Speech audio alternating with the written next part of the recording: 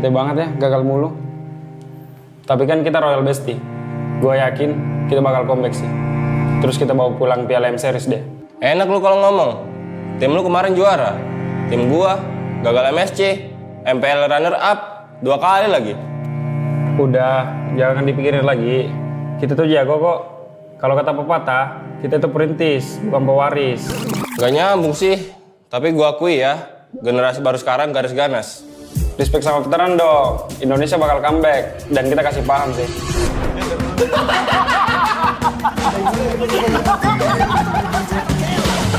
Kayaknya gue ganti nama jadi Rinetizi aja deh. Biar kayak kata Zi, buat jadi juara. Zima Meta 2021. Lu kemana aja? Itu mah abang-abangan gue. Lihat aja, gue bakal jadi penerus kalau terus di tim Liquid. Tapi please, lepas Paniati. Sir, what's your command? Oh, what a play! Rizal from Fabian. Pemanasan terlebih dahulu. Lolos ke live aja masih susah. Gayaan menggantiin Kartizi. Iya nggak sih, Pe?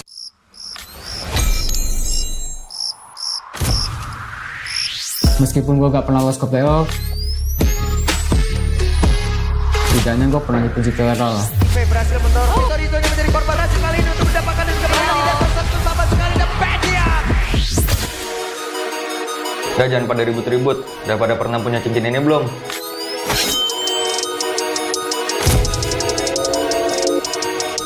Ngisi deh. Gantian shift dulu ya. This is keyboard. Kalau bukan karena gua, Monster kill! monster kecil kayak kalian masih main ranked. Intinya satu, konsistensi. Tanpa itu, hilang tuh kayak mereka. Hah?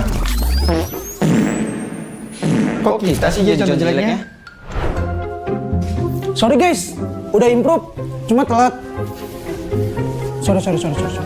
Sorry kok, gue kecewain lo lagi. Ah, bosen. Banyak mulu. Maniac! Sakti Hijume, tapi sekarang lu kipannya di shutdown. Oh my god. Maniac!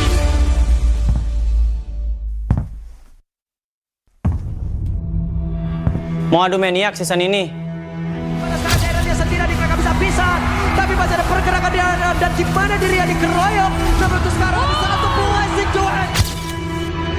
You miss me? Blessing duet belum kalah. Kita kasih paham bahwa era kita masih ada.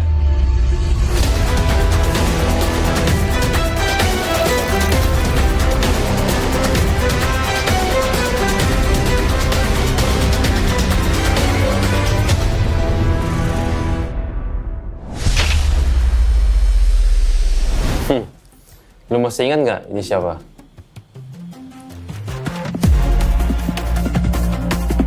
Boleh juga. Tapi lu tahu nggak di atas lu ada siapa?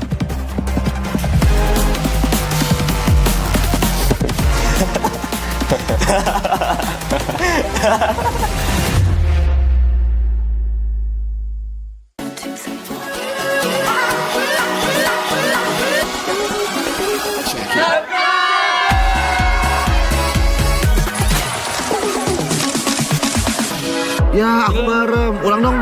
Gak perlu.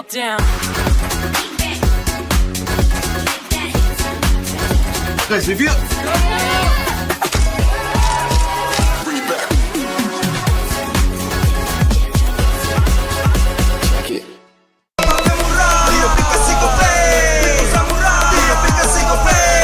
Walau yang lain terus berubah, kopi konsisten, kasih yang pasti murah. Bayar tagihan murah di aplikasi GoPay.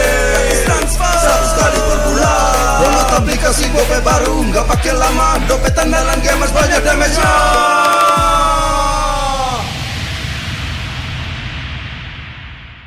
Level up bareng Special Edition Good Day dan MPL. Temukan kode unik, lalu scan QR-nya. Buat kumpulin Diamond Mobile Legends yang banyak dan menangin juga skin kerennya.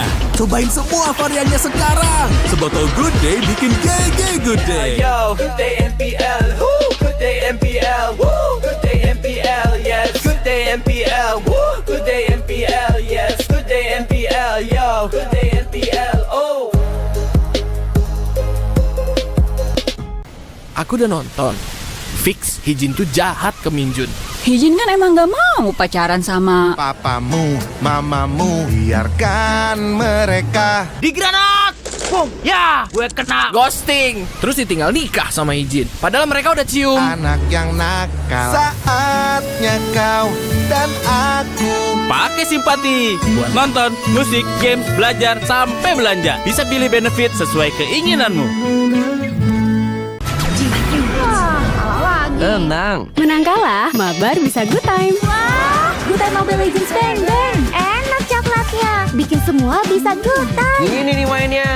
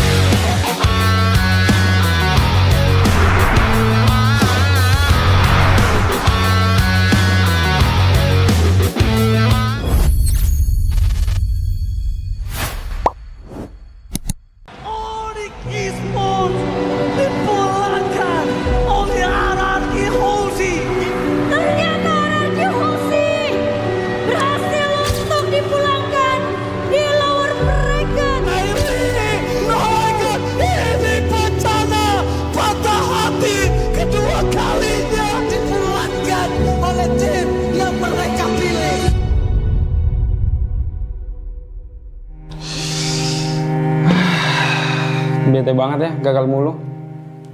Tapi kan kita Royal Bestie. Gue yakin kita bakal comeback sih. Terus kita bawa pulang Piala M Series deh. Enak lu kalau ngomong. Tim lu kemarin juara. Tim gua gagal MSC, MPL runner up 2 kali lagi. Udah, jangan dipikirin lagi. Kita tuh jago kok. Kalau kata pepatah, kita tuh perintis, bukan pewaris. Gak nyambung sih. Tapi gua akui ya, generasi baru sekarang garis ganas. Respect sama veteran dong. Indonesia bakal comeback dan kita kasih paham sih.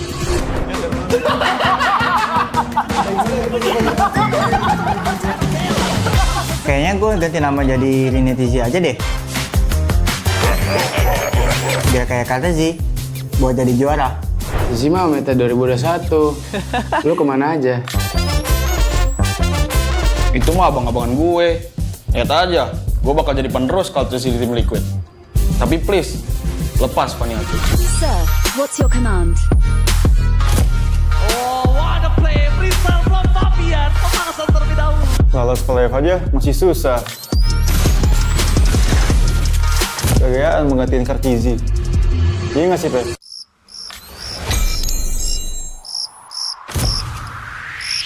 Meskipun gue gak pernah lolos ke playoff, setidaknya gue pernah dipuji ke era lah.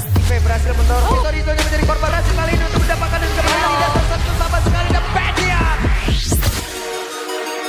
Udah jangan pada ribut-ribut. Udah pada pernah punya cincin ini belum?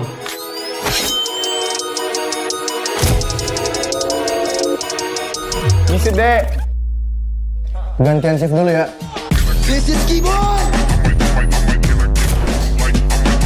Kalau bukan karena gua, Monster kill. monster kecil kayak kalian masih main ranked. Intinya satu, konsistensi. Tanpa itu, hilang tuh kayak mereka. Hah? Kok kita sih jadi contoh jeleknya? Sorry guys, udah improve, cuma telat. Sorry. Sorry kok, gue ngecewain lo lagi. Ah, bosen, banyak mulu. Maniac! Sakit Juve, tapi sekarang umpan dan shutdown. Oh my god. Maniac!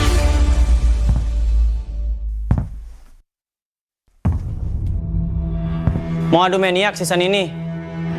Cairan dia sendiri di kakak bisa-bisa, tapi masih ada pergerakan di dan di mana dirinya dikeroyok. Namun untuk sekarang sangat terbuai situasi. You miss me? Kita kasih paham bahwa era kita masih ada.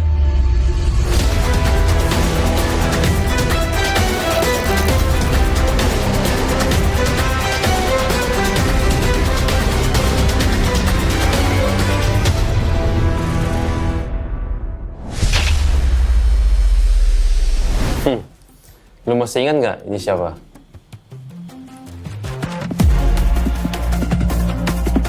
Boleh juga. Tapi lu tahu nggak di atas lu ada siapa?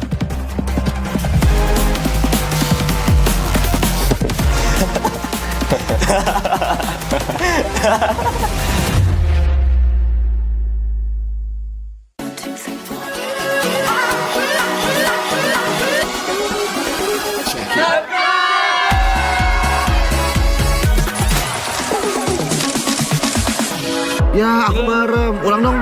Gak perlu.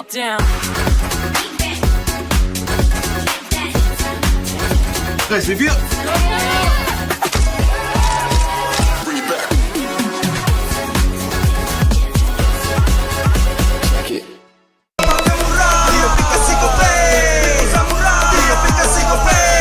Walau yang lain terus berubah, Gope konsisten, kasih yang pasti murah. Bayar tagihan murah di aplikasi Gope, gratis transfer 100 kali per bulan. Download aplikasi Gope baru, nggak pakai lama. Dompet andalan gamers banyak damage-nya.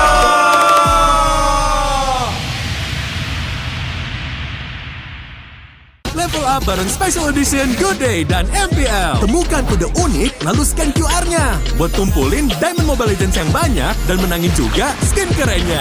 Cobain semua variannya sekarang. Sebotol Good Day bikin GG Good Day. Yo, good day MPL, woo, good day MPL, woo, good day MPL, yes, good day MPL, woo, good day MPL, yes, good day MPL, yo, good day MPL, oh. Aku udah nonton. Fix Hijin tuh jahat ke Minjun. Hijin kan emang gak mau pacaran sama Papamu, mamamu, biarkan mereka. Di granat! Boom! Ya! Gue kena! Ghosting. Terus ditinggal nikah sama Hijin. Padahal mereka udah cium. Anak yang nakal. Saatnya kau dan aku. Pakai simpati buat nonton, musik, games, belajar, sampai belanja. Bisa pilih benefit sesuai keinginanmu. Tenang. Menang kalah, mabar bisa good time. Wah, good time Mobile Legends Bang Bang. Enak coklatnya. Bikin semua bisa good time. Ini nih mainnya.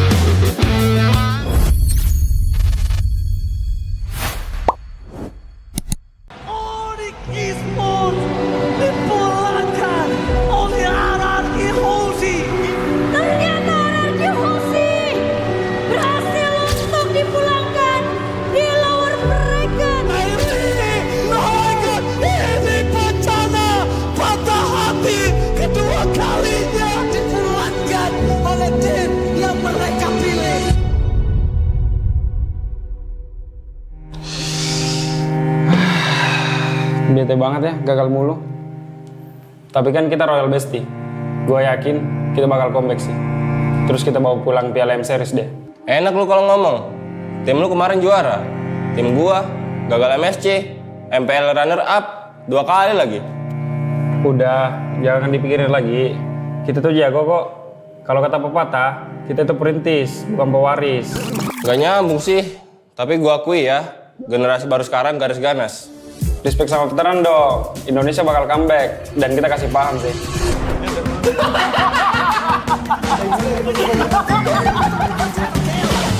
Kayaknya gue ganti nama jadi re-strategize aja deh. Biar kayak kata sih, buat jadi juara. Zizi mah meta 2021. Lu kemana aja? Itu mah abang-abangan gue. Lihat aja, gue bakal jadi penerus kalau terus di tim Liquid. Tapi please, lepas Paniati. Sir, what's your command?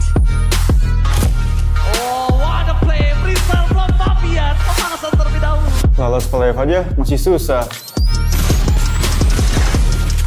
Kegayaan menggantiin Kartizi. Iya nggak sih, Pe?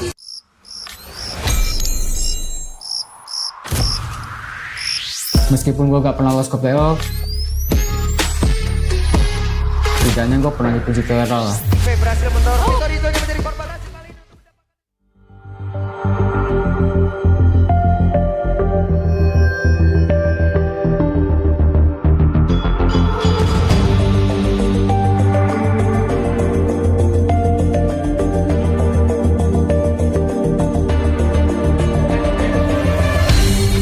Aku kan berdiri dan terus berlari, terus ke arah puncak tertinggi. Ku takkan berhenti, hanya sampai di sini. Kemenangan abadi menanti. You know we won't miss if we unite our focus. And if you haven't noticed, we all live. Nyalakan apimu, hadapi semua tantangan, hadang semua serangan, jatuh bukan halangan. Bakar semangatmu, janganlah engkau menyerah. Kita akan buat sejarah. We all this, we won't miss. We all this, we won't miss.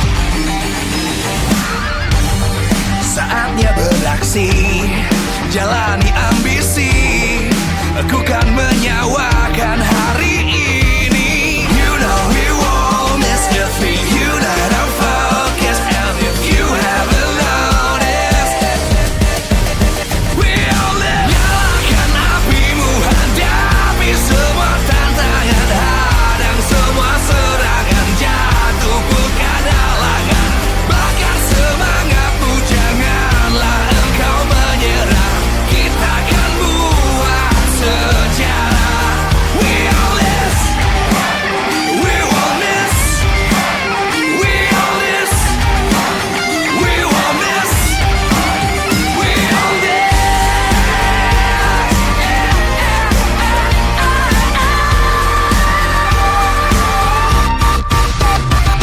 Nyalakan apimu, hadapi semua tantangan, hadang semua serangan, jatuh bukan halangan.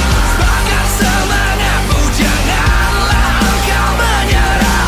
Kita akan buat sejarah. We all this.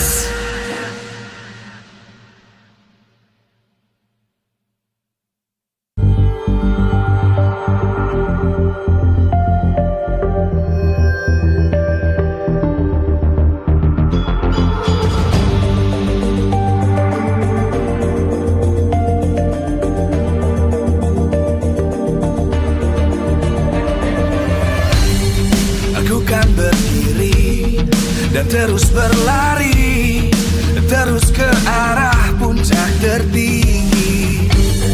Ku takkan berhenti, hanya sampai di sini. Kemenangan abadi menanti. You know we won't miss if we unite our focus. And if you haven't noticed, we all live. Nyalakan apimu, hadapi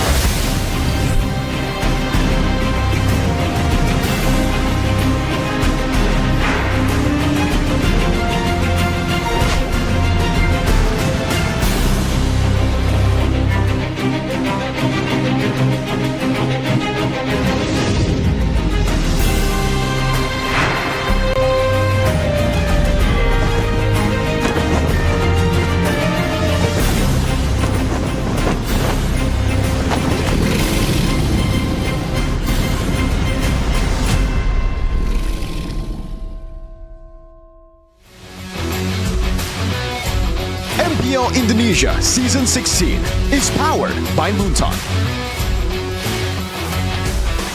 Supported by Esports Federation of Indonesia. Presented by official tournament smartphone, Samsung Galaxy. Official e-wallet, GoPay. Official coffee, Good Day.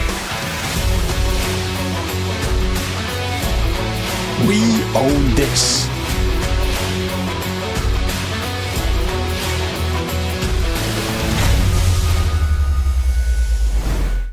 What is up, ladies and gentlemen? Welcome back to MPL Indonesia Season 16 here in week number 3 and day number 3 with me, Shefin, Mirko, and Agani. How are you doing, boys? I'm gonna ask you first, Mirko. Hey, doing great. Again, BTR doing great as well. You know, unfortunately, some of the teams aren't doing too hot, but hey, that's the name of the game. You know, sometimes you have a really good week, sometimes you don't. And right now, BTR have a chance to prolong their win streak a bit longer, but they're up against pretty tough competition, something that we were talking about already, a very anticipated matchup in the XP lane. Ooh. Yeah, for sure. We've talked about this, right, Gani?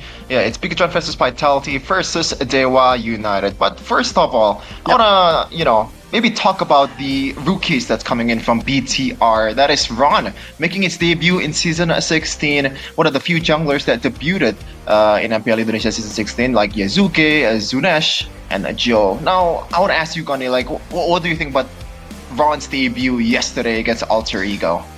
Hey, I think it's been crazy that this season in general, the EXP laners has been popping off, and it seems like Ron continuing that trend in week 2. It was Shogun last week, but hey, Ron stepped in and showed splendid performances, rather. But yeah, I think a lot of EXP laners here this season showing up. As we talked about also, I think it was us, right? The EXP gap between Indo and PH specifically, and it seems like they are stepping up. Yeah, for sure. And hopefully everyone steps up in this week number 3 of MPL Indonesia Season 16. That is powered by Moonton, supported by PBSE, presented by official tournament smartphone, Samsung Galaxy, official e-wallet, GoPay, official coffee, Good Day, our partner in esports, Simpati, Dunia Games, GamesMax, and Good Time, our advertiser, Kajang Sukro, and Yoritos, our suppliers, Head and Shoulder, UBS Gold, Royal Guard, and also Imaginary. Now, Mirko, of course, there's going to be a lot of talk about this matchup between Shogun and also Kin. There's been a lot of debates on who should actually have the Rookie of the Week or the Player of the Week. But we're going to see here, this is the prime entertainment in MPL Indonesia Season 16. Battle between like the Rookie EXP laner that's up and coming, I guess, for the future of MPL ID. Now, I want to ask you about their, how vital they are to their composition. Like, do you think Kin will be a much more vital player for Dewa United compared to Shogun that's a bit more complementary towards the team? Yeah, definitely. I think Kin is literally the main carry for the team. The main reason that Dewa has been able to get now a few wins under their belt has been through the XP dominance. Again, the XP lane winning it out, the XP lane also just rotating faster, the XP lane knowing how to zone, opening up positions for the rest of the team, and for Ray to get some solid red trees in. Meanwhile, yeah, I think it's kind of similar for BTR in a way. For the first few neutral objectives, they're very reliant on Shogun. If Shogun gets, some of these big setter heroes, he'll be able to do, I would say, what all the other XPs have been doing, is including Nino on the Arlet, open up and really take control of the neutral objective. But after that, yeah, BTR, they have many other ways to carry compared to Dewa, who are just very reliant on Kin making big plays. And we're going to see the Superfans pick here, though, from week number 3. And day number 3, RIQ actually leading in front despite them losing against Onyx. So there you go. The power of the kingdom is still very much strong in ID. But look at who's last, Gani. It's Dewa United. Not really big on the fandom, seems like. But hey, it can change. It can change, especially if they got a dub against Bigatron here. Perhaps it will shake things up. But Superfans pick leaderboard here. Similar. Very similar. Yeah, RRQ is still in the top 2, just like Onyx is right now leading the whole thing so far in this Season 16. And Dewa United just like the poll earlier, is still 1.55% in the last. Man, this is gonna be a very interesting day, man. This matchup, Kin versus Shogun, I've been looking forward to it for a while. You know how much I'm looking forward to it? I stopped playing Silk Song for this. Like, I should be playing it more and more right now, but this is MPL Indonesia Season 16, and we urge you guys to give as many comments as possible for your chosen team heading to M7. Shout it out in the comment section if you want to see Geek Fam in M7. Say Geek Fam, even though they're not playing today.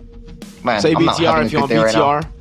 Just say Onic if you want the guaranteed. That seems like what's gonna happen here. But hey, Gani, what about you, right? Because we actually had this discussion as well on Kin versus Shogun. Do you think Kin or Shogun, who's gonna have the better performance today? Just a quick little prediction. Okay, individually, I think Kin will have an edge head-to-head. But team-wise, I gotta side with Bigatron by Vitality.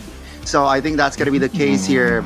But yeah, these are your matches for the last week of week 3. Yeah, Dewa versus BTR to open up day number 3 of week 3. Then Alter Ego versus Onic. Then to close it off, we gotta have a TLID versus Na'Vi. TLID still looking for the first win ever this season. Not really looking good for the Cavalry despite them winning MPL Indonesia in season 14 1 year ago. They're looking to get back on track. Same with Na'Vi, I gotta say. You know, they've been pretty terrible the last few seasons, but right now this is the resurgence with Antonio and Ukir as one of the main addition of the team. We're gonna see also the standings in the regular season. Onic is still very much perfect 4-0. This is just insanity, Miracle.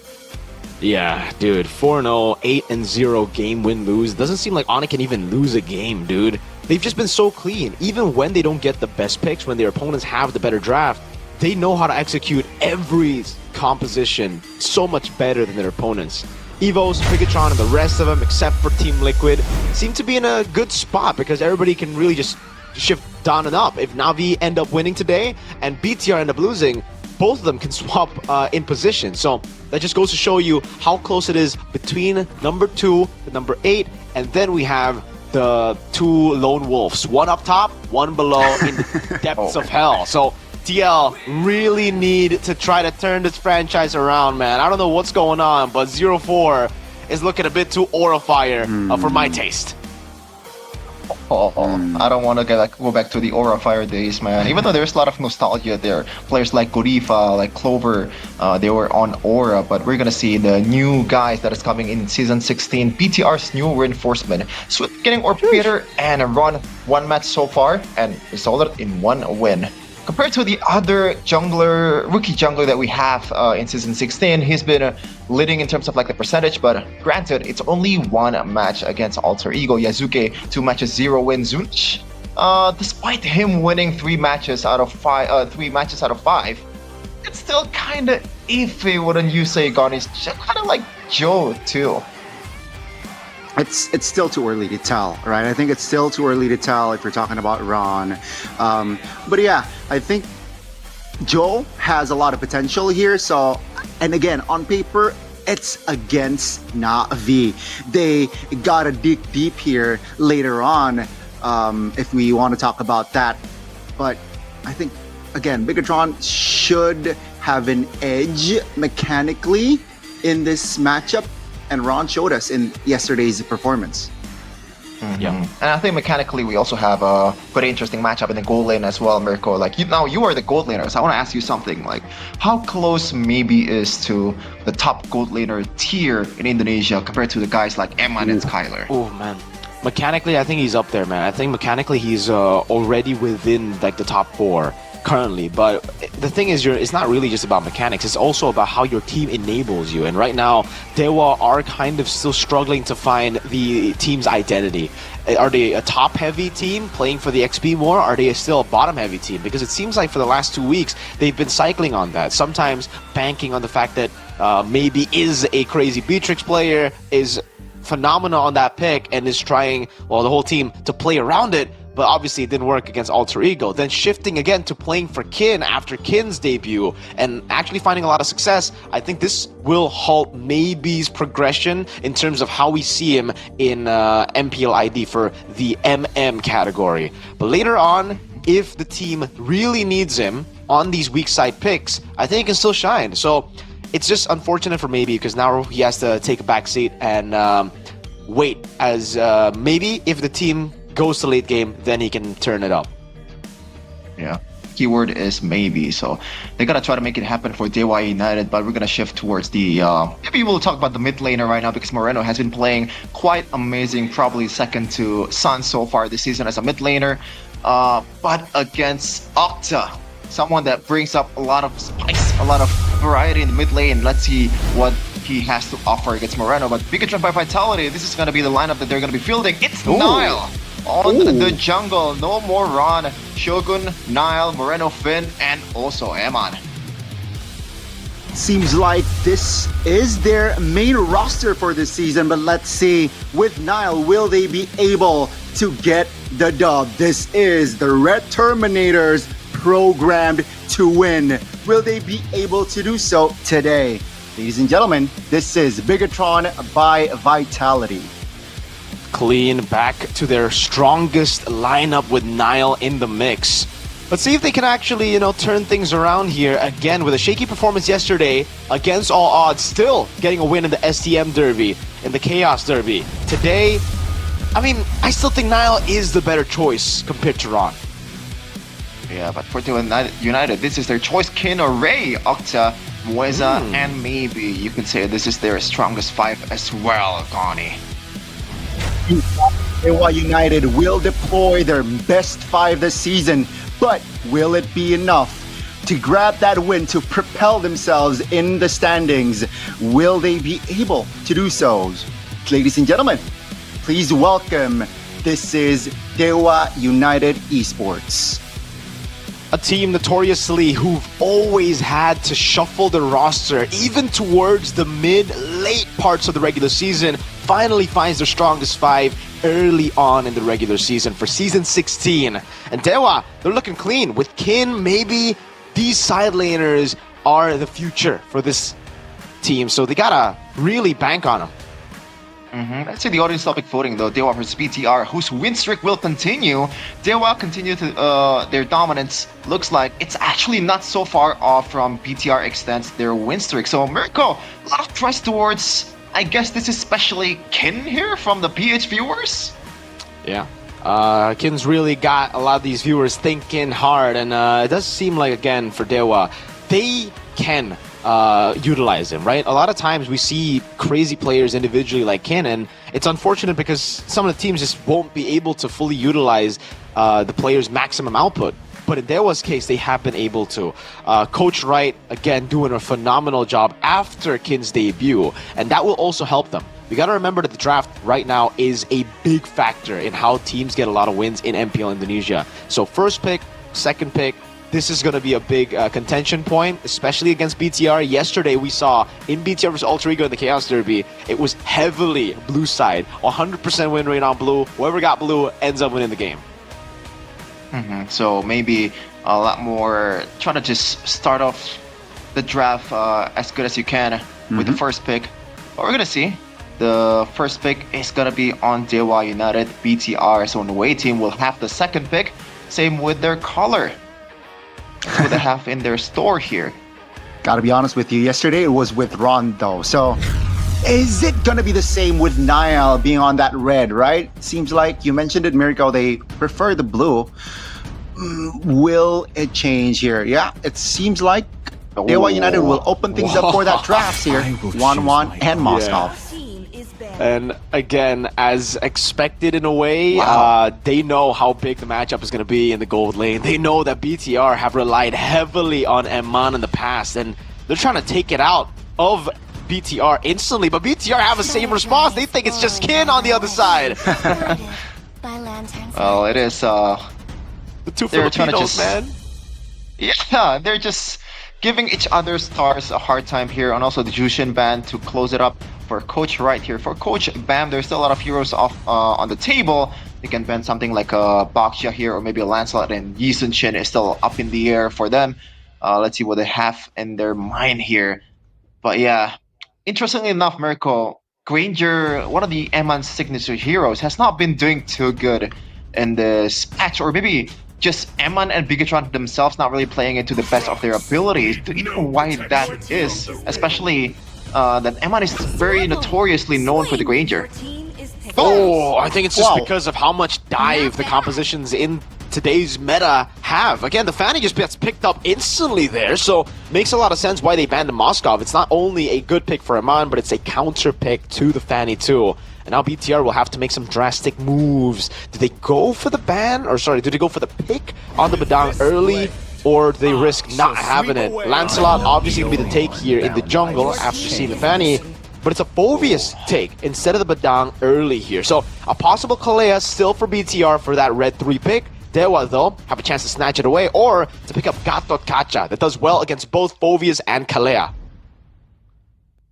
A great anticipation pick as well, right? With the Gatot Kacha, it just denies a lot of potential picks from the side of Bigatron by Vitality. So I think Gatot Kacha is a good pick, but hey, this Fanny, man, it sometimes, especially in this patch, if you don't get that snowball, it's just such a risky pick, and seems like they will balance things out, right? If we don't get the early, if the Fanny gets too much pressure, at least we have a Harith that can go online after 2-3 items and perhaps equalize on the economy and on the map. Yeah, and also the Lapu Lapu to kind of like maybe I don't know if it's realistic for them to be able to contest the first the first 2 objectives, but it feels like with Kin on Lapu Lapu, they want to make sure that they have some kind of fighting prowess in that department, and maybe Ray can just swoop in and snatch the Lord with a retry. Obviously, it's easier to say than to do it in an actual situation. Let's see though, for BTR right now, there's still a lot of heroes on the table. The mid lane or the roam here is going to be a Grok, so a lot of CCs, a lot of stunts that's coming towards Ray, and that wall is going to be very massive for this Fanny. Yeah, it's a very different approach to trying to counter the Fanny. We usually see lockdown heroes, but for BTR, it does seem like they're just going to try to get winning lanes across the board. Try to utilize those winning lanes to then invade and to take the purple buff away. So we'll see how that take continues here, because there's no flex potential on any of these picks. We know where the Phoveus, Grok, and Lancelot are going. Same goes for Dewa. It's an honest draft for game number 1 here in match number 1 today. It's the high-lows takeaway there. BTR know that Dewa need a tanky boy still up in front to kind of enable the Harith and the Lapu Lapu. So I think the Gatot Kacha should be what's banned next by BTR. Dewa, though, are just going to lean onto what they've already built in the first phase, which is taking out Eman's prio picks. No Bruno now. I wonder if the Claude's going to be taken out too, because usually, if you're up against Lapu and Harith, what you want is mobility. Claude definitely grants you that. Fight. Definitely grants you that, and it seems like they will neglect the Gatot Kacha here, Mirko Chefin. Instead, they will try to eliminate also a hero that has mobility, right? Hilda, and also just so much pressure on the map, especially when you have Lancelot. The Hilda can be a nuisance, and Dewa United, will they commit to another gold lane ban, or perhaps they might give that last slot and limit the mid laner instead? You know, we talked about Moreno and how effective he is on that mid lane, and perhaps the Valentina could come through. You know, it's such a great pick, especially with the bravest fighter available. Yeah, great call there, Chef, and Valentina will be banned out. I gotta say, I think I would prefer a ban on towards the Claude, man. I think it's too much to handle, especially when you have 2 frontliners in the front. There's Grok and also the Phoveus. You want to make sure that, you know, Eman will not get punished very early, but maybe BTR has something in mind in the gold lane that can fare better for the Fanny. Now, for BTR, what do they want to go for here? Mid laner that provides a bit of safety and also some kind of damage too, because Phobius and also Grok obviously not enough damage yet. Although Nile is gonna be on the Lancelot, so it's gonna be Farsa a bit risky, but I kinda get what they're trying to do, especially with the fact that the gold lane picks are not really looking too good. Wait, it's already Harith. Yeah, this is a gamble by BTR. Again, like it's good against the Harith, but you have to take into account the fact that Dewa have a Fanny already, right? So the Farsa is gonna struggle. And it's not just a Fanny, it's Kin and Lapu Lapu. A lot of punish coming his way if he doesn't position well, or if the team doesn't get the snowball early. That's what BTR are planning for right now. They're trying to out-execute Dewa United. Dewa, they just need a tanky boy in the roam position, which could be the Gatot Kacha, but if they want more sustain, the Kalea is still up for grabs. You can go in, dive on the Phobius, lock him down, in the mid lane too. Is this? There you go. Okay. Selena. I was actually gonna give a shout out to a pick that, you know, Octa has gone for before. It's the Kagura that I was like, okay, maybe they want to go for that. Just, you know, bank on the aggression they already have, but yeah, they go for the safer choice in this position, which is going to be the Selena, which means BTR now, I think it's kind of guaranteed Claude. If they don't go Claude, they have to go for something like a Lunox in the gold lane. Which I dislike Lunox gold lane. But yeah, I think the Claude is the sensible choice here. A lot of mobility, a lot of AoE as well, and can clear quite fast, especially combined with the Farsa. So, Bigatron by Vitality. What last pick are you going for? It will be the Granger instead. So, wow, they're taking two huge risks here with the Farsa pick and the Granger. Okay, what they're looking for is a pure snowball here. Chef and Gani, we're looking at a possible snowball for BTR or a cooked situation for BTR. Hey, you could also argue the same with Dewa United, especially with they have a Fanny and also the Selena that kind of relies on the early game situation, how they can pressure BTR out of their own jungle. But let's see though, what the statistic has to say. It looks like the favors Dewa by a landslide. Looks like a hydrogen bomb versus a coughing baby situation, but of course, in the Land of Dawn, it's gonna be maybe a different story here. The first match to start day number 3 of week number 3 of MPL Indonesia Season 16 will be the Apostles of God in Dewa United versus Bigatron by Vitality. The red robots. Let's see. In the Land of Dawn. Land of Dawn, here we go. As Grok will pop his second skill, the barrier, to delay the wave. So they have pressure already from minute 1. Can they capitalize more on that? Let's see. The matchup as well is definitely going to be interesting here. Two rookies, Shogun versus Kin. One from Kagendra, Shogun, and the other from the Philippines, Maru Gamer Pack. Shoutouts to them. Got to cast a few of their games as well in the amateur scene. And it does look like this is going to be the real matchup we're looking into, right? And Mana the bottom lane. Already onto maybe. Whoa, I didn't expect that early on. Like, maybe took on a few too many shots. Well, if it's Eman on the Granger, we know that the win rate is not looking too good. It's still 0%, but this is Eman we're talking about. He's showing class towards maybe. So pull yourself together for Moreno. That's the safety in the Farsa. He knows that he's going to be ganked a lot of times. Oh man, that's scary. All right.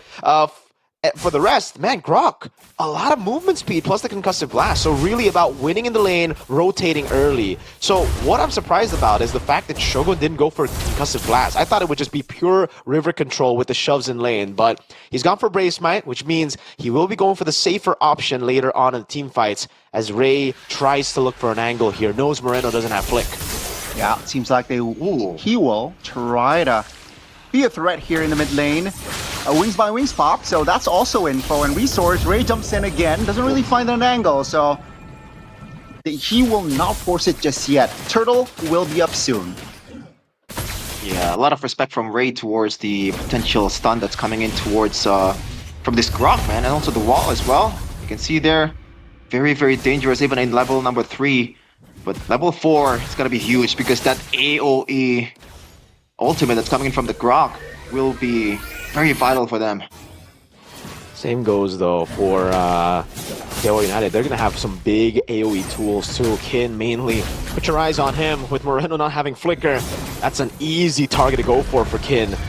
So we'll have to wait on this. Moreno does get level 4, and Eman looking like to actually rotating. Uh-oh, that's going to the cables. Feather Edge Strike pop, but Pin will be taken down. Both roamers going down. Shogun no flicker, and he will fall.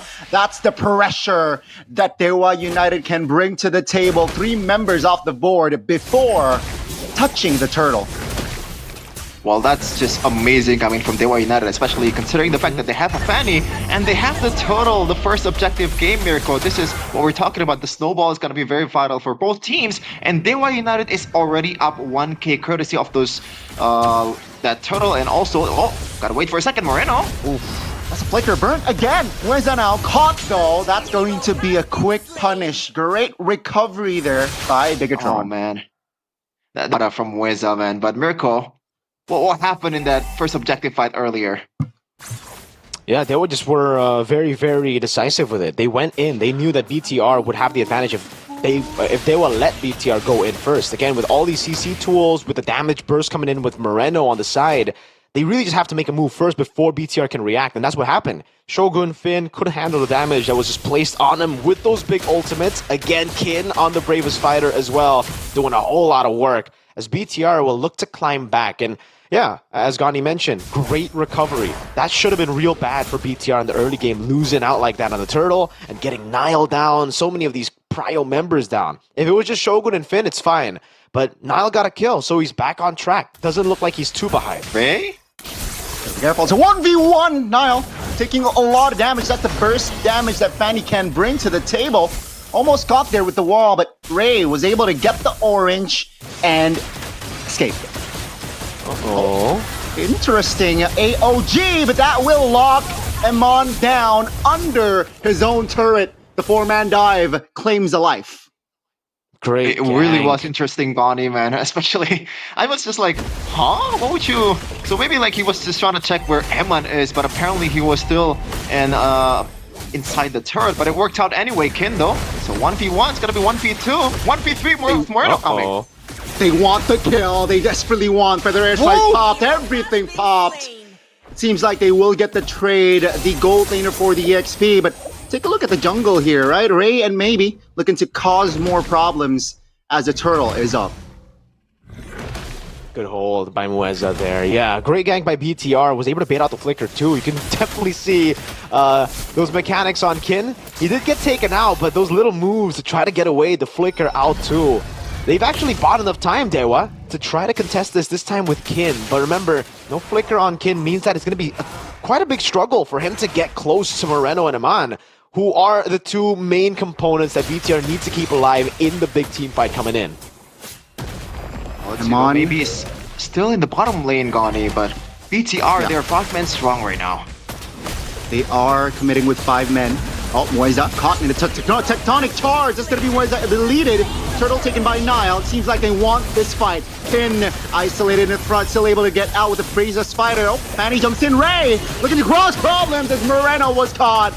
No mid laner as Shogun wasn't able to escape, and Nile looking to find a kill, and he will find Kin in the mid lane. Octa very low as Eman was able to give out damage, but not enough. So it's still, I feel like a Dewa win, slightly.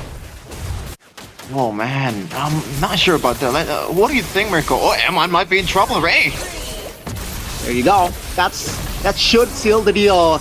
Well, Eman going down, Finn isolated, Ray enough damage. Oh, still able to escape though, the Garok, but maybe will claim a structure. The first structure to go down in this game. Definitely see the holes in the game of BTR, man. They didn't go for lockdown. They instead looked for snowball to shut down the Fanny, and it's giving the Fanny so much pressure around the map, so much free room to just go in with no risk of him getting locked down.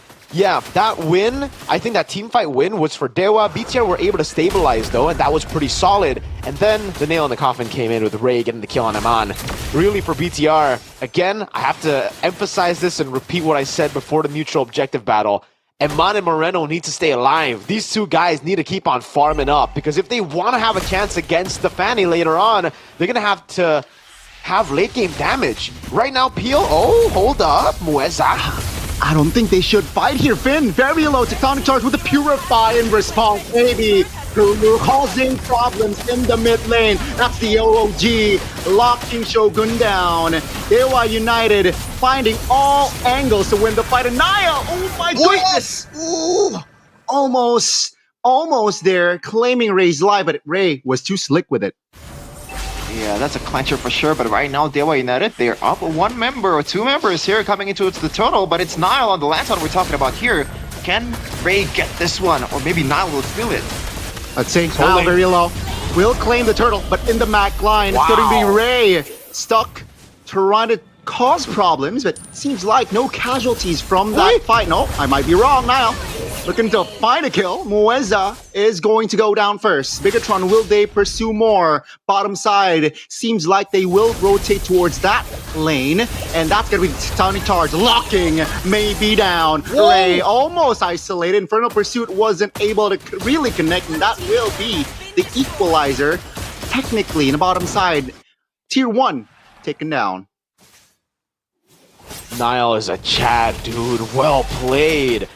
This is the positive side of Nile's gameplay. You know, a lot of times when he's behind, you would actually just see these moves and you'll be like, man, why is he making these moves? But sometimes it just comes in so clutch. And BTR, the goal deficit for them that was looking real bad, looking to build for Dewa United, completely gone. I would say almost single-handedly by Nile. This guy, when it comes in, when it's needed, he's always so clutch. BTR now looking to extend their lead as Dewa are the ones forced back with the purple buff here. Going to be contested. Yeah, 4 members already around that purple buff. Will it get the purple buff with the Retribution? Shogun now taking a lot of heat, taking a lot of damage. Will flicker away. And their airstrike to Tron his own. that's a taunt. Big one. Finn flickers out. Ray jumps in, finds the kill. Shogun goes down as well, as that's a quick double from Ray. A blue buff or a purple buff is just a bonus for Ray, but Nile, he wasn't for it. Oh, what? Nile finds the angle and will find the kill. It's still to a 4-1, but wow, what a play from Nile. This Nile kid is ridiculous. Yeah. Uh-oh. Be careful! Uh-oh, no flicker there. Quickly punished by Ray. Seems like it's just a jungler showdown. Whoa. Jungler, you got a kill. Nile gets a kill. Nile now isolated though. Try to juke. Will he be able to escape? No, not this time. Octa claims the shutdown. Big shutdown over to Octa. 4-0-6, by the way. So, man's been doing work. It hasn't been looking like it, but it's just the small traps he's been able to provide. Good arrows around as well to really just poke BTR down before the fight even starts. And it does look like with Nile down, Dewa want to try to blitz this, but they got to be careful. Even without Nile, it's a 4v4. Kin was taken out earlier. BTR looking to hold this one. It really comes down to Ray now. I think he has to wait for the purple buff, but nope, they're going to go for the blitz.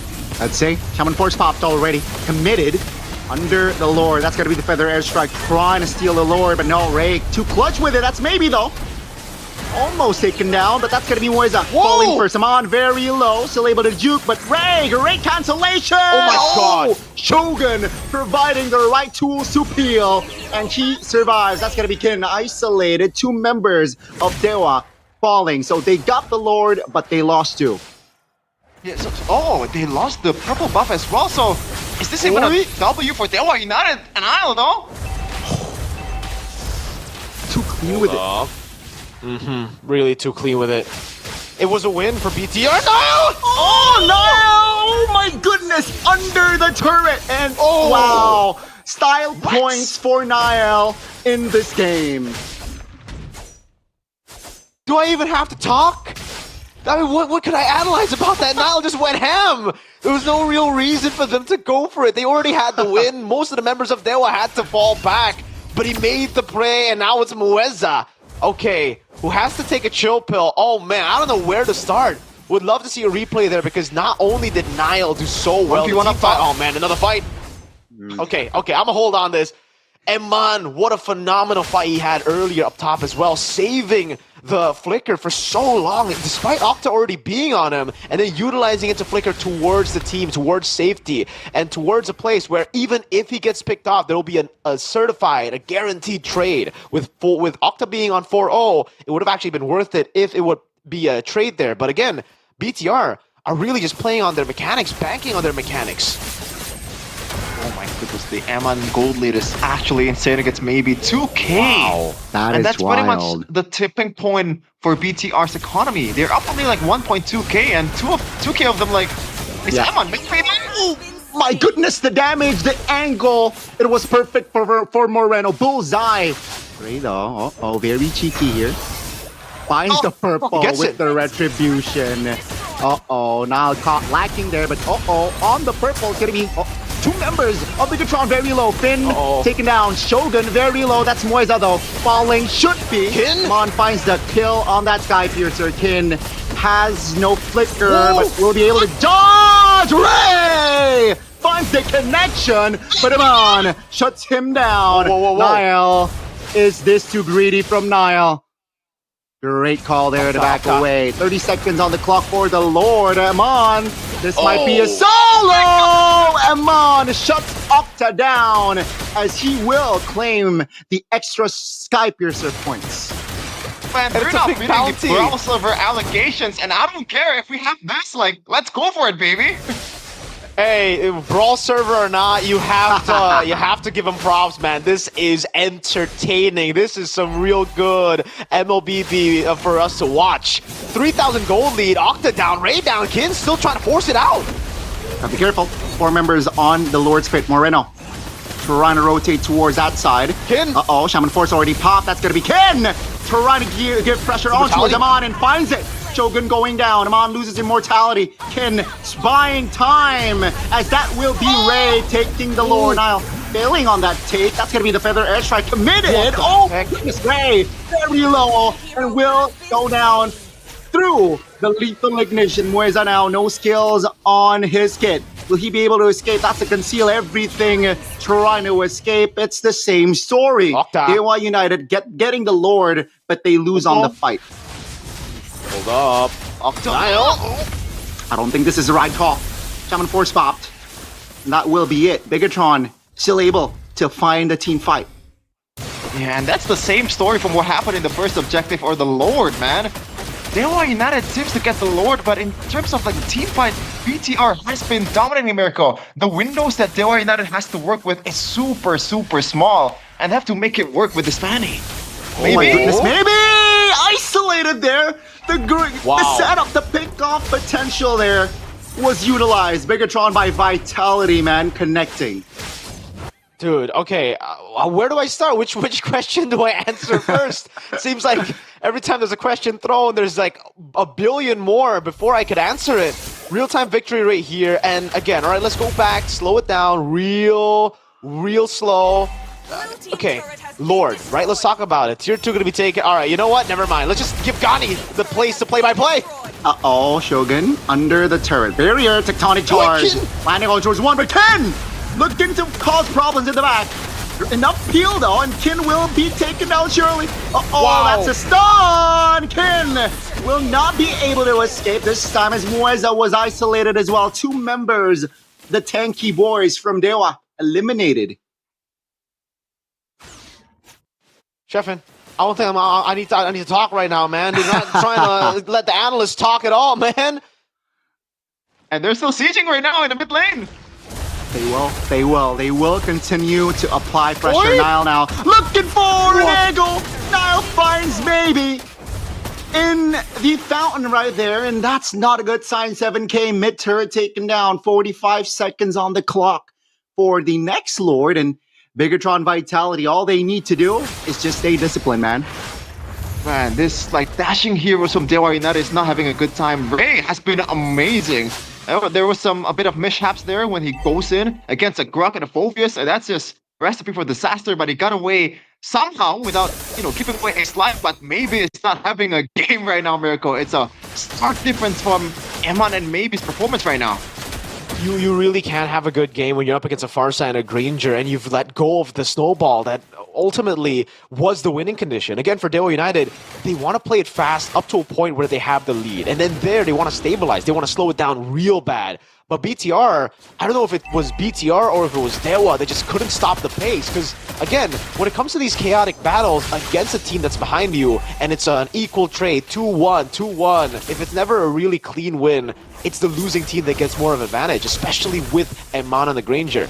This was possibly the angle that Bomb and Airpong saw when they picked up the Granger. They possibly, I think, man, every time, whoa! I don't even know when to throw the Gani right now. It's just, okay, BTR.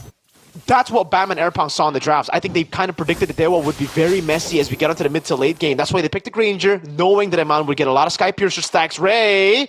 Wait, he wants him on. That's gonna be him on. Oh, flickering out of danger, but Ray. No way. Wasn't able to connect on that secure kill.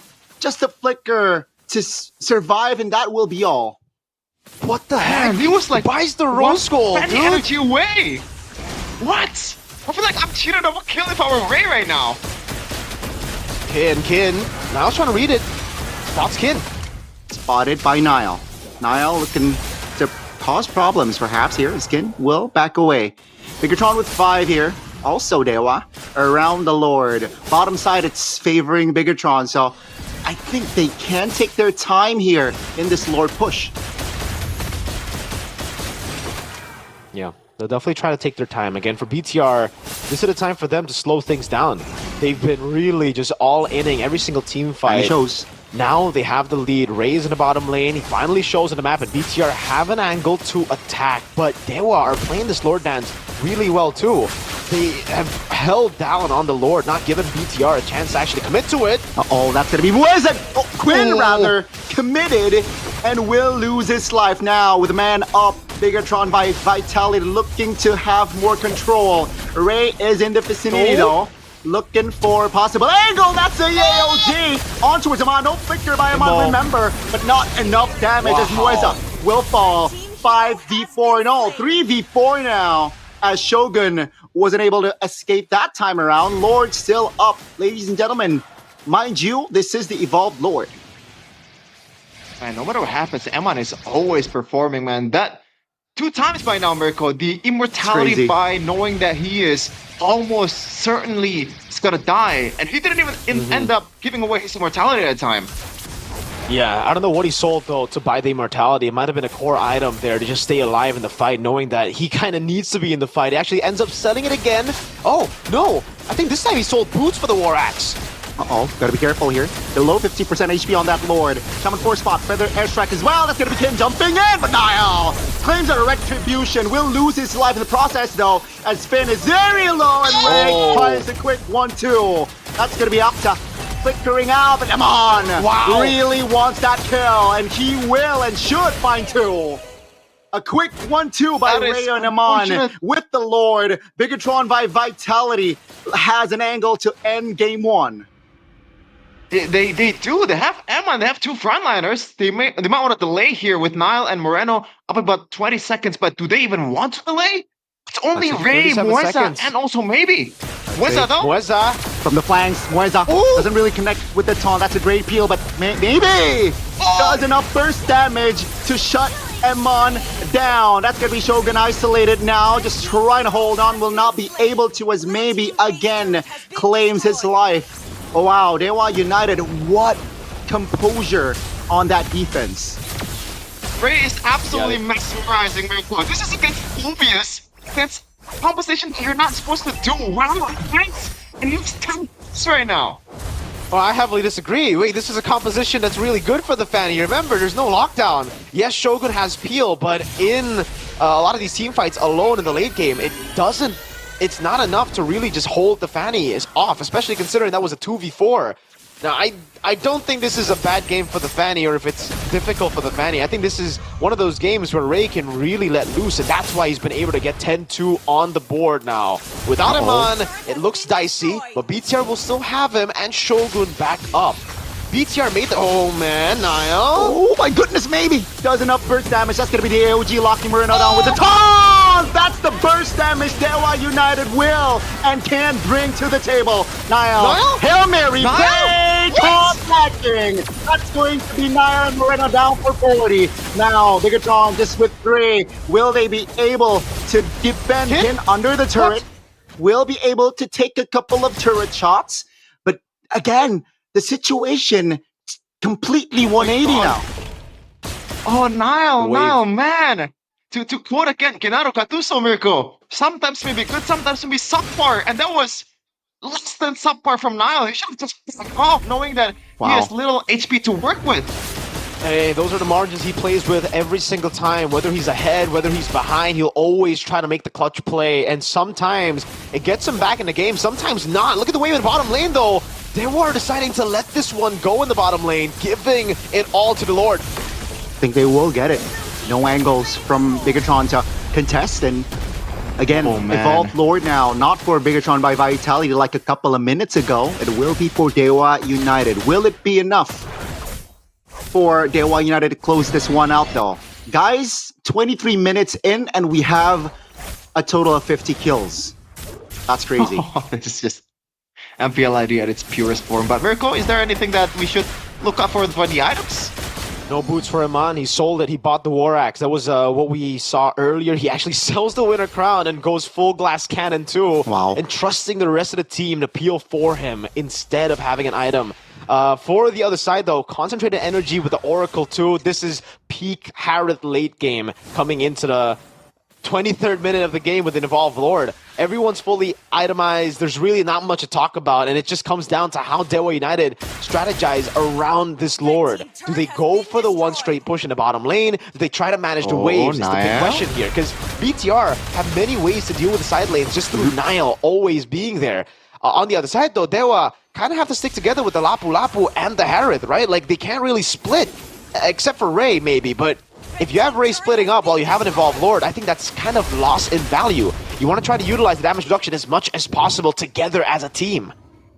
Seems like top lane, 2 waves already cleared. Now, they will sacrifice their inhibitor turret in the bottom side. Bigatron now trying to take care of that Lord with Feather Airstrike. AOG though, trying to lock in. Perhaps that's, oh my goodness, the break damage! Where's going down alongside now? That's a 4v4 now on the map. Lord taken care of, but Dewa United will not be able to claim more structures, I believe. Bigatron, will they defend the mid? That's going to be the big question here. It seems like they will. So they will just lose out on the bottom base turret. And that's not bad, considering that's the Lord Evolved marching earlier. Yeah. This is building up towards a 30-minute game. I feel like, Mirko, the amount of high ground defense that BTR has is immeasurable with the Farsa and also the Granger. And I feel like for Dewa United, unless you land a good AOG from Mueza, it's super hard to crack this defense coming from BTR because they kind of lack range. Agreed. Now it just really has to be between the two teams as how they utilize the waves in the bottom lane.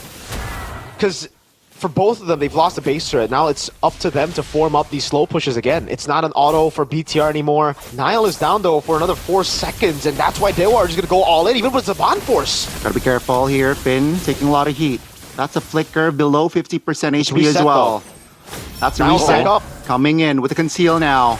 Will they be able to find the angle? Bigatron by Vitality. Try to claim the river. That's going to be the stun. The Winter Crown popped. That's going to be the damage though. Moreno bought the immortality. Can take them down. Dewa United now with maybe will have enough firepower. That mix profile is insane. As Shogun and Ken, both the XP laners off the board. Will they go for more? Finn very low. Iman now connecting again. Mueza. Below 50%. That's going to be the Winter Crown, but Ray now jumps in, looking to cause problems. That's a stun towards Moreno, but Niall finds an angle to kill Mueza. Iman has immortality. Moreno flickers out of danger. Maybe now, very much healthy, and will find the solo. That's going to be Moreno trying to deal damage. That's a stun on towards maybe, and will be enough to take him down. 2 members, respectively, left to fight. Man, they're just not stopping at all, man. Just high up 10 MLBB right now. Oh no. And the top lane turret. Will should be able to crack it in the minions. It's costly. It's costly. No, it seems like. Okay. Oh, he defends it. He defends it well. Ray, though. Oh, gotta be careful. That's a stun. Feather airstrike, not in range. Oh, Ray. Oh, that was a very, very close one. Oh my lord, maybe.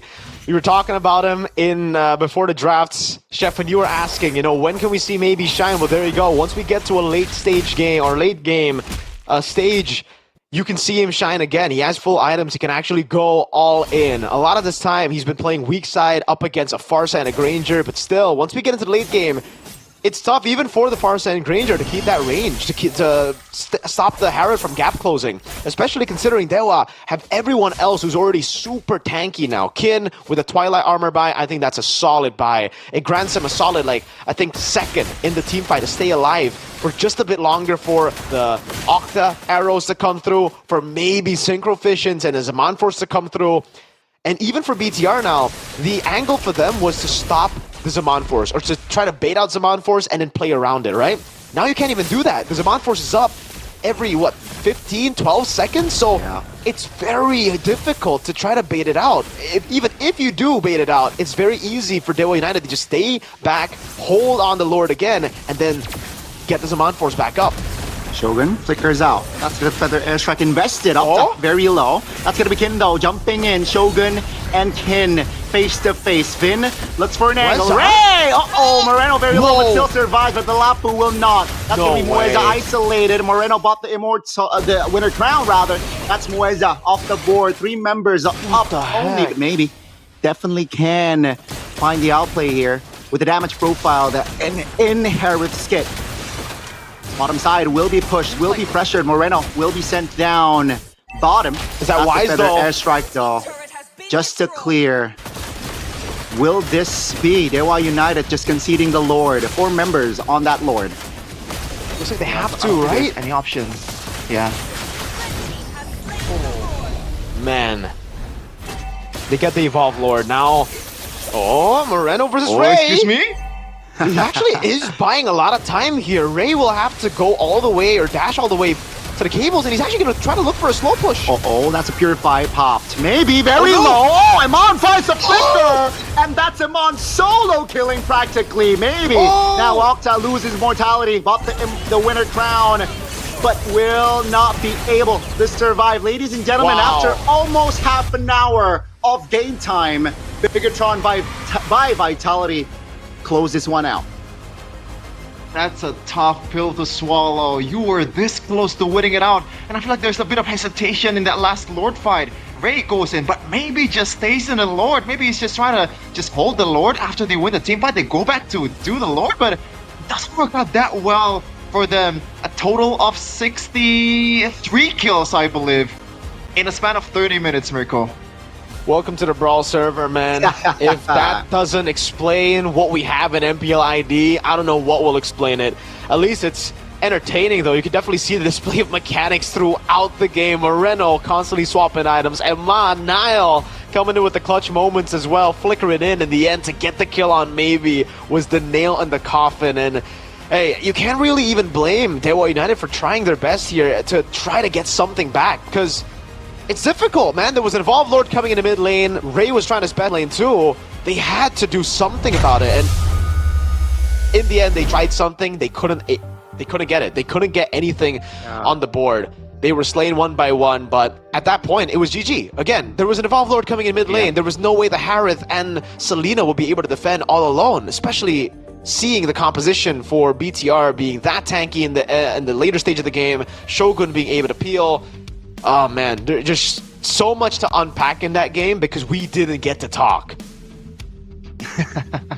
In the late game, and I gotta say, for Dewa United, props to them. I feel like with the Fanny, with the Selena, and all these heroes, the window that they're working with in the late game is much, much smaller than BTR. BTR can just cycle all they want, but Ray has to go back and get the energy back. Selena, Octa has to land the arrow for it to make it for the team fight to work. But Moreno, like, he can just stay in the team fight as long as he wants to with the Feather Airstrike, which is crazy damage in the late game. And I didn't expect Dewa to kind of like prolong the game to the like 30-minute mark. But yeah, that was a game for sure, an Indonesian game to be exact. That was an Indonesian game for sure, and I feel like the vocal point as well, right? It seems small, but I think it's very crucial when they lose or when Dewa United lose the innovator in the bottom side. I think that's just already somehow 75% secured already win for Bigatron if they play it right. And seems like with that innovator, that's why, folks, I think if you were able to get the side lanes, innovator, it's just much more expensive comparing towards the mid lane. That's why you see a lot of teams or high level game play, they just sacrifice their mid just to save their side lane innovators, because it can definitely cause you problems, especially if it enters towards the late game. And Bigatron Vitality, it wasn't convincing, but they got the dub at the end of the day. Yeah, and to be fair, it's all that matters for them, right? Like, they could care less about what it looks like, how messy it looked like, because for me, especially, that draft wasn't really the best coming in from BTR. They ignored the strengths of Dewa United, and they played well to execute, or out-execute rather, Dewa United. For me, it's more impressive that they got the game than Dewa United actually, you know, I don't know. I'm just lost for words right now because I have so much to unpack later on once we get to the highlights. But the point is, BTR should not have been able to withstand that early snowball. So Dewa United a lot of times as well, overextending, going in for unnecessary team fights to give BTR a way to come back in the game.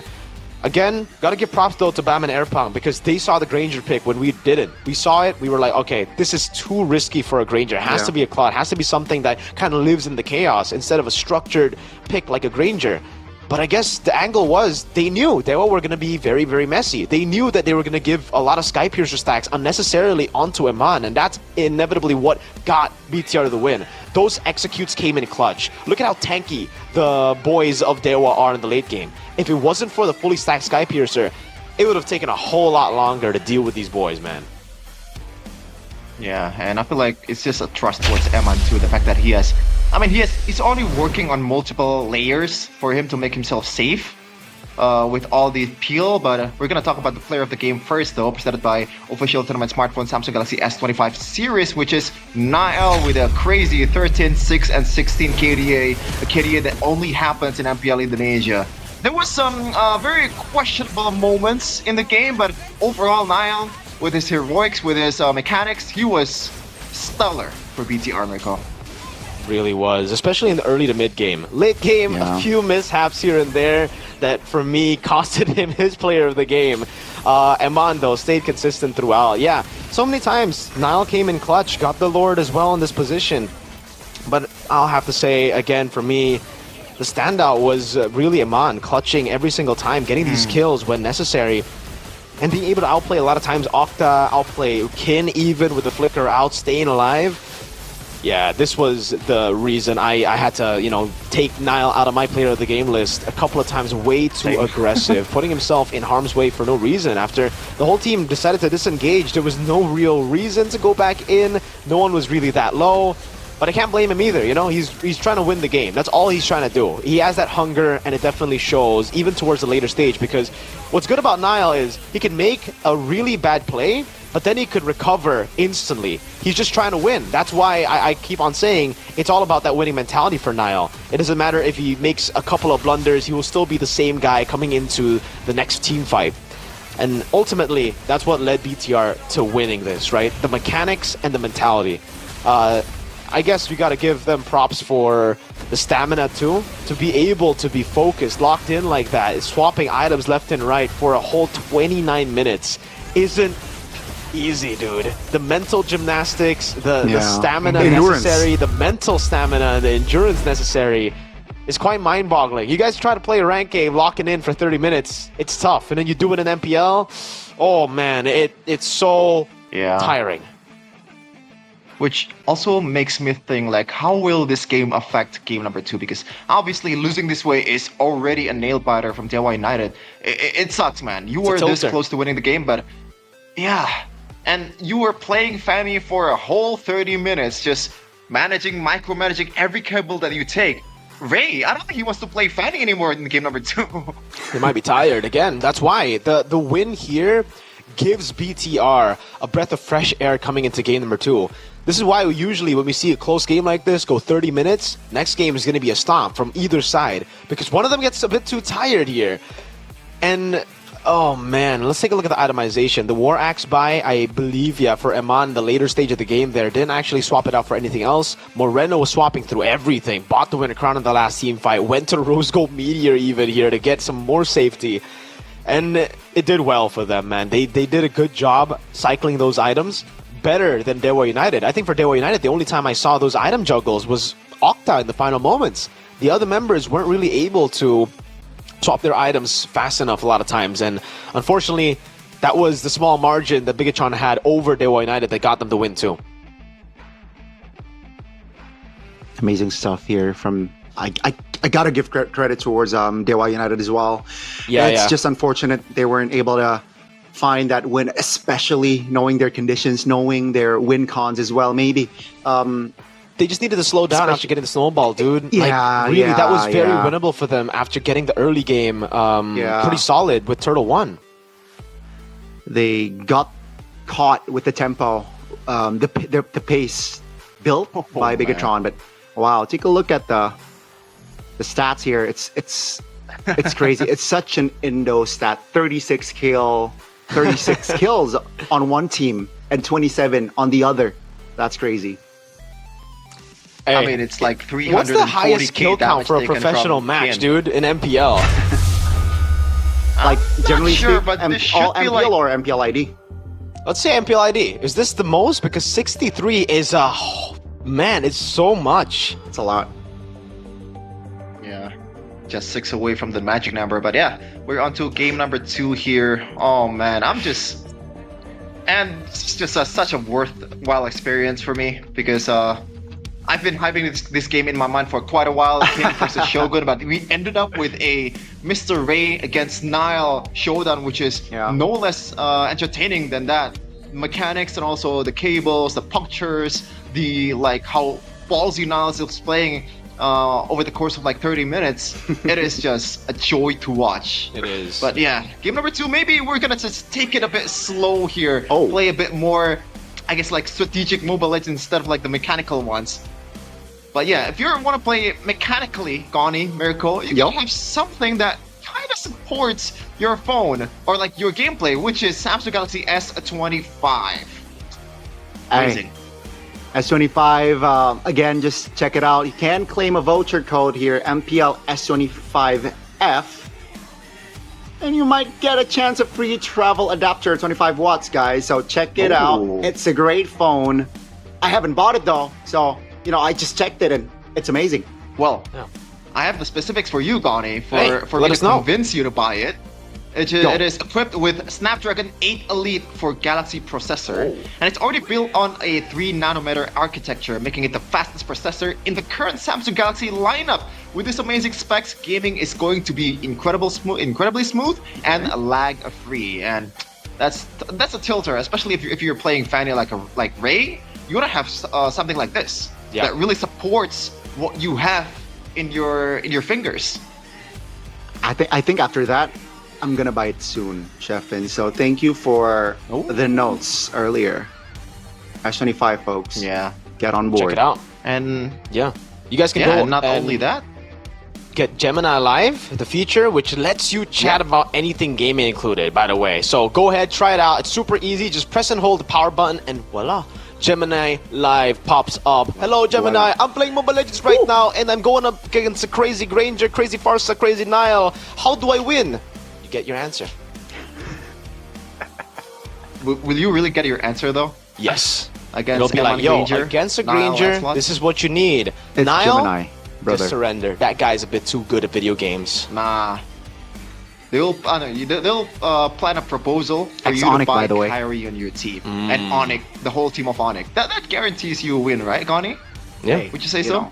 Just for the record, Nile, X-Onyx. Yeah, that's all.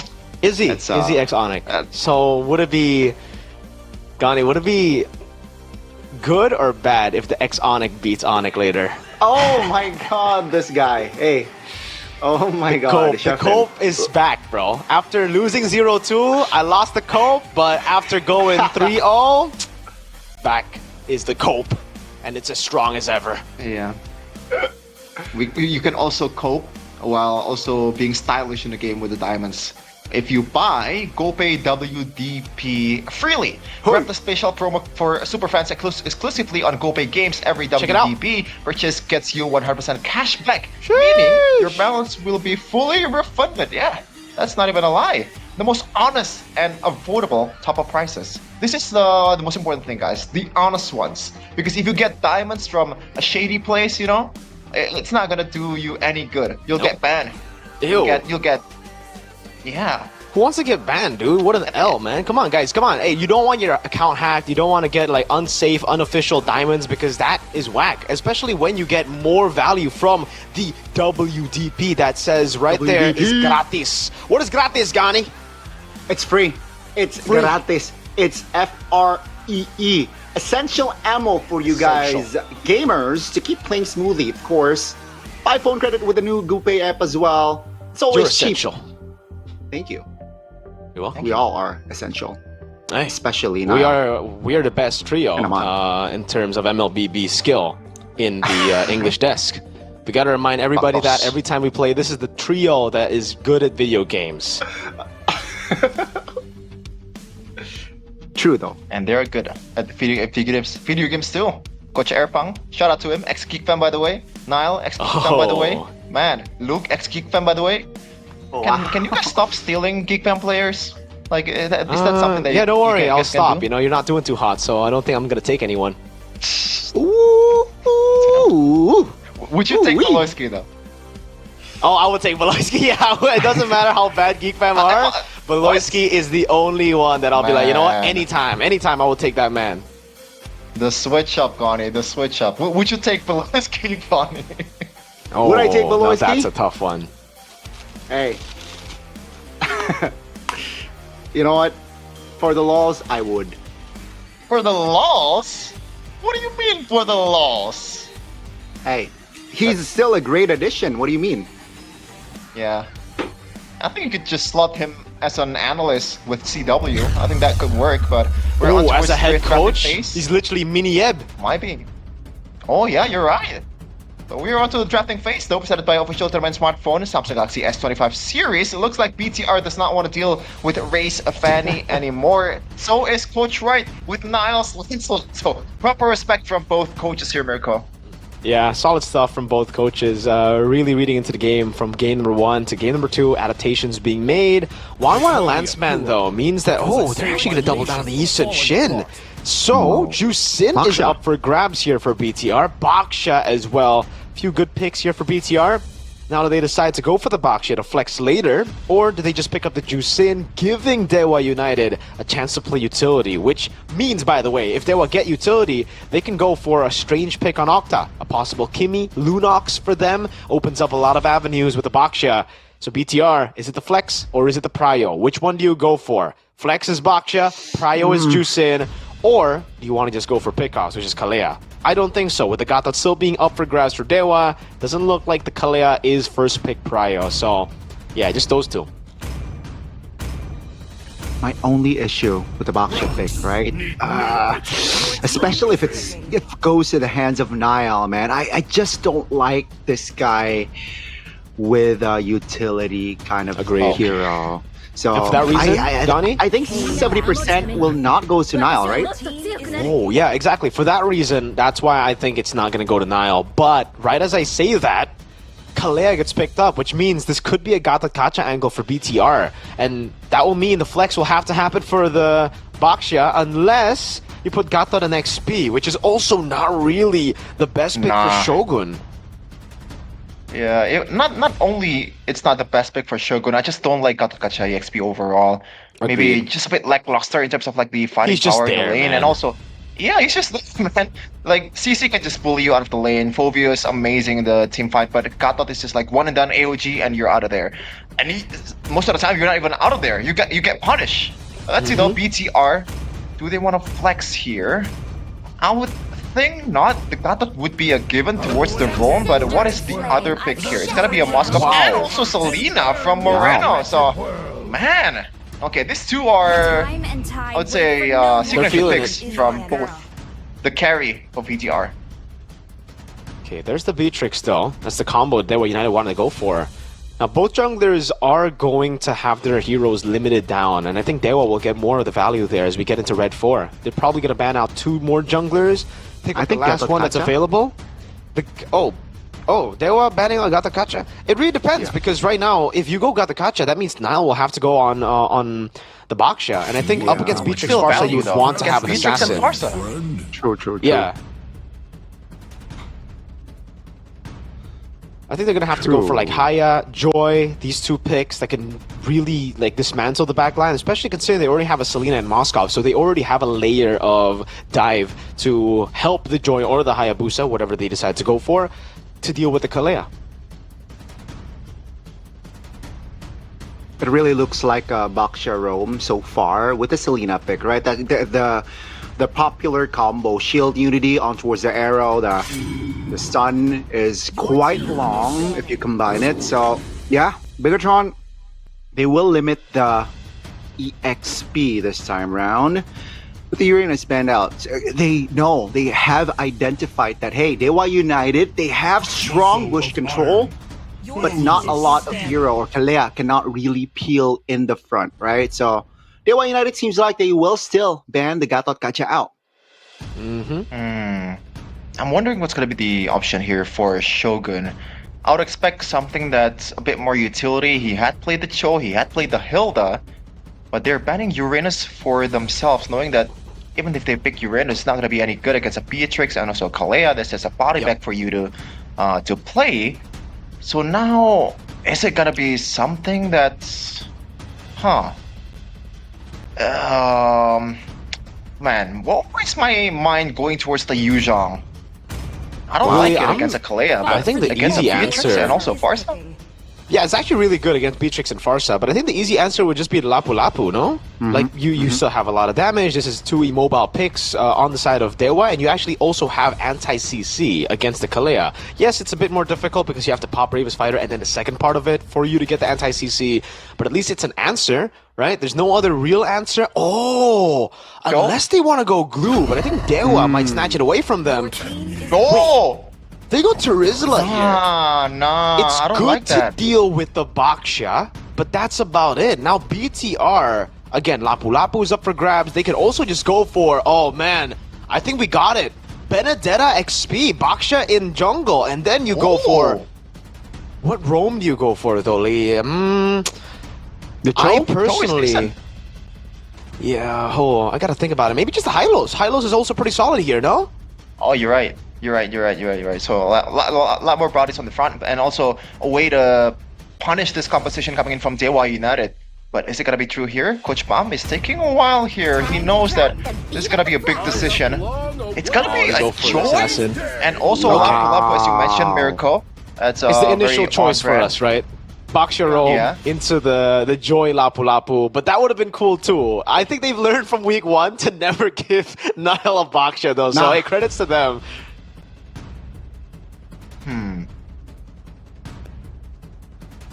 This has to be Haya. I think Haya is great, by the way. Like, it's a good matchup against the Joy. You're pretty solid against Selena, I would say. The Moskov, yeah, pretty troublesome.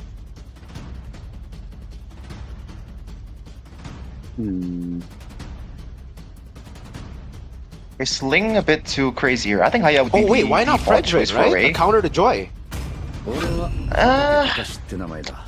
Yeah, it's gonna be Haya. I don't like the Fredrin because of the fact that it's Baksha at the front, so it's gonna be a bit hard for you to heal up and also play the kiting game. But it's gonna be the Hayabusa, as Miracle predicted. Let's see though. Initial thoughts, Miracle. Like, which draft would you go for? I would assume that the Haya really changed a lot here for Dewa. Yeah, I think it's a skill matchup, but right now it does favor Dewa United a bit more. They have proper control over the neutral objective too with the Terizla. It's really a skill matchup here, so I think it comes down to how both these teams execute. It's comfort pick for BTR, not too comfort for Dewa actually, aside from maybe on a Beatrix, but a whole lot of prio for them. Seems like the statistics also favor actually favors BTR by double. The lineup rating is 6.7 to 3.1. Can Dewa United flip the script and say, no, that's wrong to the statistics? Will we, or will Dewa prolong it to game number 3, or BTR close this one with a 2-0? Let's see in Atlanta Dawn. Hey, we're back in the Atlanta Dawn Indy. Like you mentioned, Sheffin, will the series go to a game 3? Let's find out and watch together. Early peel. Does Moreno have Season Hunter? Big question there. Shogun up top, I believe, went for the Brave Smite. Maybe. Everybody has, the normal emblems. Nothing too crazy here at the start of the game. For both teams, it's just a classic start into the purple buff. They're trying to give Letho away with a possible take on the purple. If they get this, oh man, what a win it would be. But Ray doesn't have Red Tree. Oh no! The 5-head gets it! from Bigatron. Wow, that's crazy already. The Grand Theft Purple goes early this time. And he didn't even get Letho, dude. Oh man, that's a tough pill to swallow. Yeah, it really is tough. And that's why, that's why Moreno went for the leash, dude. And he's already counter-jungling. Look at that, Season Hunter. I was already kind of questioning it, because if you don't have Season Hunter, why would you go for the leash? Turns out it's to just really enhance the Joy's early game. Something that you would expect Joy to be weak at now, it becomes really, really strong because of what we see on the map here. The way that BTR have been able to play it. Tenacity, respect from the Baksha and Moskov even. And it's Festival of Blood and Rupture. So Shogun is really going to try to also dish out damage to the front line later on, as opposed to just being focused on maybe an Octa. There should be a free turtle coming in from BTR, right? Ray is not level 4 just yet, unless he wants to go for the red first, and Dewa can delay it as much as they want before Nile gets the Reggie, but Nile wants to be aggressive apparently. No, he just backs up and did the turtle. Ray's level 3, dude. He's not even going to go for the orange buff. They have 4 members already. What the heck? What the heck? The possibility was very slow, and that will be Ray taking the turtle with a level down as Sodi doesn't land. But that will be the momentum for Dewa. That's a robbery in daylight. Oh my goodness. And all the early game pressure that they did is thrown out of the window. Moreno, gets away. That's a shadow though. Still on Moreno. First blood goes to Hayabusa. We mentioned that, hey, Grand Theft Purple. What about Grand Theft Turtle? It's great for Dewa, man. What a move by Ray. The confidence he had to not even go for orange buff. Remember, if he didn't go off in, he's still going to survive. Oh, the shadow kill. Revitalize will not save Moreno. And that will be another kill on the board. 2 times already, Moreno. Oh, man. Talk about damage control, Miracle. Like, after the Grand Theft Purple, they just take everything that they can. And this is a Kalea. We're talking about the snowball is going to work to their favor very highly. They're rotating towards for the down shot. bottom. Emon might be in trouble here. No, the rest of us are here, though.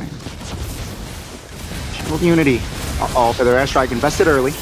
Vin will be bursted down. Mueza though, very low, and now wants the kill. Both roamers eliminated there. That's the only trade. Okay, we do have a pause here, so we get some time to actually dissect what's been going on.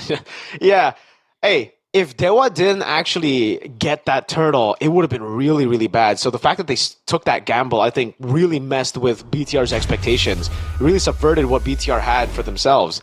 BTR kind of thought it was free, probably, right? That's why they went for it, and that's why they actually didn't utilize a lot of their resources to zone, instead just going on the turtle for free. Very naive, but I would do the same thing. Dewa, on the other hand, were prepared.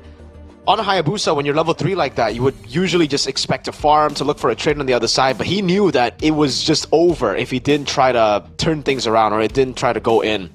So he made the gamble, actually made it work with the gamble on that Retribution, part of his name, and got it down. Again, the capitalization instantly though, and Mueza hitting 4 was massive, because the conversion off of that turtle became massive after getting Moreno picked off twice. Yeah. This is Selena though, it's not gonna be I mean Moreno on a Selena is already dangerous, but with this 2 kills already, he's gonna be a bit more careful towards the Kalea especially, because one moment that you give Mueza, that's pretty much bye-bye with a combo of the feathered airstrike. So let's see what's gonna happen in the mid game here. How will BTR take back control? Because that was what happened in game number 1 too. They were kind of losing with the Ray's Fanny going crazy, but they were able to take control in the late game, courtesy of the mechanics from Eman and how they were able to play kiting a bit more cleanly. But we're gonna be back into the game here after the pause from Bigatron. Hopefully all the problems is already been fixed. Hopefully so. Well, let's see it here. A horrible start to BTR despite them getting a great level 1 play with, again, the Season Hunter. That cheese strat, though, might actually come back to bite them because Finn is 1 death already. He's sitting at 1 death, 0, 1, and 0. He's behind compared to Dewa United. Is the Poison's going to be enough to hold him healthy, to get him healthy, compared to Dewa when, you know, again, they can just go for the burst with the Feather Airstrike and the Bennett's Rage? Let's see. Dewa United will occupy the little turtle pit with 5! Uh-oh, that's the Ray again coming with the Retribution. The second neutral objective on the board for Dewa. No casualties except Nile, so again, Bigatron suffering another team fight loss. What? I don't get that play or like that attempt from Nile. Moisa was very clearly there. So what even was the point? Still wanted to force it. Oh. Shield Unity. What? Next on towards Moisa. That's just the roamer though, but a great trade at least. That's compensation. That's a stun. On towards the Hayabusa. Ray! No. Caught lacking there. And that will be Ray taken down. This might be what Bigatron needs. Great arrow. Great capitalization. Yeah, we're going to be asking a lot of questions, man. We already did in game number 1. Now, again, outplays you can call them, but also just no respect from Dewa. It's almost like they didn't play game number 1, dude. I don't even think it's tilt. They're just overconfident a lot of times walking into the enemy jungle. Yes, you have a lead. Yes, you just got a free turtle after Nile went in, overextending himself. But then you play it slow. This is what happened in game 1, right? You got the lead early, and then you just try to play it as fast as you can, and you lost control. You spun out. Now they're doing the same thing again. Calm down, Dewa. The lead is not against you. You have all the time in the world. Oh, a prediction from Moreno that fails. That is a flicker burnt. I don't know about that prediction though, because Moisa, the chances of him spending the flicker towards a blind bush is very, very low. But I guess you could also say that Moreno just doesn't want to deal with the worst case scenario with the with the Tsunami Slam. But back to the game here. Oh man, Nile or Eman. Thankfully, he hasn't died just yet as a Moskov, and we know that he's gonna be very, very lethal. But look at that. Uh-oh, the sandbag Finn taken down. A lot of resources were spent though. The Tsunami Slam, the feathered airstrike was used. So, will that affect the turtle take? Kin in a very effective area. Oh man. I think they have to give this one. Don't really think they can actually contest this with Finn down.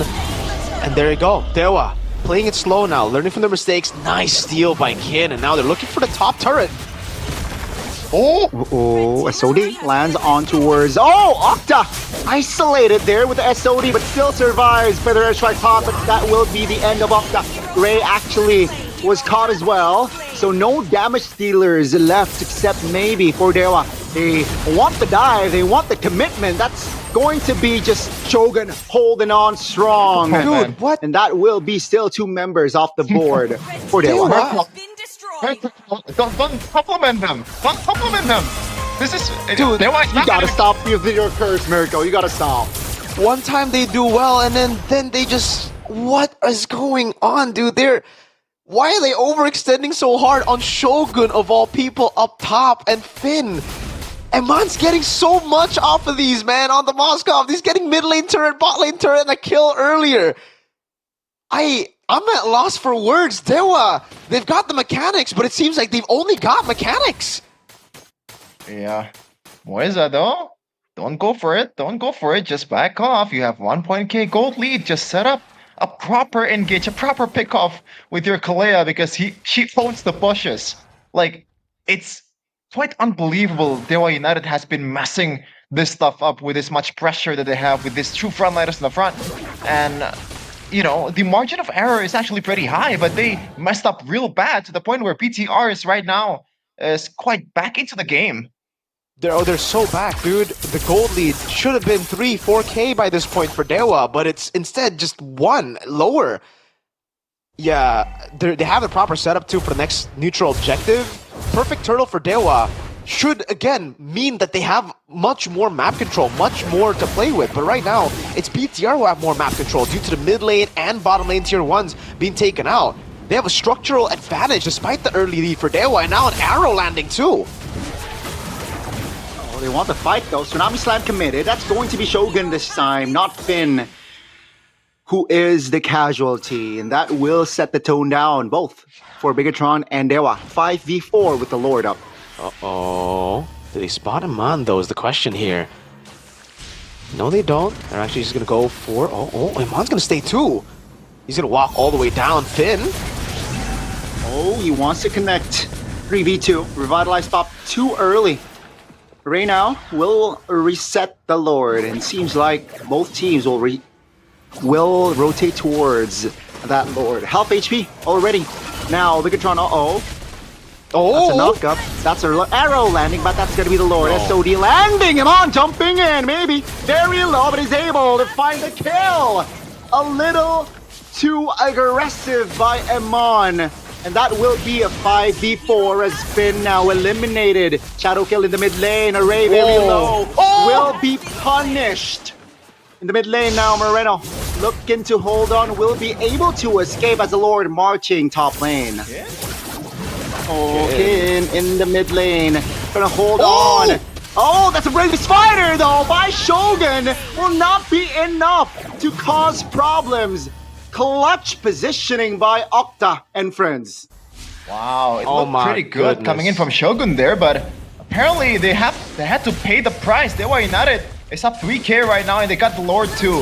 Soon to be maybe ballooning up to 5k after this one.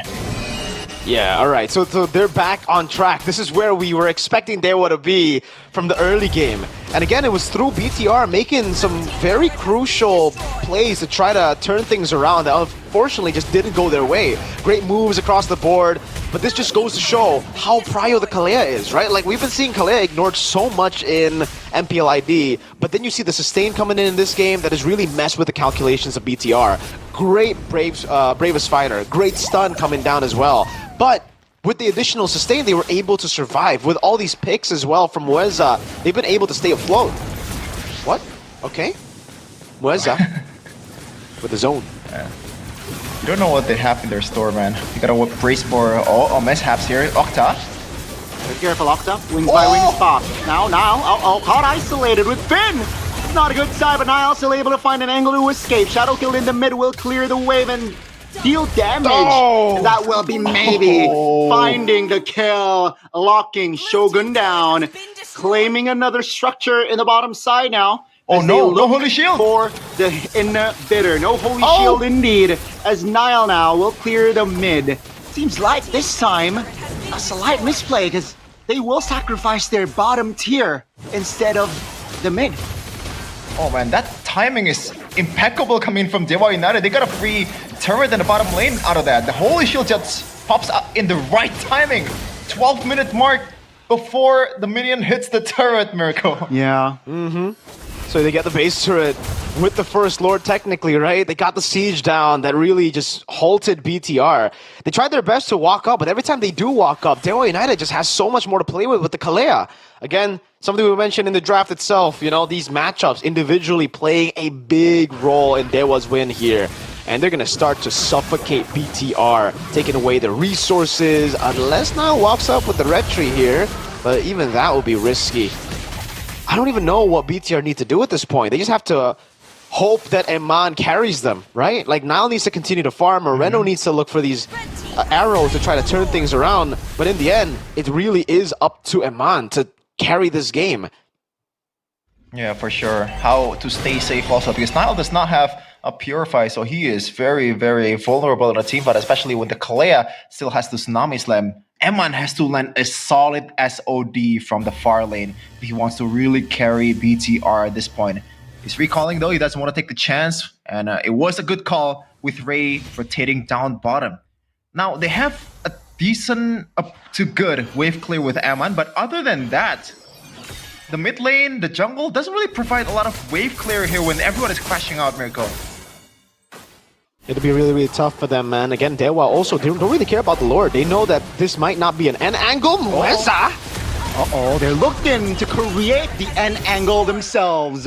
Shogun eliminated 5v4 now with the Lord, 50% HP. They will claim all the structures on the board. That's gonna be Nile eliminated. Ladies and gentlemen, game 3 is in their sights. And Dewa United has done it. They will force this series onto a game 3.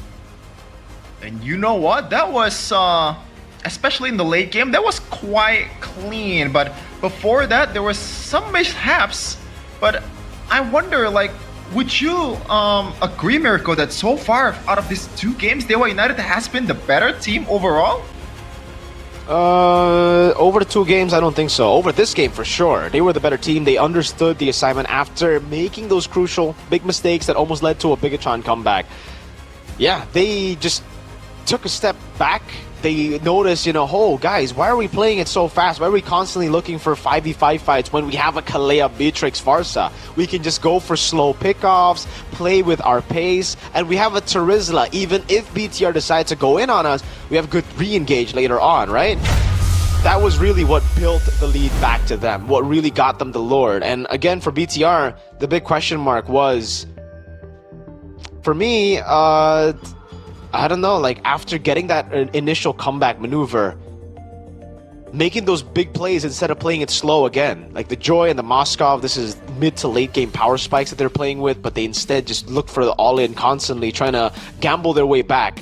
And the early game was so solid for BTR. By early game, I really just mean the first minute of the game, stealing away the purple buff that didn't really add up to anything. Because again, they got overconfident after getting that early lead. They started the turtle, no setup, well, no pure setup with the zone. Instead, they thought it was free. They thought they could do whatever they want.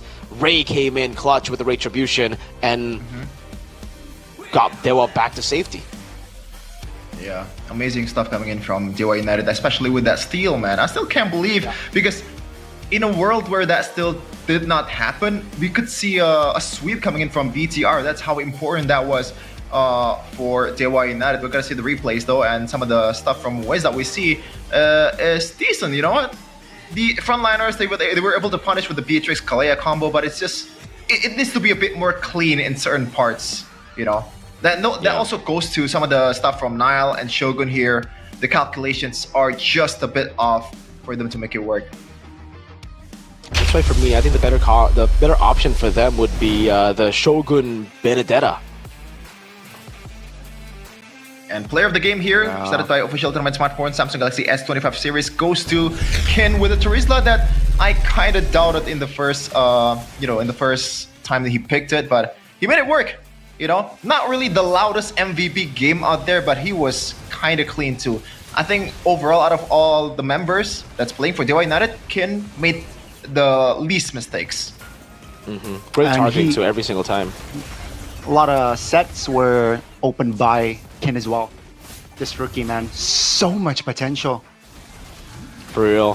For me though, I think, Kin just did a solid job early game, really not participating in much, not being able to get on the scoreboard, but then the re-engages happened so many times here. This was still within the mistakes of Dewa United, by the way, like overextending a whole lot. And then after this, it was just a pure prio for the whole team going in together. Mueza finding these picks constantly. And then towards the end here, Eman trying to make that hero play. They went for the chase on Ray, but they weren't able to get much. And then the outplay in the mid lane through the heels of Kalea. Mueza did a good job here in this game. Aside from one mishap early, that's it. He played a phenomenal game, baited out flickers. I think actually for me, the MVP choice would have probably been Mueza if I didn't forget to vote. It's outstanding, man. I honestly, I somehow expected 3-game series or 3-game series. Yeah, 3-game here in this series, and you will get to see it. Yeah, 16-6 on a kill count. 14-minute game, half of what we have in game number 1. So take a look at the items here. Mr. Maybe didn't even bother to build a Husk Claws because he knows he has enough damage and enough firepower to burst down every frontliner that BTR has practically. Even going against the Blade Armor and the Dreadnought Armor coming from Shogun, it really doesn't matter when you have this much gold in the late game. He hasn't died at all in this game too. Yeah, I actually said Glass Cannon. I got to take that back. It's actually not. It's actually so safe considering Dewa had such a big lead. 6-0-6 here. The Beatrix was very, very free. No one was actually able to, get to him in the later stage of the game. But hey, safety is his #1 priority, and he did a good job itemizing for safety against a possible Lapu dive and a Joy dive that possibly could have turned things around. Good Rose Gold, good Win of Nature, the Weapon Mastery choice as well, and the Season Hunter for Moreno, unfortunately not paying off the way that they would expect. It actually did pay off, they just didn't know how to capitalize on it, and they got too overconfident in the Turtle 1 setup. So now we have to talk about game number 3. What are the heroes that they are supposed to prio now, right? Because the Bakcha pick now has led to BTR to go for some weird strategies. I think they got to stick to what really, makes them click here, which is the Juicin first pick. Moreno is so solid when he's on an aggressive pick like that. The Selena is still pretty good. It actually could just be an execution issue as well, right? From game number 1, we saw that Bigatron were just able to execute. Game number 2, it was the opposite. They weren't able to execute after getting the lead. Just seems like whoever has the lead early ends up throwing the game, man. Yeah, that's been probably the story for BTR, or maybe in this season a lot of teams are doing that also as well. But in game number 3, I gotta say, for me, personally, the Kalea pick is huge, especially when you're trying to put a Joy on Nile. It really limits Nile's potential. Even with the Lancelot, you could argue that Nile would have a better time, but not as good of a time if the Kalea is gone. So maybe Finn and also BTR wants to prioritize that Kalea and also provides a better mid-prio and the control with Moreno, with a Farsa, or with a Zushin that you mentioned earlier, Mirko, and also it's a way for Eman to snowball if he's given the right hero. This is why, Sheffin, I'm confused as to why Kalea doesn't show up more often. Like yesterday, the last 2 days, Kalea has just been ignored constantly. Yeah, I'm not sure what happened, but I'm going to take a look at some of the win rates that Kalea has on some of this player. Finn actually played 2 games with the Kalea this season and 0% win rate, so maybe they're not really confident enough to play the Kalea?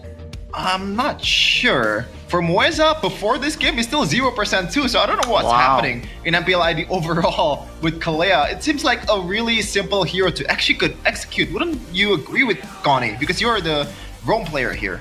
I think it has some setbacks, right? Sure, if you have that early lead, if you have a K or 2K in the first 4 minutes, the Kalea is just such a powerful threat. But imagine if your team is the one losing 2K first 4 minutes, the Kalea, it's going to struggle. So it's technically high risk, right? Unless you have compensations, but that's why you see a lot of negative win rates on the board for that Kalea. If you don't have that early lead, it will be hard to have a proper or efficient Kalea pick. What do you think, Mirko? I don't know. For me, I think it's really, really safe. For me, I think it's just a really good pick. The only way you would counter the Kalea would be the Gata Kacha, but again, BTR really didn't care about it. I think the Gata Kacha would have been a solid option to go for there, but we have to go back to the point. I don't like the Selena pick early, honestly, I from think Bigatron. the Selena is actually fine because we saw the Farsa early, right? So the Selena was a way to take the Farsa out. What I don't like is the Baksha first pick again for BTR, because with the Baksha picked up like that, they couldn't go for the Gata Kacha. It would have been an easy Gata Kacha for Finn had they actually gone for a different pick, like say Juicin instead, right? Yes, maybe the Baksha would have shown up on the other side, but then you would be the one to take the Kalea, and it would be tough for the opponents to go for the Gata Kacha. I think for me as well, something that needs to be improved by BTR would be Nylon utility jungle. If you are that confident in first picking Baksha, you better have a way to flex it. Right now, even we called it, there's no way that the Baksha was going to the hands of Nile. He needs to try to prove to MPL teams that he can play the Baksha, because if not, it's a big hole in their game. Yeah, especially it's gonna pay off later in the playoffs. If you could play those utility heroes, now the other teams are more they're playing the guessing game against you pretty much.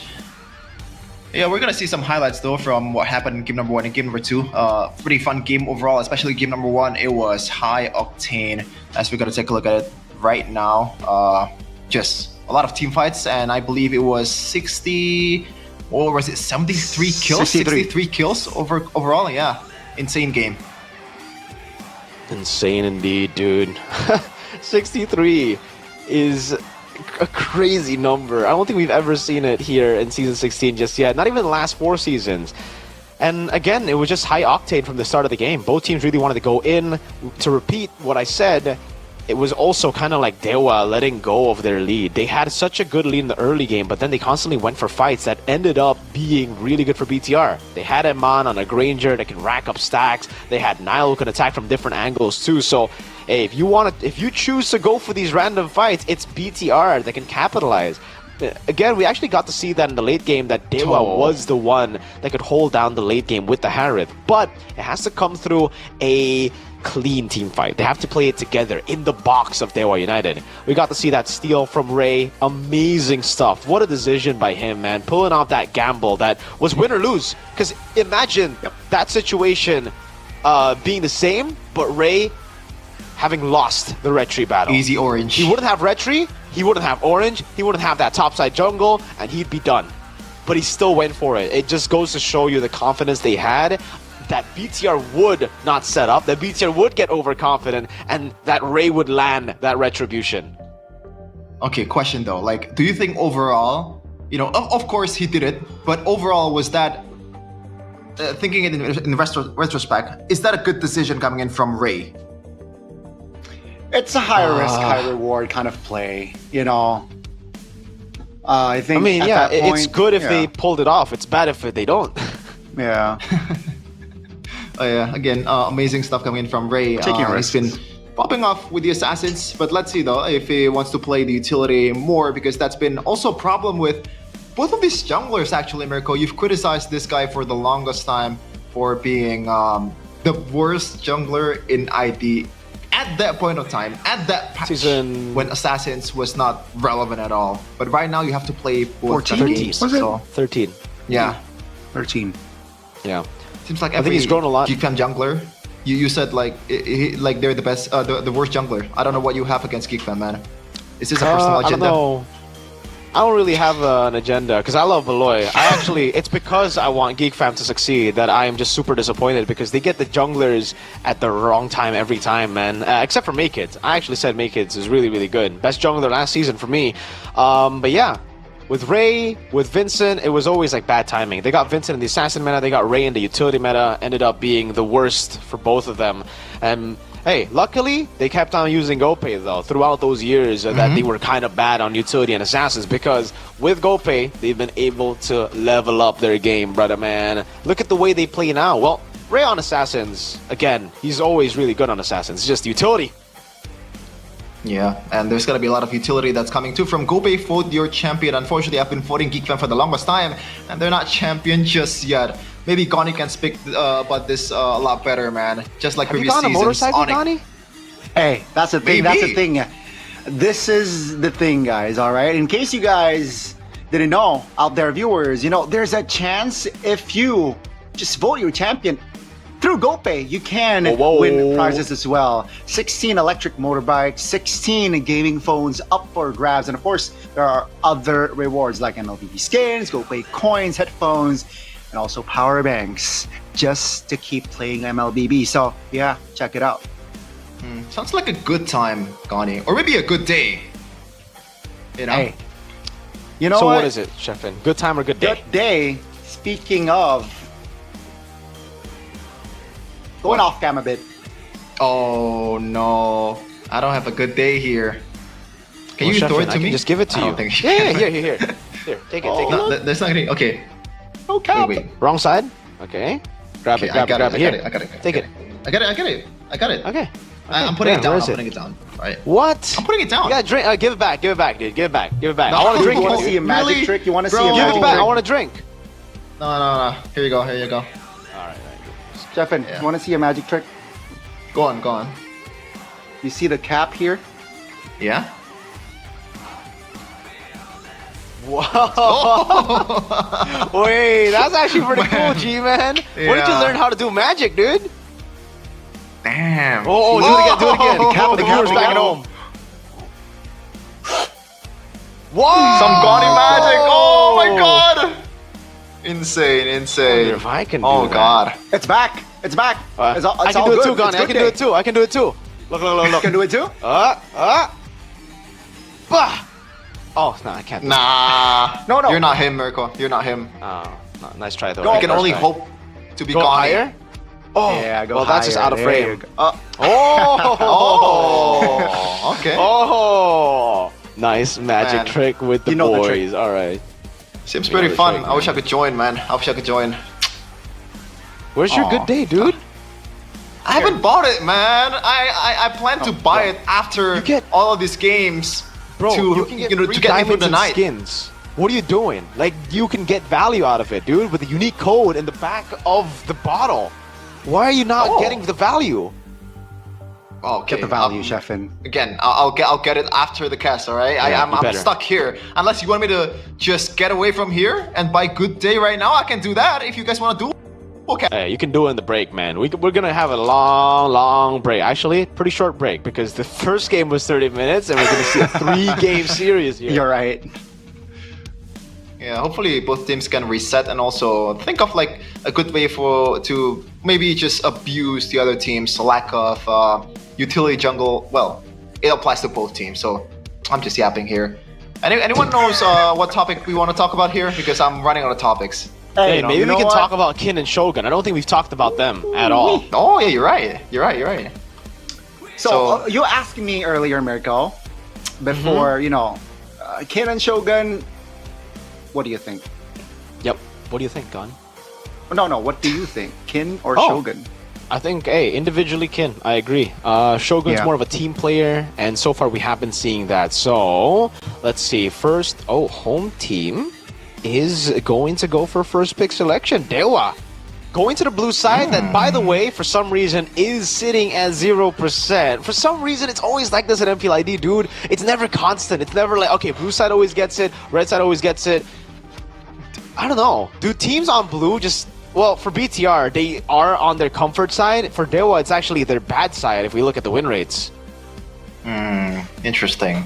And I don't know if this is a hot take. I'm a firm believer that blue side or red side, it really doesn't matter. It really just boils down to how you execute it more, which is pretty obvious. But for some reason, there's some reason where there's some seasons where red side is just dominating a lot. Yeah. But yeah, and we're blue on side towards sometimes on towards the drafting phase for game number 3, final game for BTR versus Dewa United. Is that a Grok ban coming in from Coach Wright?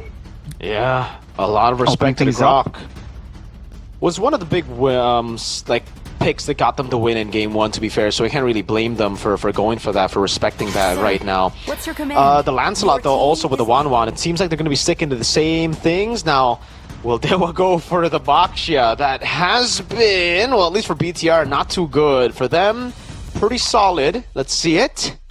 What's it going to be? Jusin, Baxia, or something entirely different? Kalea, first pick. This means Gatot could come through for BTR together with a Farsa. Yeah, I'm telling you, man. I called it, right? The Kalea has to be contested, and now Moisa got it. Okay, we have to understand that, like, it was good because of... Okay, they go Yisun Shin and Jusin first because they can Gatot Red 3, right? Dewa, unless they pick it up themselves right now, I don't think they're... Yeah, I don't think they're going to go for the Gatot Gacha here. I think they're going to go and stick with the same, right? The Farsa is pretty good against Jusin and Yisun Shin, and then... Then what? What do they go for after? I think securing a gold laner here just straight up Beatrix though.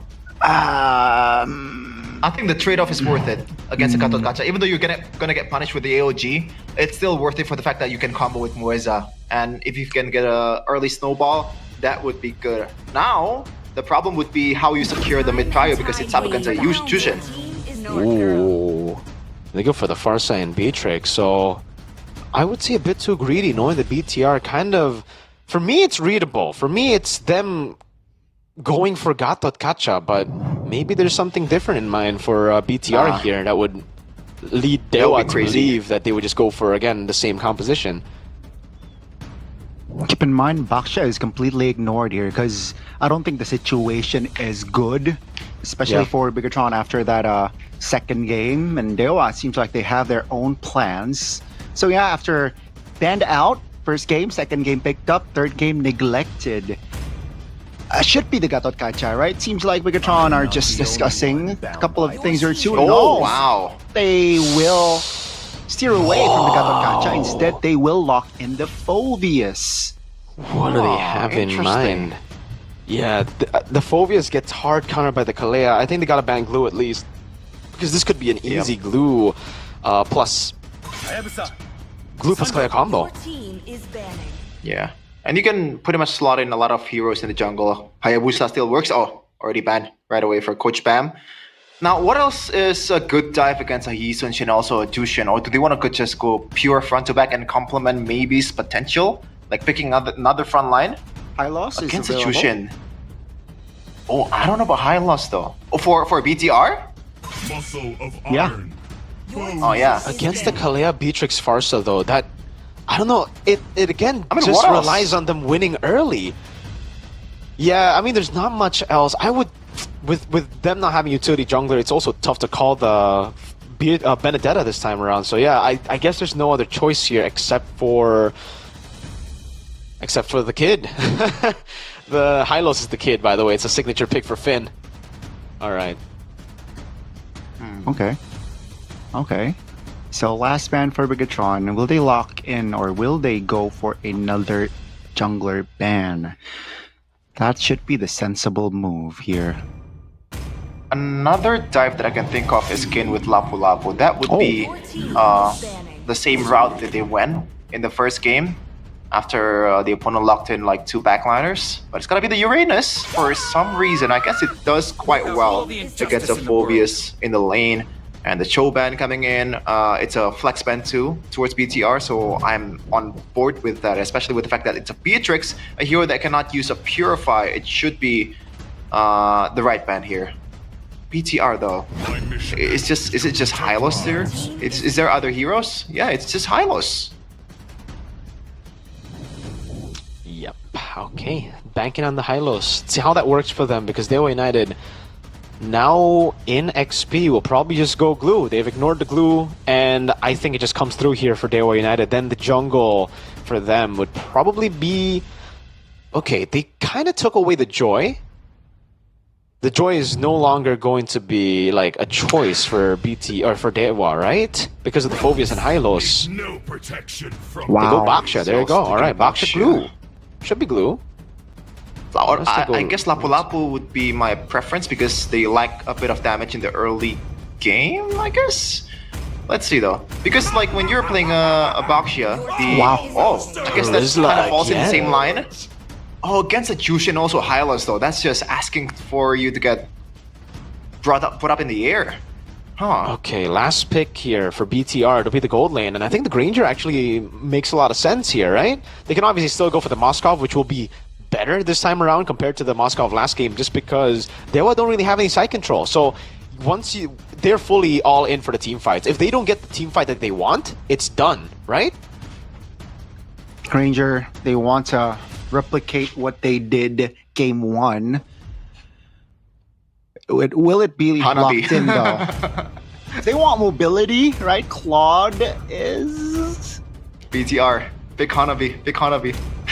Exorcist of the Shadow at your Okay. service. Okay. Ranger. Hanabi is a pretty funny shout. I mean, like, RP did it against a Lancelot and also a Farsa for some reason. Can't really comprehend what they're thinking, but it's gonna be Granger. Eman still sticking to his guns that worked in the first game. Let's see though, this is gonna be the final game of the series of BTR versus Dewa United. We're gonna see the stats in a second, which team does the stat favors too. But Mirko, initial reaction about the draft? I think I got to give it over to BTR this time around for their control overall and them having more ways to actually win out the game. But for Dewa, it's very straightforward. They want to go for neutral objective 1, snowball, and then win the game. So it really comes down to Turtle 1 for Dewa. If BTR decide to contest Turtle 1, then it's the same for them. They're going to have to battle it out. Yeah, it's a W or an L for both of these teams. Go big or go home. Game number 3, the last game of BTR versus Dewa United is live here in the Land of Dawn. It's live, and it's go time for both of the teams. Which team will find a dub to at least secure a safe current positioning in their own standings? Let's see, ladies and gentlemen, week 3, day 1 action. Let's take a look at it here. Eman in the lane against Maybe in the mid lane prio here will actually still be for Dewa just because of the Kalea, and that's why again for me Kalea is so good.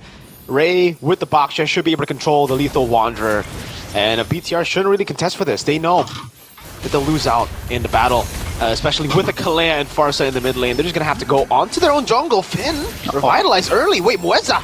That's going to be the knockup. That's going to be Nile in the mix, finding first blood. An important one, ladies and gentlemen. That might be enough to get the momentum of Yi Sun Shin rolling. Okay, so what happened there, Mirko? You see that? I mean, I would agree with you. The mid control would be the Kaleas, but I guess Mueza just slightly overextending, despite them kind of winning the initial trade in the HP battle. I think it was because of a 3v1, right? BTR had the man advantage. Nile was there, and Ray just wanted to go into his own jungle. Emblems by GameSmax to pull yourself together for Mueza again, really pushing into what we already expect. Moreno! Oh, that's going to be the recovery though. Law and Order connecting. Mueza going down the second time. Not a fun game on this Kalea, but Bigatron by Vitality here. Just covering grounds perfectly so far. That was the same mistake in a span of 1 minute. Are they pulling a Dewa again? Mueza! You had the script in game number 2. Just do it again. It's different now. Oh, so good. The airstrike cancelled. They lose out on the turtle, but it seems like they want to fight. Kin now. Uh-oh, that's Shogun. Taking a lot of damage, will be the first one to fall here in this fight. Finn very low. Gotta be careful. They reposition as Kin will flicker out of danger as well. Eman is in the vicinity alongside Maybe, so... Uh-oh, that's the shield unity. Great reaction there, but that's just the tsunami slam locking Nile down. Dewa United now, just controlling more on the map. BTR got extremely lucky in the hold up. Ray has Red Tree, won't be able to get it. Uh-oh, 3 members now. Already. Oh, shield unity. That's a knockup though. Canceling the rotation. Glorious Pathway also committed, so that will be a short kill. Moreno takes it. Dude, Moreno sees Ray rolling and they're hating. Eman though, Lethal Ignition will not proc, or at least it's not enough to take him down just yet, so maybe that's a lot of plating, Mirko. Taking a whole lot there. Man, BTR got extremely lucky getting 2 kills early. Oh, solo kill? Oh, looking for the shield! Ken! We talked about the showdown and we get to see it action live. Ken versus Shogun. Ken wins it. Let's take a look at the items here. He gets a solo up top. Steel leg plates rush to deal with the physical damage of BTR early. A quick one for him. Tough boots instantly too. And it does seem like for Maybe, he's going to get a quick BOD here. Hunter strike done for both Eman and Nile. And that's it. Yeah, again, to go back to my point, BTR got extremely lucky getting 2 early kills on Mueza based off a mistake. And then they decide to all in on the neutral objective, which just doesn't work. Mueza! Summon a tsunami slam on towards the Hylos. Still able to survive there with the Glorious Pathway and Revitalize popped. But now comes the real fight. Turtle is up. It's a 5v5 here. Who gets tempo? Now Kin stunned up. Again knocked up. That's going to be the Turtle taken by Nile and friends. And Kin taking a lot of heat there, will be the sole casualty from that fight. Oh man, a slight miscalculation there on towards Finn's engage. I think Kin should have just pulled the trigger on the penalty zone despite them losing out on the ultimate in the next objective battle. He did. He actually popped the penalty zone. It came through Ray though. Oh no. Oh no. Isolated there. Again, just mispositioning from Dewa United, causing a lot of issues from their side. Really tough stuff. Oh, wait a second. Good dodge from the Mountain Shocker. Terizla should be able to go for the turret up top, but it'll be traded for a turret down below. And again for BTR, I'm actually really surprised that Finn was able to survive that all in. Now it's going to be really tough because Finn should have, with more assists on the board, a lot more gold to play with to get those defensive items. So maybe he's going to have to get the Milfic gun quick if he wants to go for the burst down on these front line. Yeah, that's the idea. Even Octai actually opted to go for the magical penetration boots, despite usually Farsa opting for other boots here. But looking at the jungle difference here in the level department, Ray is already 2 levels down against Nile. Things are not looking good, especially in the next objective, in the next total. If they want to battle out the Retribution, even though Ray is a utility jungler, I feel like so far BTR should have the advantage, especially with Shogun and also Finn in the front. Oh, rapid boots for Iman. Oh, yeah. He wants to go for the fast moves around the map here. And again, it really comes down to also Dewa United playing the way that we expected in the drafts. Playing purely, a pullback on Ray, some shots on Octa. Playing purely for the group up. They're grouping up constantly looking for picks, and that has enabled Iman to look for the wave push in the bottom lane, getting the wave all the way to tier 2. Weza! Tsunami Slam, feather airstrike combo. Nile claiming the turtle. That's Shogun very low, but that's gonna be Kin jumping. Nile with a reaction. Shogun though, first one to fall. That's gonna be Finn. And next on the board, Dewa United. They lose out on the turtle, but they win the fight so far. That's gonna be Moisa eliminated again. A slight misposition, maybe 1 HP practically. He's able to find a kill there from the side of Bigatron. Luckily, Dewa United recollected. Yeah, both teams are playing with the margins here. They're just very aggressive, especially Nile. Let's see if they can defend this one. Yes, they can. So far, only 1k gold lead for BTR. Not the end of the world for Dewa United, especially when they have a Kalea. But those purifies on Moreno and Eman will do them a lot in the late game. Now the only real target available is Shogun and also Finn, or maybe Nile if his tendency to overextend will come through. Mueza though, oh, this is bad. Let me slam on towards Hylos. Glorious Pathway will not save him this time around. The burst damage is already more than enough to take the horse down. Bigatron now, just trying to, I guess, find their own tempo. Sure, they've been getting the economy, they've been getting the kills, but seems like Dewa United has answers. Yeah, he got away, Finn. I don't know why he walked up again to give Mueza a free Tsunami Slam and Dewa a free kill. Luckily for BTR, I guess, Dewa don't have Sky Piercer, so they'll get some value from these kills on Finn, but they won't get like super crazy value. That's the value at least that we're talking about, right? The Milfic gun early picked up, and that will enable Dewa to go for a lot more picks against the frontliners of BTR. Shogun and Finn will kind of have to engage before Mueza can look for a pickup, because if Mueza is the one to start a team fight against BTR, it's basically one member out. Yeah. Confirmed. I think that was the initial plan coming from Vin, just baiting out all the resources, and maybe BTR can retaliate, but he was not strong enough, at least so far, especially after the Malfic gun. Also, the BOD secured by maybe, concealed play. Who did they want to go for? Ray still rolling. So rolling, no good vision. To cover more ground, I guess. Now, Amon is still top. Dewa, 5 members already around the Lord. Gotta be careful here. Glorious Pathway towards the back. Nile finds an angle to steal the Lord. Nile, though, will lose its life in the process. Mueza will be the trade, but Amon jumps in, trying to cause problems, but that will be the end of Shogun Charlie.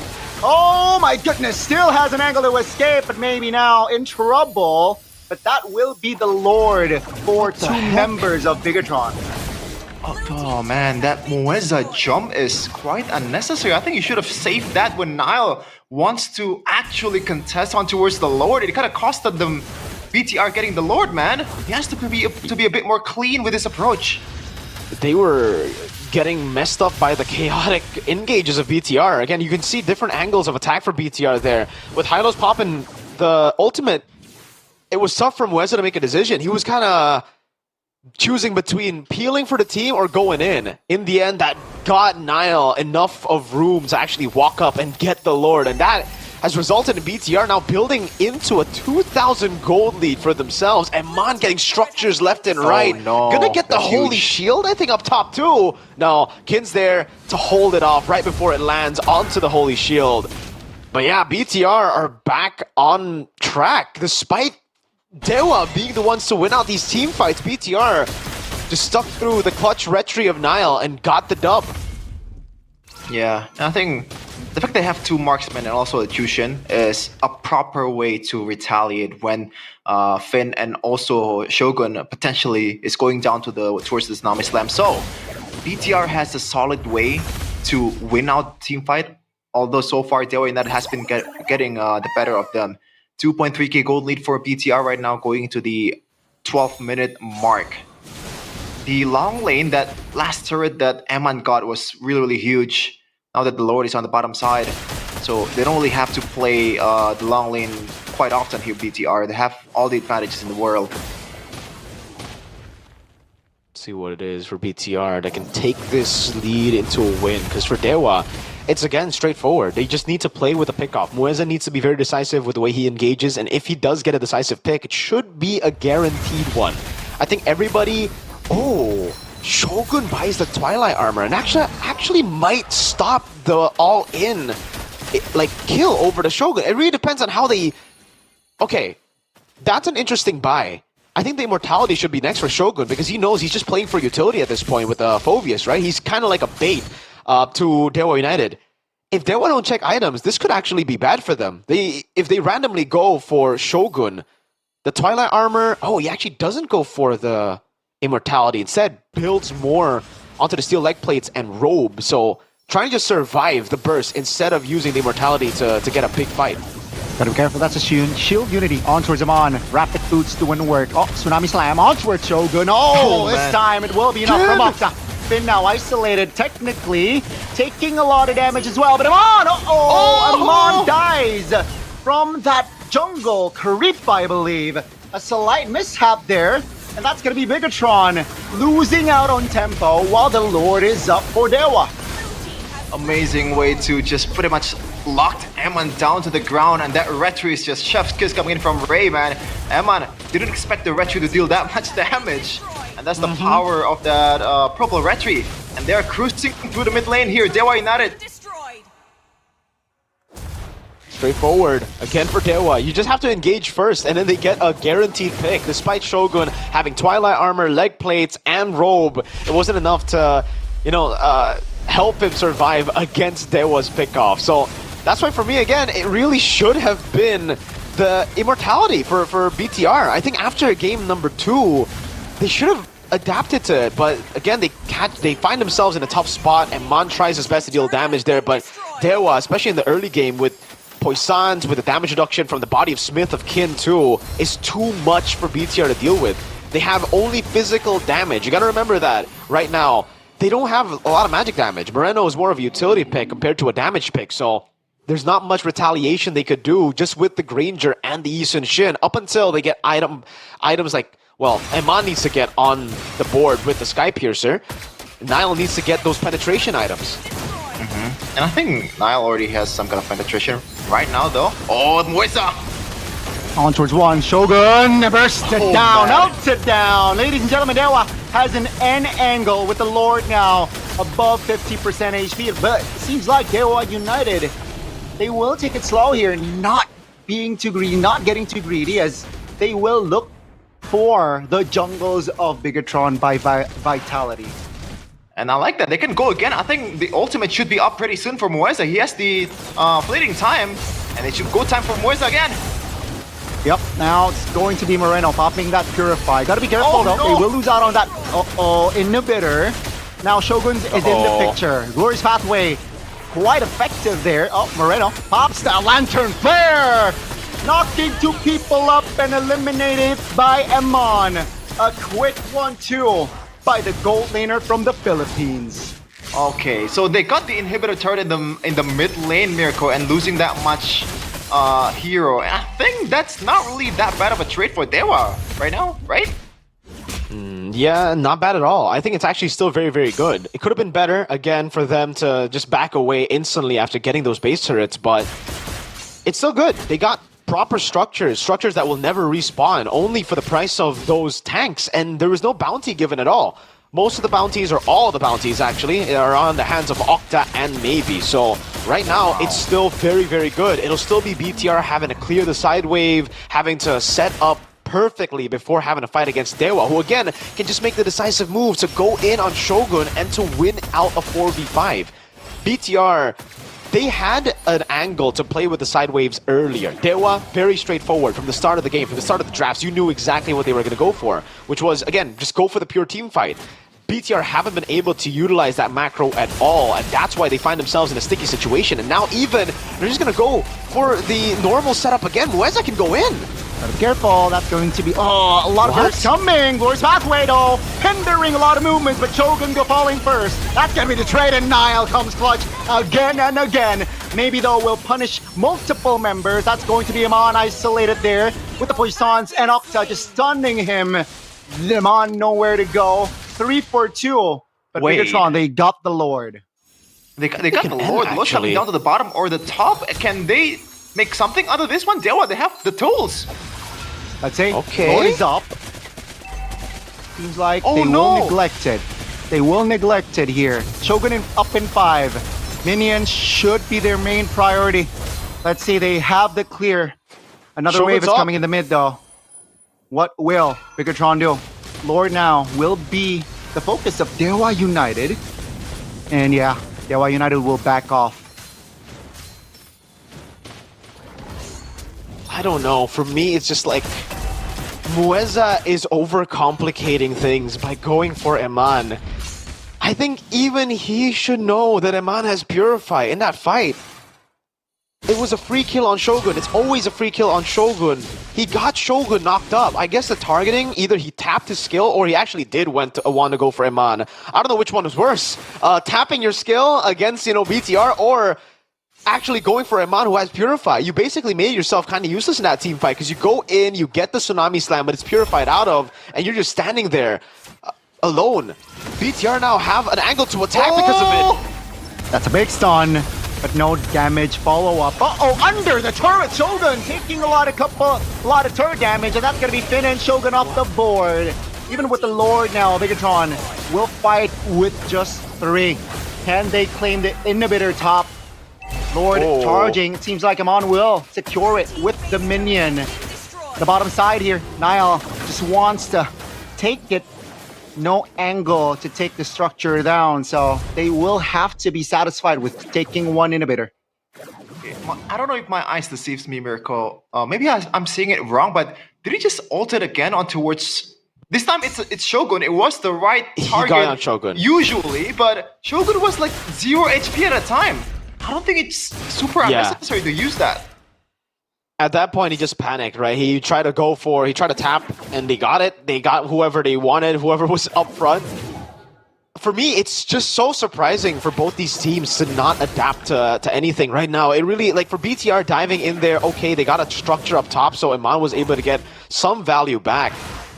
But Shogun, not having Immortality this late is a big, big question mark for me. The whole point of you being in these team fights isn't really to deal damage at this point on the Phobias. That window was kind of like stopped, right? That window was already closed very long ago. I think it was Turtle 3 that was like the point where you could have still done damage. You could have still taken the game into your own hands on the Phobias. But after that, it really should have been Immortality already. He's a free kill to Dewa, and really now it's up to Dewa to make a mistake because they have everything on the board. Mueza actually loses out on skill 2. Moreno's walking up alone. Gotta be careful. And the wave in the bottom lane is slow. Bigatron trying to reclaim the control, you're right. Far lane is favoring Bigatron, so they can take it slow. They can play the slow dance. Very, very slow. Kin forced to engage there. Oh, no Flickers flick. out. That's gonna be the feather airstrike with the flicker. Oh my god! Come on, quick immortality bot there to stay alive. That's going to be No up way. to go. Taken down by Moreno. Knocked up Finn. What's up? Niall. Gotta be careful now with the re-engage. Finn trying to hold on as well. That's going to be Ray. Loses immortality. Where's dying in the process. Winner's round fought, maybe. Just trying to free hit, but that's the shutdown. Excuse me? Maybe finds an angle. Finds the horsey. That's a quick double win of nature. Immortality bot. But Bigatron has his eyesight target. That's going to be maybe taken down, and that will be an ultimate wipeout by the Red Terminators. Emon Hold up, is the wave in the inevitable, middle man. lane. You can only hope to contain him. That immortality fight was so clutch, and Mueza once again, he made a mistake on that engage. And this is game with Niall and Emon putting the nail in the coffin towards the Apostles of Gods. GG WP, especially in that last team fight. Emon, what a beast. What a beast, man. What a beast. I have no words, really. Crazy. Again, it's just... I don't know what to say. I do know what to say, by the way. I'm just saying that because I don't know what words are appropriate to use to describe what just happened. I can't believe it. I actually cannot believe it. How do you fumble so hard with a composition that had all the winning conditions on... Oh, I am facepalming so hard. I don't know how to analyze this, man. It's... Oh, man. Why are Dewa overcomplicating their composition so much? They have a proper front to back with no real need to dive into the back line, alright? They can just play proper front to back. They have a composition that deals with the front of BTR 100% better than what BTR can do to their own front line with Kin and Kalea. And even the Baksha. What was the point of going Baksha if this was the playstyle? Why not just go for the Hayabusa? What? I have never seen... Oh my... I don't know. I can't say. You know what, Sheffin? For MPL's sake, take over, man. Hey, Yeah, just, Sheffin. brother, Yeah, you're a Sheffin, BTR Sheffin. fan. Just take Exactly. the W. And this is my team, and I'm was about balding to for say- Dewa. I just... Oh my... I was about to say, Miracle right now, what he is doing is acting 101, ladies and gentlemen. He acts frustrated. I wish I could act, dude. I wish I could act like But this because I think he's holy, actually that was happy. just... That was... I think it's genuine. I think, you know, if I could act this well, I would get an Oscar already because, man, that was genuinely one of the worst mid to late game executions I have seen for MPL level. That looked straight out of MCL, brother. I won't even man. I won't even disrespect MDL to... I can't disrespect MDL like that, bro. Oh my lord. I'm just happy that we're in the English broadcast, so no one really cares about what we say in the Indonesian media, and we don't get clipped by a lot of media out there.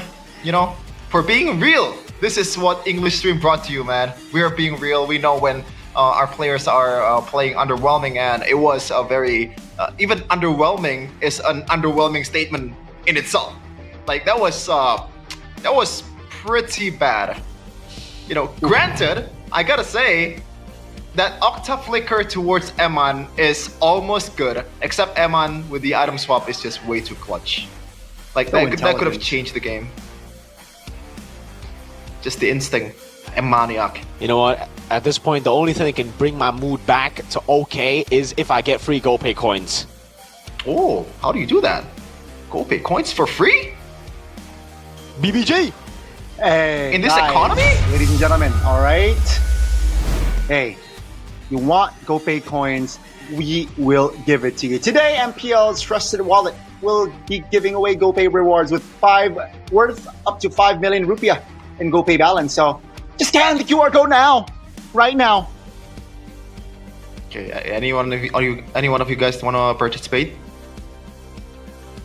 I mean, I How much do already you get? participate. I got like a billion rupiah from GoPay coins already, man. So I'm gonna give it over to some of the boys back at home who wanna, you know, get the free coins. So all you need to do right now is stand by to scan the QR code. Scan it right now. I'm gonna scan it again. I'm gonna scan. I'm joking. Do I scan it, guys? Do I scan it? Just scan it. You gotta claim it, Sheffin. How do you claim it? Wait. Yeah, I'm actually trying to Scan the Hey, QR leave code. some just for the want the viewers, experience. all right? Leave some for the Scan the QR viewers. code. How And do yeah. you scan with GoPay again? Just scan with your camera, scan the QR, and then you can get it. Oh, You can get okay. But yeah, what a series, man. Bigatron and Dewa. What a series is a true statement, but unfortunately, it's for the wrong reason. Yeah, hopefully those two teams can really, improve on a lot of their approach. Even BTR, I would say their gameplay is, with a lot of holes too as well. Would you agree with me, Miracle, as a BTR fan, number one BTR fan in the world? They just went in, and they were just at that point. They were relying on Dewa to make a mistake, and Dewa just made mistakes.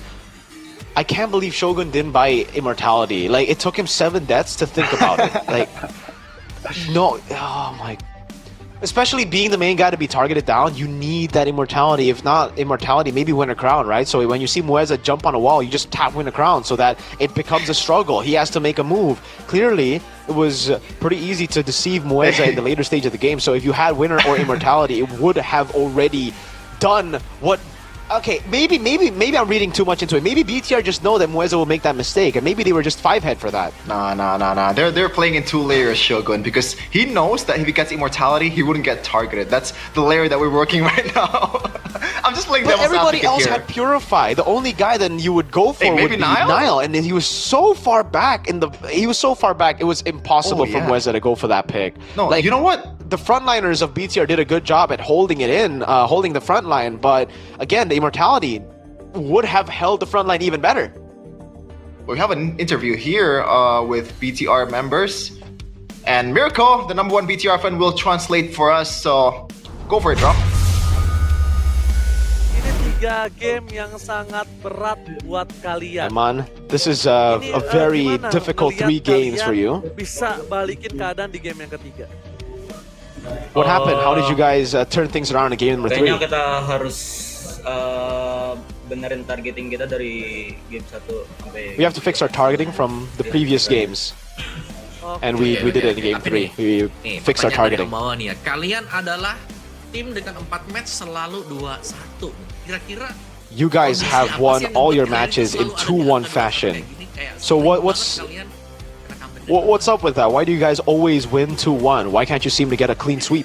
Ya mungkin ya dengan adanya 2-1 itu kita banyak fail. Maybe because we fail on some of the execution sometimes. Pengen benerin aja sih. Pengen nggak 2-1 lagi. We need to fix those little errors here and there so that we can stop getting 2-1s and start getting 2-0s. Sendiri. Tadi kan head to head sama Kin. Gimana? Shogun, Kemarin bersih. you had a head-to-head against Kin. Kin was the shining star of week number 2. How do you feel going up against him? Aku nggak nganggep gini sih, kayak nganggep semuanya sama aja sih. I don't really see any XP laners differently. I see everybody as kind of like the same guy. So every XP laner is the same in my eyes. So I don't play with pressure. Was it difficult to go up against Kin? Was it difficult earlier to go up against Kin? I think it's the same. It's pretty normal. It's like the same that he has experienced in MPL. Banyak EXP yang baru dan juga kayak Now there are a lot of new XP laners. Tapi kalau misalkan Shogun nih sebagai EXP laner, siapa yang For you, Shogun, as an XP laner, nomor 1 di MPL Indonesia saat ini? who's the best XP laner in MPL Indonesia right now? Sama aja. Sama aja. It's the same. It's everyone's the same for me. They're all the same in my eyes. Cara main timnya aja. It really depends on the team at this point. Like all XP laners are pretty similar. Perbedaan antara Ron dan juga Nile. Gimana nih? Kalian dua-dua What's the difference between Ron and Nile for you, Shogun? Apa perbedaan bermain dengan Ron dan juga Nile? Perbedaannya Difference is kalau dari Nile kan karena banyak pengalaman jadi lebih Nile has a lot more experience, so he's able to have less mistakes and he's a bit more clutch. Ron, his mic cut out. Disadap ya, seperti tiba-tiba suaranya hilang ya. Oke ya, suaranya tiba-tiba hilang. Halo? Suaranya tiba-tiba hilang. Ada. Kalau Ron, jadi perbedaannya kalau Nile mungkin banyak bagus soalnya banyak pengalaman juga. That was good because of the experience. Again, the mic kind of turned off earlier. Sesi lagi tapi udah bagus sih mainnya. Ron needs to improvise a bit more, but he's already good. He's already good. Both of them are Tapi good. kalau Eman, gimana Eman untuk dari sosok bootlaner? Lebih enak jungler antara Ron Eman, apa what about you? Who's better, Nile or Ron? Dua-duanya jago. Ya, bisa They're both the same. Both of them are really, really good. So it's the same for me. Berarti Eman udah agak sedikit lepas gak bebannya nih? Karena So, jungler Eman, kan sekarang kayak assassin banget juga. Is the pressure relieved off of you now because you used to be the main carry? Now you have good junglers. Mungkin dia kayaknya. Yeah. The heavy lifting is no longer just on me. dengan jungler yang bermain tank atau jungler yang bermain assassin? Do you like utility junglers or assassin junglers more? Soalnya kalau Nile dia suka main assassin. It depends on who plays, because if it's Nile, I want him to play assassins. Bikin apa dia mainin. For Ron, it's like whatever the coach wants to pick, he'll play. Oke, ada satu pesan-pesan untuk Biga Troopers yang sudah mendukung kalian sampai Message to Miracle, the boy, the trooper, and the rest of the Bigot Troopers. Terima kasih banyak. Thank you to all the Bigot Troopers. You're welcome. You're welcome, my goats. Tetap support kita aja. Thank you to all the Bigot Troopers, and keep on supporting us. Yes, we'll do, my goats. Thank you, Shogun. Thank you, Aman, my goats. 2 kali kemenangan dari kemarin. GG, my goats. Semoga sukses selalu sampai Oh, man. season ya. Bye-bye. Personal message towards Mirko. That's a privilege, man. And I want to shed some light to what Eman said too. The fact that the question was, now that you have a good jungler, that's kind of a shade towards the past junglers, right? Who asked that, by the way? In a way, it is. Annabelle definitely got hit with some shade there, but I mean, it was true. Back in last season, it was Eman Esports, right? Like, even here, we get to see a bit of Eman Esports, but Nile is definitely doing some heavy lifting too on the Eastern Shin, constantly winning red trees, constantly getting kills to stabilize BTR. And those Especially in retri like still Retribution, yeah. I was about to say. It was huge, man. For the most part, the turtles, even the lords, and some of these retries are not 50-50 at all. It's like 70-30 towards Ray's favor because he has the position already. Mueza was kind of like zoning out Mr. Nile, but obviously MVP. Who else is there except this guy, Maniac? Presented by official tournament smartphone Samsung Galaxy S25 series with not really that crazy of a KDA, but when you look at the game, when you look at what he's done mechanically, it is just obvious, plain obvious that he is the #1, probably gold later in ID. Definitely. I think we can confirm that here. All the way from the last season, all the way from 2 seasons ago as well, he was always kind of up there when it comes to just individual skill. And here we get to see again how I will mauled in live time and also in the VOD while watching the replay, because yeah, it was very well. Okay, there Ray actually got knocked out by the Lord, so Lord is a paid actor for BTR. But other times here, it's just so clear for Dewa United that they have the better front to back composition. They really just never needed to make any crazy moves in the team fights. Nothing special. They didn't need to do anything crazy. Just play for the front, play for maybe to get some good hits, play for Octa to get some good hits, and that's it. Even here in this moment, when BTR got a few kills back, it was A-okay. But I think this caused everyone on Dewa to panic. They were like, okay, now we have to make some crazy moves. Mueza, again, you can see it, jumps onto Eman, and that's what led BTR to win this Lord battle. If it wasn't for that, if it was, say, Shogun, he would have died so early in the fight that it would have been a straight-up win, and BTR would have just had to back away and defend a Lord. Here, again, you get to see it. Man. And Man's immortality gets popped, it's already a win. What does Mueza have to do? Go on the front, play for the back, but he actually tries his best to jump onto Eman, isolates himself, gets himself killed, and then the rest of the team follows, because the front just doesn't work like that, right? The way you're able to beat BTR in the front to back is with very specific conditions. And that, one of the conditions, one of the biggest ones, or if not the condition, is to get a Tsunami Slam, combo it together with a Feather Airstrike and a Bennett's Rage. If you don't get that, you don't kill Shogun instantly. And if you don't kill Shogun instantly, he will be able to disrupt a lot of what Dewa United want to do with this composition. So it's crazy to think that Dewa kept on making the same mistakes after already finding so many wins early with the exact same route. Dewa beat themselves with their own strat. It really is baffling. The fact that Moisa got better in the second game using the Kalea towards the late game. And you said it And earlier, how did he do Mirko, that? who was Just by actually doing the same thing. amazing. Man. Maybe like, just like you said earlier, it's just they overthought the approach. Like they're so scared about the BTR's retaliation with all those glorious pathways, with how slick Houston Shin also Granger is, and the punish from Moreno, so they are very much hesitant to go for it. But at the end of the day, it's 5v4 after you get the front line. It is a winning matchup in you know, at the end of the day. I don't know. Exactly. And I don't know why they were so scared, because Kin actually already got out. Yes, he had to flicker. Early on, the fight started when Kin got picked off alone, right? Yes, he got very low, but they could have easily reset again. They have a lane advantage for themselves to play with. Kin could have just backed away a bit, then they could have looked to restructure and to go for what we've been talking about, Mueza jumping in on Shogun again, who's always going to be in the front. There's no way Shogun actually hides in the back. Definitely it was a very tough loss for Dewa United. After making an equalizer on the second game, it seems like they weren't able to adjust properly. Right, even though it's somehow a similar giraffes, even technically similar approach, even I think deadlier with the Parsa now in the hands of Octa, but they weren't able to pull through. And you're right, I think it's more of an internal issue, a lot of hesitations and a lot of, I guess, you mentioned overthinking as well, and it's apparent in that game where Bigatron, they were the more decisive team.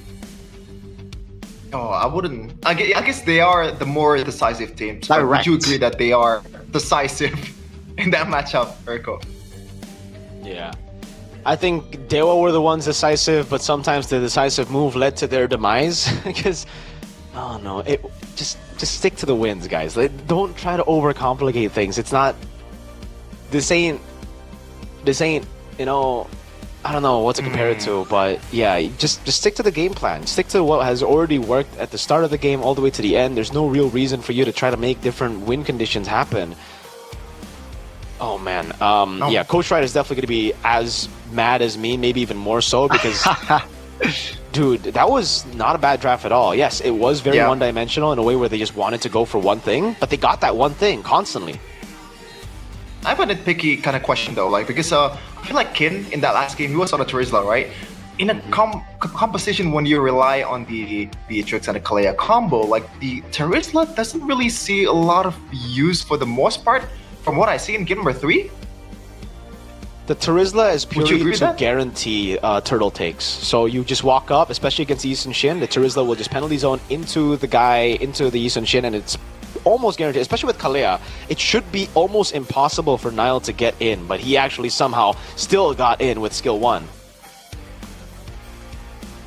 Yeah, I guess I have some kind of sympathy towards Mr.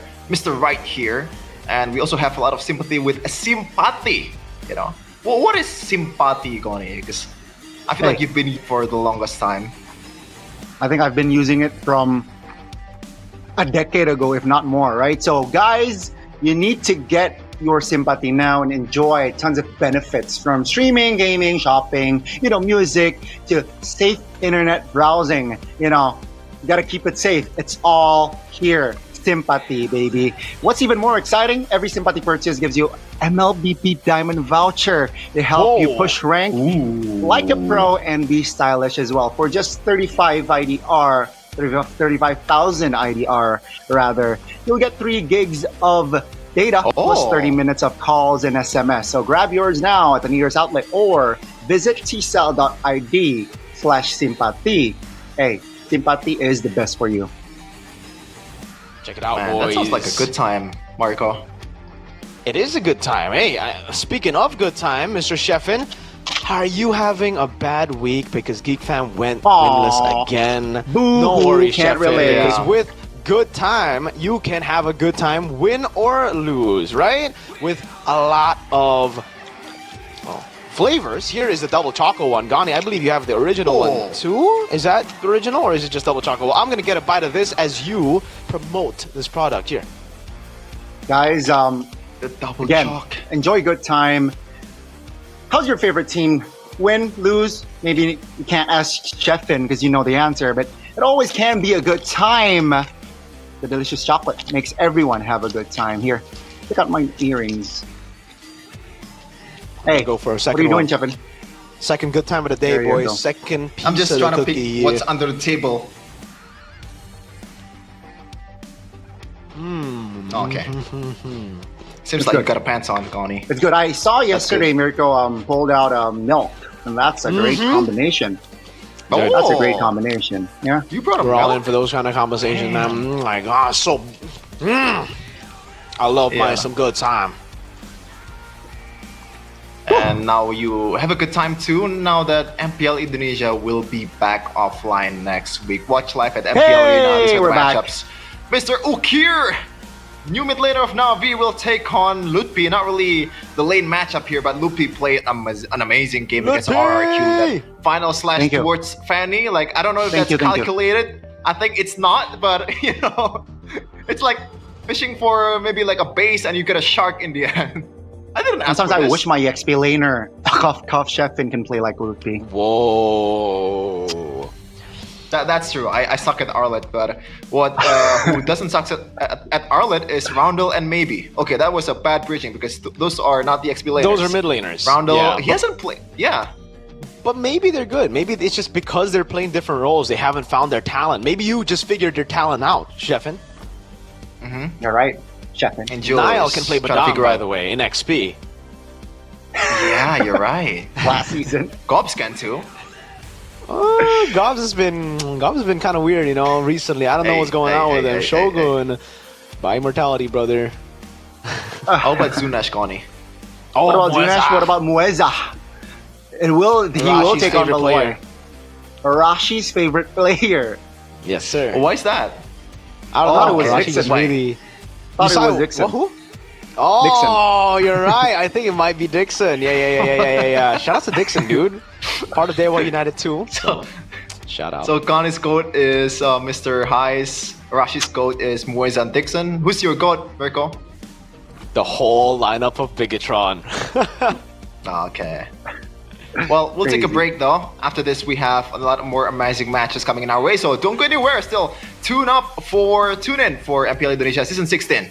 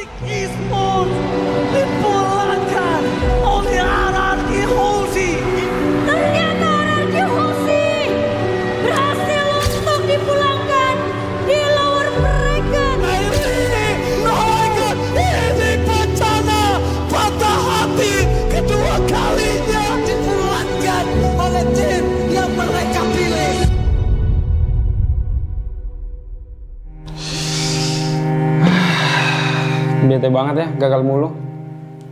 Tapi kan kita Royal Bestie. Gue yakin kita bakal comeback sih. Terus kita bawa pulang Piala M Series deh. Enak lu kalau ngomong. Tim lu kemarin juara. Tim gua gagal MSC, MPL runner up 2 kali lagi. Udah, jangan dipikirin lagi. Kita tuh jago kok. Kalau kata pepatah, kita tuh perintis, bukan pewaris. Gak nyambung sih. Tapi gua akui ya, generasi baru sekarang garis ganas. Respect sama veteran dong. Indonesia bakal comeback dan kita kasih paham sih.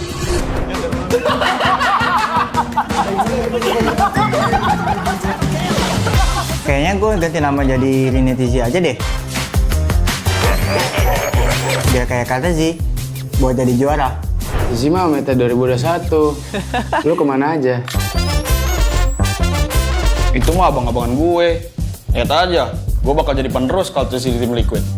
Tapi please, lepas Paniati. Sir, what's your command? Oh, what a play! Rizal from Mafia, pemanasan terlebih dahulu. Lolos playoff aja masih susah. Kegayaan menggantiin Kartizi. Iya nggak sih, Pet?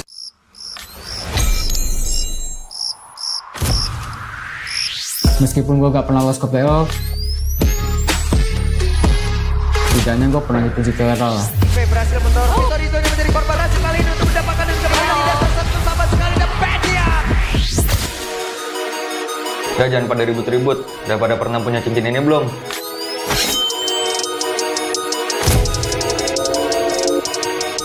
Ngisi deh. Gantian shift dulu ya. This is Keyboy.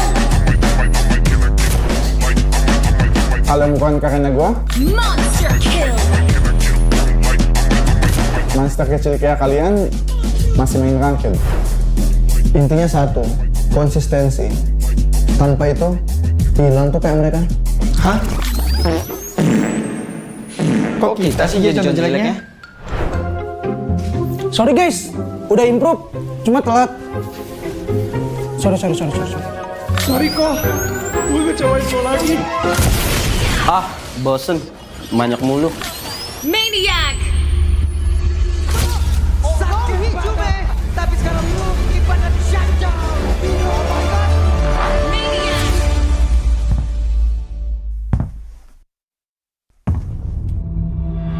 Mau adu maniak season ini? Pada saat daerahnya sendiri mereka bisa pisah, tapi masih ada pergerakan di ada dan di mana diri yang dikeroyok. Namun untuk sekarang ada satu buah situasi. You miss me? Situasi belum kalah. Kita kasih paham bahwa era kita masih ada.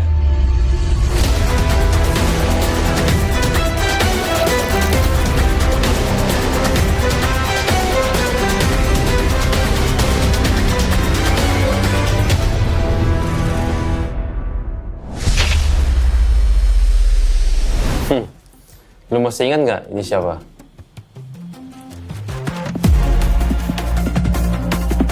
Boleh juga. Tapi lu tahu nggak di atas lu ada siapa?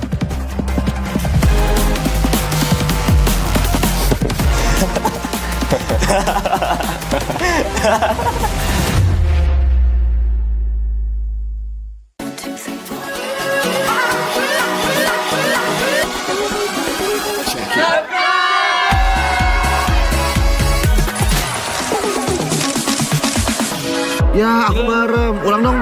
Gak perlu.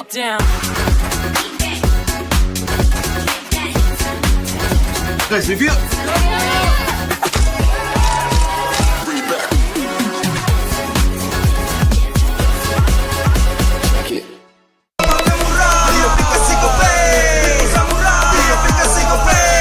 Walau yang lain terus berubah, Gope konsisten, kasih yang pasti murah. Tagihan murah di aplikasi Gope, transfer 100 kali per bulan. Download aplikasi Gope baru, nggak pakai lama. Dompet andalan gamers banyak damage-nya.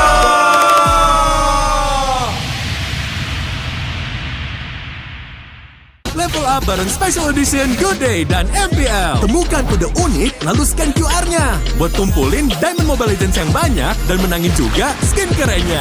Cobain semua variannya sekarang. Sebotol Good Day bikin GG Good Day. Yo, Good Day MPL, woo, Good Day MPL, woo, Good Day MPL, yes, Good Day MPL, woo, Good Day MPL, yes, Good Day MPL, yo, Good Day MPL. Aku udah nonton. Fix, Hijin tuh jahat ke Minjun. Hijin kan emang gak mau pacaran sama Papamu, mamamu, biarkan mereka. Di granat! Boom! Ya, gue kena ghosting. Terus ditinggal nikah sama Hijin. Padahal mereka udah cium. Anak yang nakal. Saatnya kau dan aku Pakai simpati buat nonton, musik, games, belajar, sampai belanja. Bisa pilih benefit sesuai keinginanmu. Wah, kalah lagi. Tenang. Menang kalah, mabar bisa good time. Wah, good time Mobile Legends bang bang. Enak coklatnya, bikin semua bisa good time. Ini nih mainnya.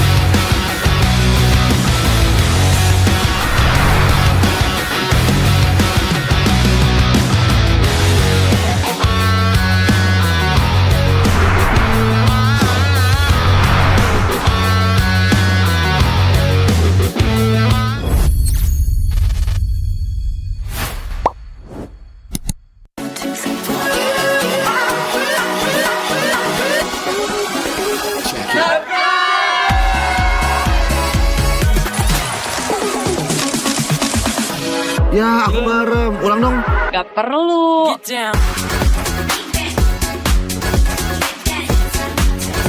Guys, review.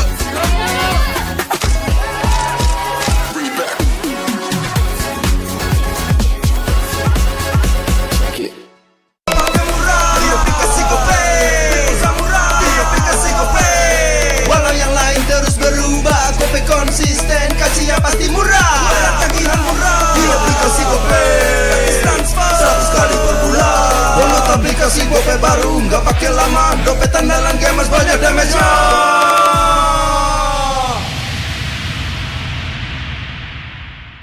Level up bareng Special Edition Good Day dan MPL. Temukan kode unik, lalu scan QR-nya. Buat kumpulin Diamond Mobile Legends yang banyak dan menangin juga skin kerennya. Cobain semua variannya sekarang. Sebotol Good Day bikin GG Good Day. Yo, good day MPL, woo, good day MPL, woo, good day MPL, yes, good day MPL, woo, good day MPL, yes, good day MPL, yo, good day MPL, oh. Aku udah nonton. Fix, Hijin tuh jahat ke Minjun. Hijin kan emang gak mau pacaran sama Papamu, mamamu, biarkan mereka. Di granat! Boom! Ya, gue kena ghosting. Terus ditinggal nikah sama Hijin. Padahal mereka udah cium. Anak yang nakal. Saatnya kau dan aku Pakai simpati buat nonton, musik, games, belajar, sampai belanja. Bisa pilih benefit sesuai keinginanmu. Wah, kalah lagi. Tenang. Menang kalah, mabar bisa good time. Wah, good time Mobile Legends bang bang. Enak coklatnya, bikin semua bisa good time. Ini nih mainnya.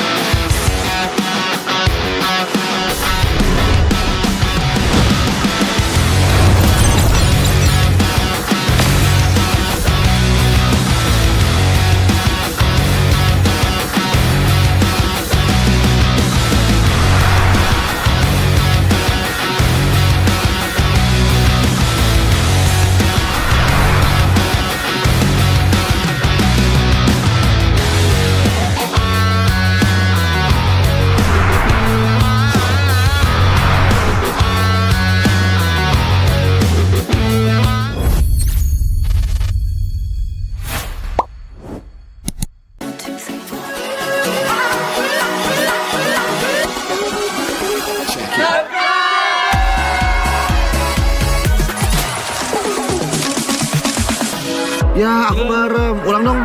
Gak perlu.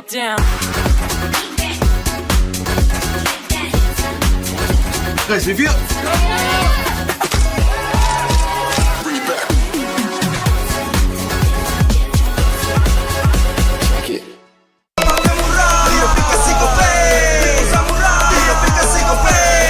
Walau yang lain terus berubah, Gope konsisten, kasih yang pasti murah. Bayar tagihan murah di aplikasi Gope, gratis transfer 100 kali per bulan. Download aplikasi Gope baru, nggak pakai lama. Dompet andalan gamers banyak damage-nya.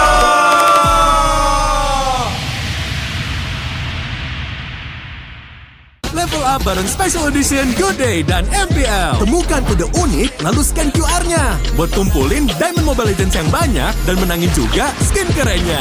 Cobain semua variannya sekarang. Sebotol Good Day bikin GG Good Day. Yo, Good Day MPL, woo, Good Day MPL, woo, Good Day MPL, yes, Good Day MPL, woo, Good Day MPL, yes, Good Day MPL, yo, Good Day MPL, oh.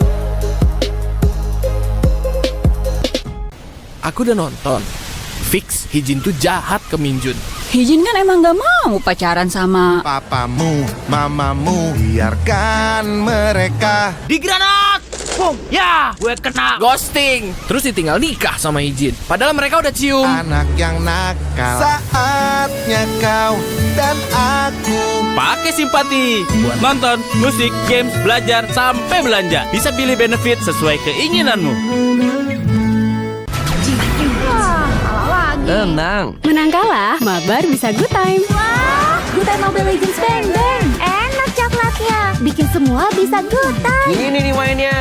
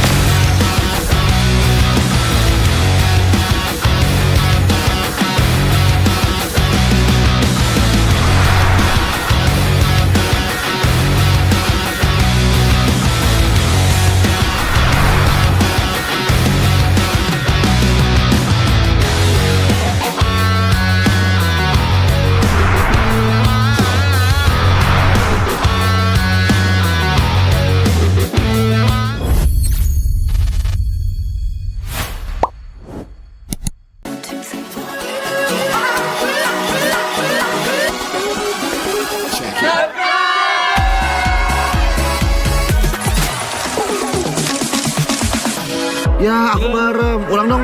Gak perlu.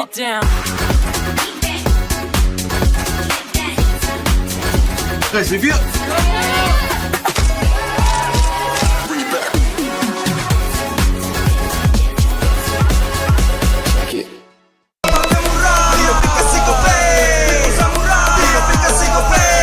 Walau yang lain terus berubah, Gope konsisten, kasih yang pasti murah. Bayar tagihan murah di aplikasi Gope, gratis transfer 100 kali per bulan.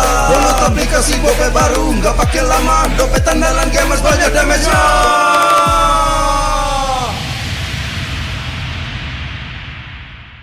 Level up bareng Special Edition Good Day dan MPL. Temukan kode unik lalu scan QR-nya. Buat kumpulin Diamond Mobile Legends yang banyak dan menangin juga skin kerennya. Cobain semua variannya sekarang. Sebotol Good Day bikin GG Good Day. Yo, Good Day MPL, woo, Good Day MPL, woo, Good Day MPL, yes, Good Day MPL, woo, Good Day MPL, yes, Good Day MPL, yo, Good Day MPL, oh. Aku udah nonton. Fix, Hijin tuh jahat ke Minjun. Hijin kan emang gak mau pacaran sama Papamu, mamamu, biarkan mereka. Di granat! Boom! Ya, gue kena Ghosting. Terus ditinggal nikah sama Hijin. Padahal mereka udah cium. Anak yang nakal. Saatnya kau dan aku pakai simpati buat nonton, musik, games, belajar, sampai belanja. Bisa pilih benefit sesuai keinginanmu. Tenang. Menang kalah, mabar bisa good time. Wah, good time Mobile Legends Bang Bang. Enak coklatnya, bikin semua bisa good time. Ini nih mainnya.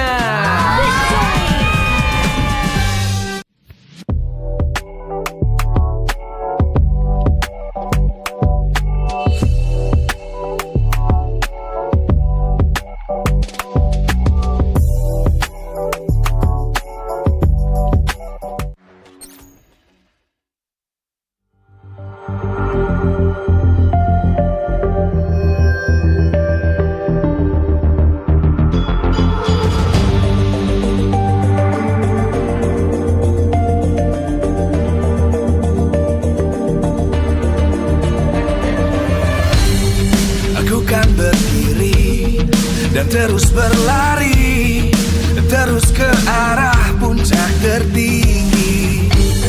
Ku takkan berhenti, hanya sampai di sini. Kemenangan abadi menanti. You know we won't miss if we unite our focus. And if you haven't noticed, we all live. Nyalakan apimu, hadapi semua tantangan, hadang semua serangan, jatuh bukan halangan. Bakar semangatmu, janganlah engkau menyerah. Kita akan buat sejarah. We all this, we won't miss. We all this, we won't miss. Saatnya beraksi, jalani ambisi. Aku kan menyawakan hari ini. You know we won't miss if we unite our focus. And if you haven't noticed, we all live. Nyalakan apimu, hadapi semua tantangan, hadang semua serangan, jatuh bukan halangan. Bakar semangatmu, janganlah engkau menyerah. Kita akan buat sejarah. We all this, we won't miss. We all this, we won't miss. We all this.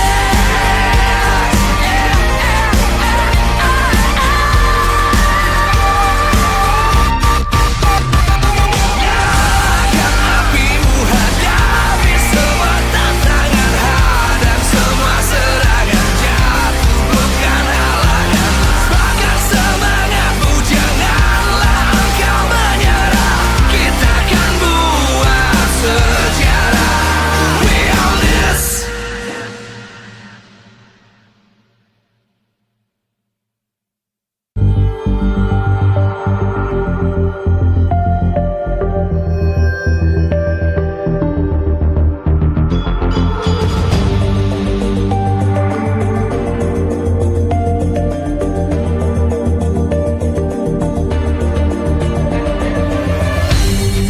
Aku kan berdiri dan terus berlari, terus ke arah puncak tertinggi. Ku takkan berhenti, hanya sampai di sini. Kemenangan abadi menanti. You know we won't miss if we unite our focus. And if you haven't noticed, we all live. Nyalakan apimu, hadapi semua tantangan, hadang semua serangan, jatuh bukan halangan. Bakar semangatmu, janganlah engkau menyerah. Kita akan buat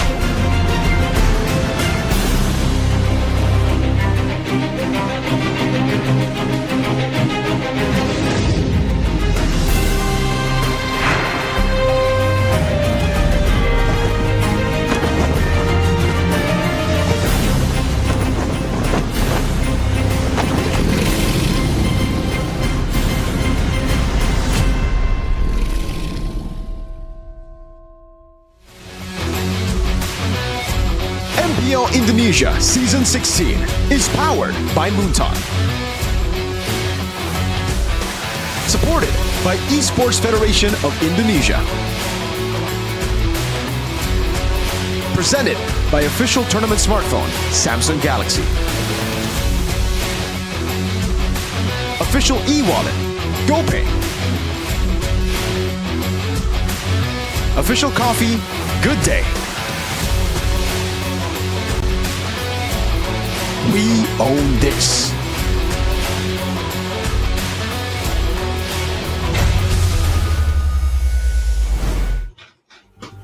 Hello, boys and girls, back again with Chefin, Mirko, and Gani in MPL Indonesia Season 16. And now, match number 2, D3W3 in the building. In this beautiful Sunday. Of course, Alter Ego versus Onyx will be the match. Now, let's just get down to the most important question. Like, what does Alter Ego have to do to win this game? I'm gonna throw the question first to Gani. You know what? I think it's not... You're not asking the right question here, Chef. And I think, again... What's the question? The right question is, what does Onyx needs to do so Alter Ego can win in this match? Right? I think what they need... I think if Onyx just played it decisively, I think should be on paper, and also, like, you know, this season they have yet to lose a game, so it's just Onyx should be. It's 2-0, unfortunately for Alter Ego. Wow. Wow. Hey, usually I'd say, like, maybe we want to give, you know, the other team some credit, but I agree. I think Onyx are just too good. And this is not shade to Alter Ego, by the way, folks. Yeah. Like, Alter Ego aren't bad by all means this season. Well, they're kind of shaky, but I wouldn't say bad, right? Onyx are just too darn good. We kind of all knew from the start of the season when they got Skylar, last season even, that they were going to be the top dog. The only real doubt would be Adi solo coaching, but even then, CW is already here helping him out. They got Paddington in the back too. It's all G. Yeah, it's all G, but right now we have the shout out of sponsors. So of course, MPL Indonesia wouldn't be possible if it weren't for our sponsors. Of course, MPL is powered by Moonton, supported by PBSE, presented by official tournament smartphone, Samsung Galaxy, our official wallet, GoPay, our official coffee, Good Day, our partner in esports, Simpati, Dunia Games, GamesMax, and Good Time, our advertiser, Kacang Sukro, and also Yoritos, suppliers, Head and Shoulder, Ubes Gold, Royal Guard, and also Imaginary. Now, is it Imaginary as well for a lot of Alter Champs right now that's hoping for a victory? Because there is a bit of a, I guess, like, interesting question that we have to pose after we look at the Superfans pick after this. Of course, we urge you guys to shout all your favorite teams here to get into the poll, I guess, on which team will represent Indonesia to M7. I believe RQ and Onyx is leading the charge so far overall. Now, the question that I want to pose is that Hanabi pick. Of course, it's it's the elephant in the room, right? Even I was like, I wasn't watching the game live, but I heard someone said, "Oh, it's a Hanabi pick." I immediately went straight to the stream, and I was like, "Why would you pick Hanabi in this kind of composition?" And I think our analysts will try to break that down for us to the utmost of his ability. No, I wasn't even an analyst yesterday, and I was straight up saying, okay, against a Farsa, Lancelot, and what was the other pick? Yeah, there was another pick that could dive in, and yeah, I just didn't like it, right? Like, Hanabi, in general, I think even if you have a composition that's alright against it, you still don't want to pick it up just because of how easily ganked she is, how vulnerable she is in the team fights, and how she just... Okay, she's just a bad pick overall, right? I think Layla has more of a place in MPL than that guy. Ooh. But what's wrong with Alter Ego? New roster, same inconsistency. I think it's because of the new roster that they have the same inconsistency. Instead of sticking to what already works, they are still trying to find what is... like, they're still trying to find their best mix. I think we already figured that out early, dude. Yeah. Cyrus had a pretty good week, Rookie of the Week. I think that was more so of the other rookies not really performing well than him actually having a standout week. Yazuke was good on Fanny, but that was it. Ivan came in late. I don't know why they even got Ivan, considering Alex seemed to be better than Dreams, and Dreams was already better than Ivan back in the day. So it's just a really weird mix for Alter Ego, right? They're getting components, and the components are just shifted everywhere. It's not even coming in packages like we've seen in the past for MPL teams. Usually in the past, teams would go for like a set package. Cyrus plays with Yazuke, Rin plays with Hijume. Here they tried every single combination, and that's what led to them actually having a pretty bad season so far standing-wise. They're sitting at number 5, which isn't the worst, but considering they're up against Onyx, they're gonna be dropped down quite a bit now. Man, we're just like taking Alter Ego out of the equation in this matchup, man. It feels a bit disrespectful if it were other teams that they're going to play, but it's just Onyx, and somehow you're just trying to, you know, get away from the inevitable, but it just comes at you. Gani, of course, you are the Onyx fan here. Would you say who is the better pick right now? Is it Skylar or Savero? Tough question. But, you know, if deep down you gotta ask me, I got to side with Savero. The reason being is Savero is in that roster longer, and that really affects the chemistry, right? Skylar, again, I think can definitely replace permanently, but still needs time. But again, at this point, it's either or. I think now we should shift our focus towards the XP laners, though. Because Lutfi against Lino, that's a lane to watch. Yeah, total says Lino is leading, but average kill in MPL Indonesia is 2.9. Number 1 for Lutfi, which is pretty on brand with his nature of being aggressive, those damage EXPs. Even with his set heroes, he's getting a bit better. And against RRQ, he was the one that disabled Zunash for a lot of the time, man. Even that final slash, even though I'm gonna stand on my belief here that it was coincidental, but it's a good play nonetheless, Mirko. Yeah, I think it was coincidental too. He didn't really account for it, but if the Fanny actually comes in, it would be great. And again, even just looking at the side, looking at the vision of what he was trying to do, he was already going to get a guaranteed stun on the, I think it was Toy. Was it Toy or was it Rin? So Toy. Yeah, really good moves on Lutfi. Again, able to, I think, shut a lot of people down who really thought that he wasn't up there when it comes to like top MPL ID XP laners. He's back there. Nino really does well when he's on heroes like the Arlet. Really good on like the playmaking ones, but again for Alter Ego, not only have they been trying a lot of their different rosters, they've also been trying a different set of drafts every single time, right? Like the Uranus keeps on getting picked up, which just hasn't been too successful in MPL Indonesia. I think it's actually pretty bad right now in MPL Indonesia, only finding, one win maybe?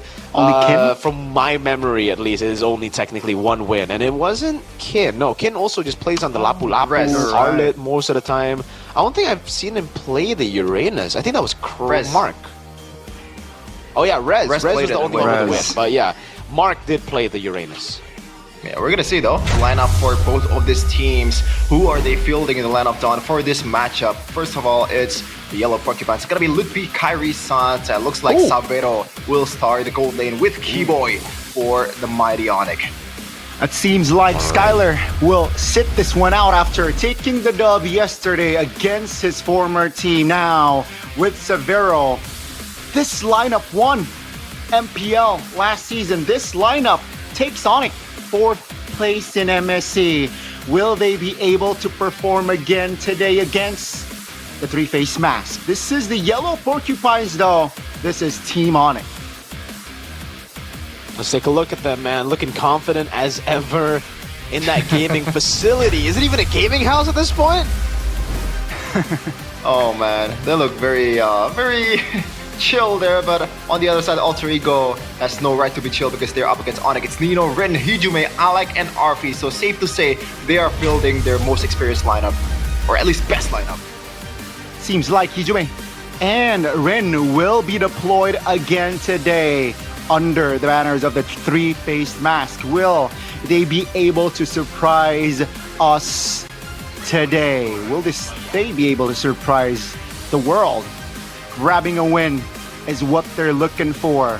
This is Alter Ego Esports. Alter Ego looking confident as well, despite the last few matches not being too good for them. They're in good spirits. Zephyr will have definitely learned a whole lot from the past losses to bring into the draft up against Adi and Calvin Winata. Yeah, let's hit the audience topic voting though. Can El Familia secure a victory against the Sky King? 88%. I feel like this is the most difference out of all the audience topic voting that I've ever seen. 88%. Holy! Like, it's not about not trusting Alter Ego. It's just the trust towards Onyx is just sky high. Just like their name, Sky Kings. It do be like that, dude. Like, when you have a team as good as this, it's kind of like a repeat of Season 11. Maybe even stronger than Season 11 is what a lot of people seem to believe right now. So, again, it really makes sense. Despite it looking harsh, it makes sense, especially considering they haven't dropped a single game on it. Alter Ego, let's take a look at them. Presented to you by Samsung Galaxy S25 series. Be patient, be patient, be patient. The 3-time be patient. Don't overcommit. Wow. It's true. Give Rin a comfort hero and good luck. Have fun.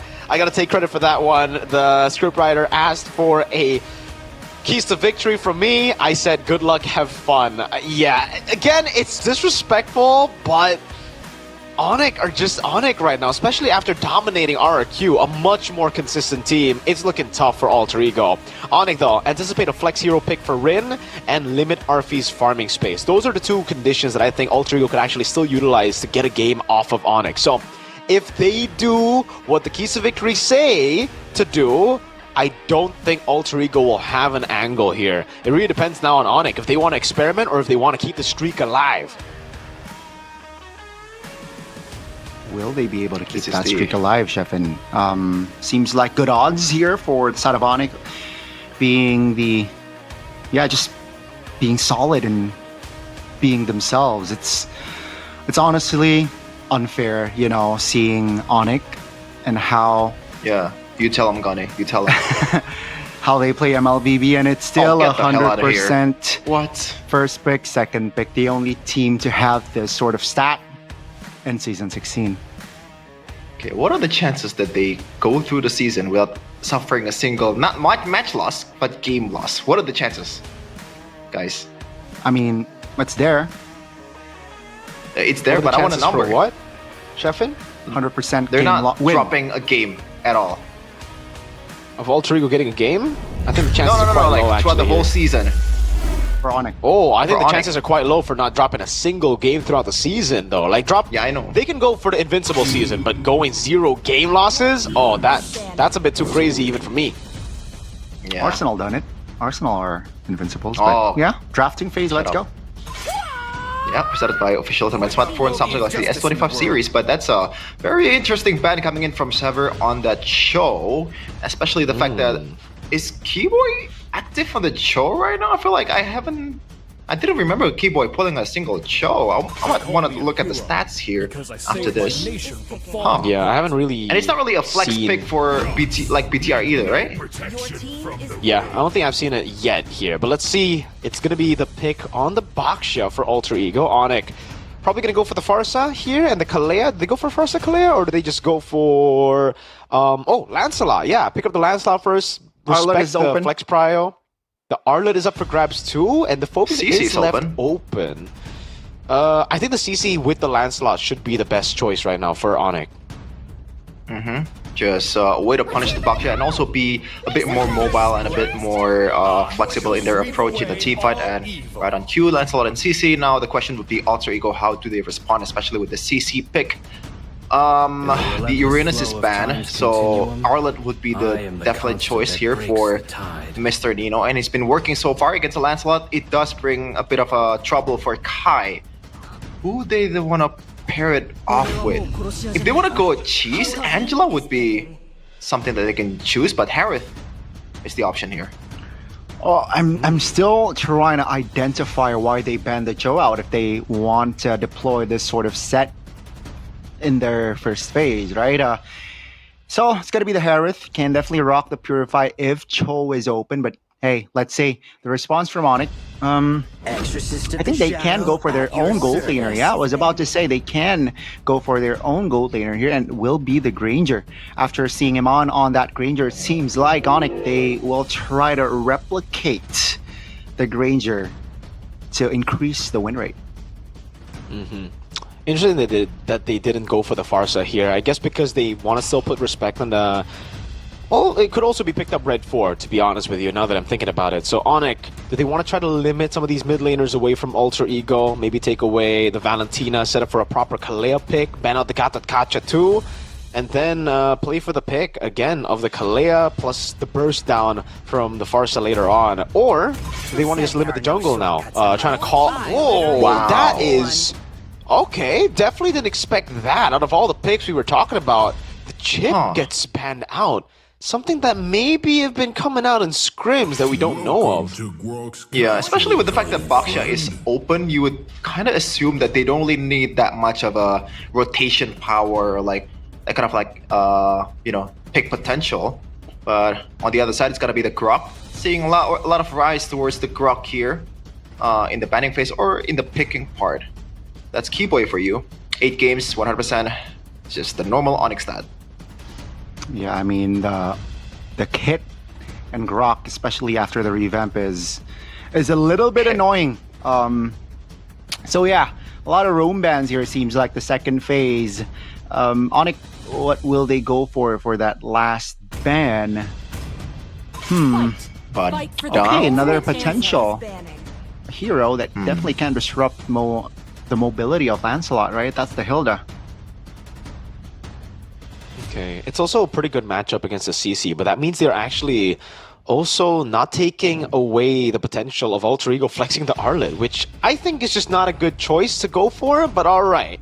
Alec has also played at Rome, the Hilda. I'm not a big fan of Hilda Rome, if I'm being honest with you, so Alter Ego, did they go for more bans? I think they have to go for the Kalea at this point, right? Unless they have a plan of going for Gatot Gacha in Rome, but that would still make it a bit difficult for Alter Ego to maneuver against this composition. Onyx will have a lot of value with the CC pick, right? It kind of beats their own composition. If they have Baksha and Gatot against the CC and they end up banning Lunox, Onyx can go Kalea, here Alter Ego go Gatot, and then lose out on the value of Gatot and Baksha because of the CC. Or they could go Pharsa first, Onyx, and then they could react with the Gatot Gacha later. It's also a good combo with CC. I think they will save a hero for Sans for that last pick here, so expect a potential roam pick here. Without Cho. What is it? It's just a straight up Badam or high Kalea. Or Gatot, could also be the Gatot Gacha. With the CC, that combo is pretty solid. I like the Gatot. It's a good stabilizer for that composition, right? Crowd control is definitely there. It's gonna be the Hylos though, so not much AOE presence here from the they're just gonna go for composition. speed. Yeah. I don't know if I'm a fan of that though. Because this for Alter Ego now, actually it's a tough spot for Alter Ego anyways, right? Hylos, Gatot, whatever they pick up, because now Alter Ego are confused. They wanted the Kalea to show up for Onyx because they wanted to go Gatot, in my opinion. Now that it's a Hylos, they don't know what to go for. I think there's a possibility... No, not even. I was going to say maybe a possibility of them picking up the glue and then flexing the Baksha into... flexing the Arlet to Rome, but I'm not even a big fan of that. I think the Riz could show up here for Nino. Oh, but the what? They don't have Arlet. I don't like Arlet Rome. Oh, the Terizla. Okay, I was like, what's the risk? Are you talking about Gatot? Selena and Gatot. Interesting.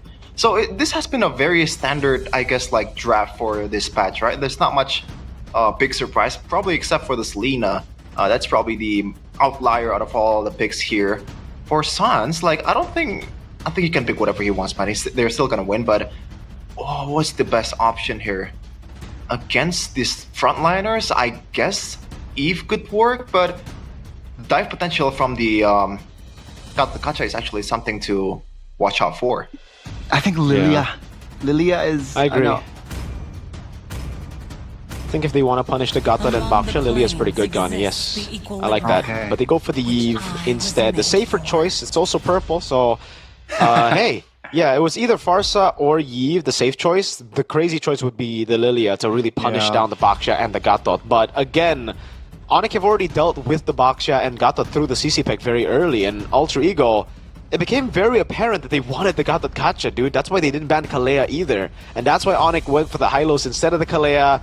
Either way, it was going to be tough for Alter Ego, but now it's extra tough, because if Onyx win out Turtle 1, which is a pretty big possibility, they're going to snowball out of control with a lot of movement, a lot of that lockdown in the box as well. Yeah, at least from the stat though, it feels like or it looks like, the difference in the lineup rating is not that high for Alter Ego, so maybe they still have a lot of chance here against Onyx. Don't count them out just yet. Onyx versus Alter Ego is here in the Land of Dawn.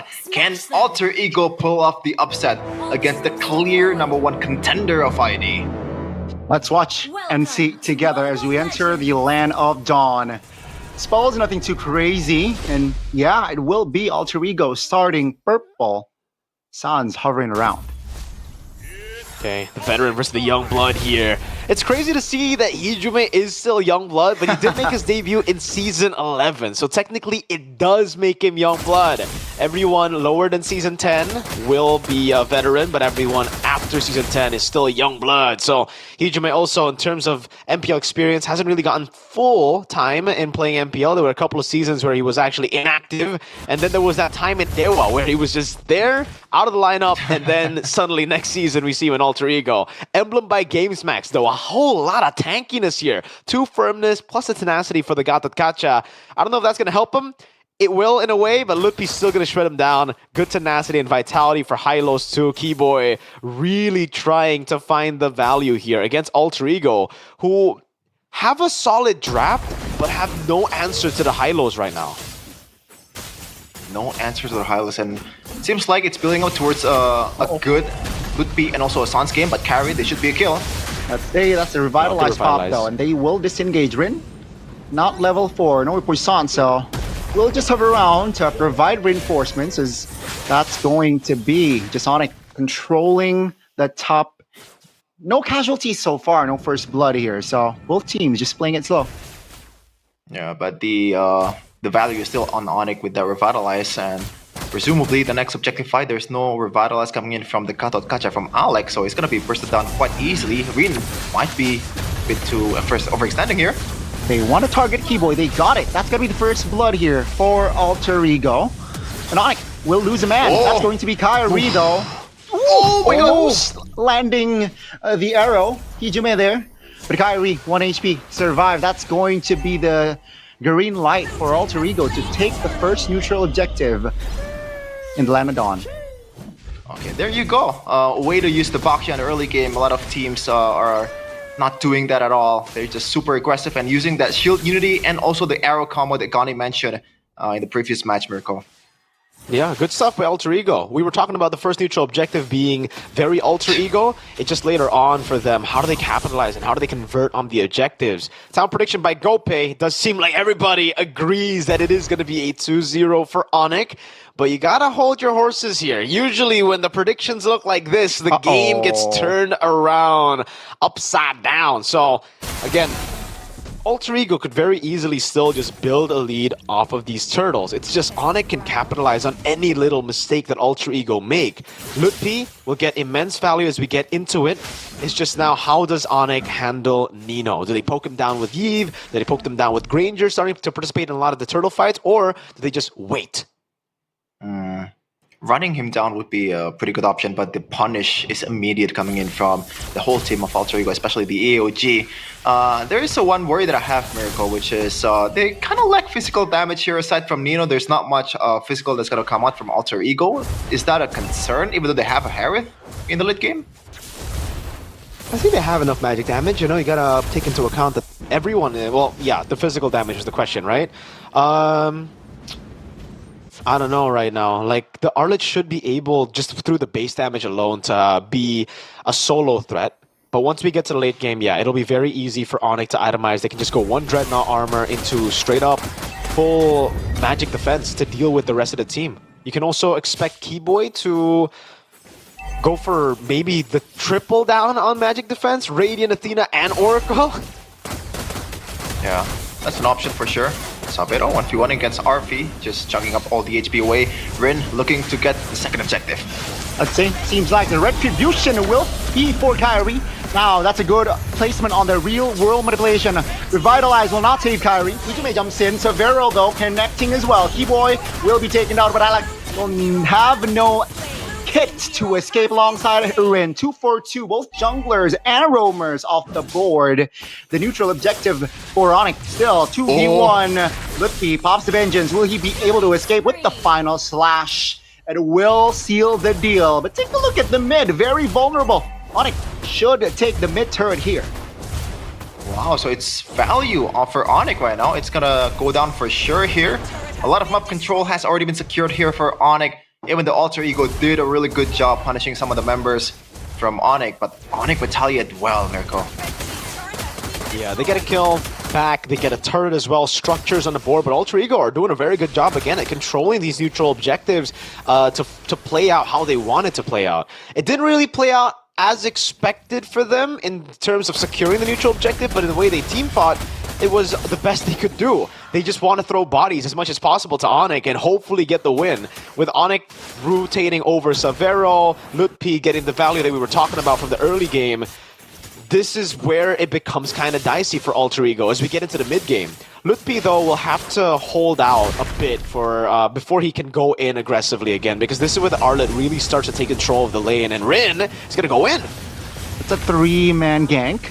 Lutpi will be able to get away, but I think it will cost him the structure top. Onyx, what compensation? I think, yeah, they will just naturally play the cross-map play. Structure bot will be taken down. Yeah, it's always the nice minions to see. as well. Red team turret has been destroyed.